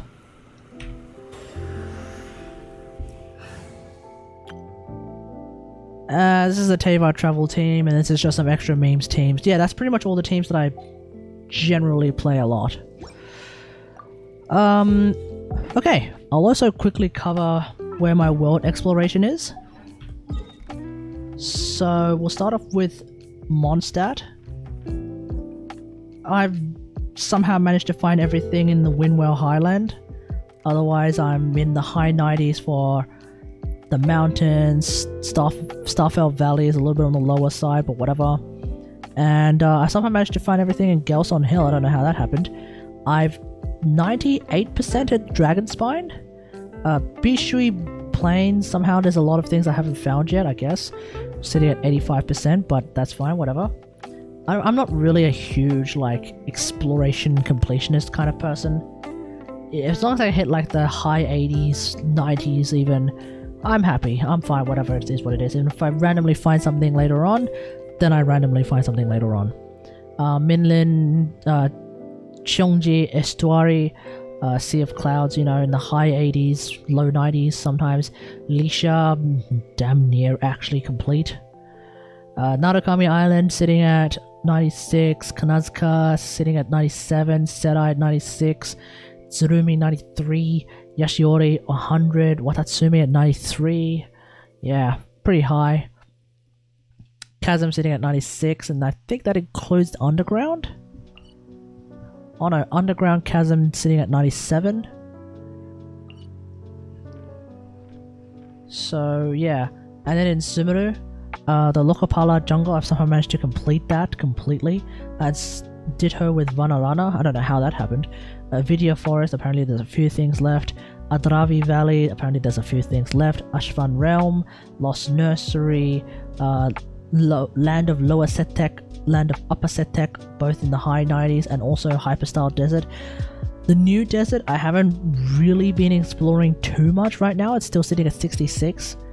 So I'll eventually get around to it eventually, yeah. I think the other one left is Enkonomia sitting at 85, so apparently there's a few things left in Enkonomia that I haven't found yet. But I haven't really gone exploring Enkonomia in a while. So, yeah, that's pretty much it. Wow, that's a 2.5 hour recording of my entire account review. Ladies and gentlemen, I hope you guys were able to keep up with that. Oh god, the editing process is going to be brutal. But anyway, yeah, that's my account. The account of an Aloy main, the account of a Lisa main, the account of a Ningguang main who plays Ningguang a little bit more sparsely compared to Aloy and Lisa, that's for damn sure. But yeah, I like where the game is at for the most part. Like, I'm just talking about the state of the game. Obviously there are a few things that could always be improved. For example, I still hate resin to this day. No matter what, I still despise resin. I kind of just live with it now, but it sucks. I do think that it would be nice to have some more endgame content, despite what Hoyoverse said. even if potentially it's only like a small-ish minority of us that play Spiral Abyss, for example. I would like there to be more like harder endgame content, if not like raid bosses and stuff like that. There are already systems in place that could potentially be like that. Aloy needs her goddamn constellations.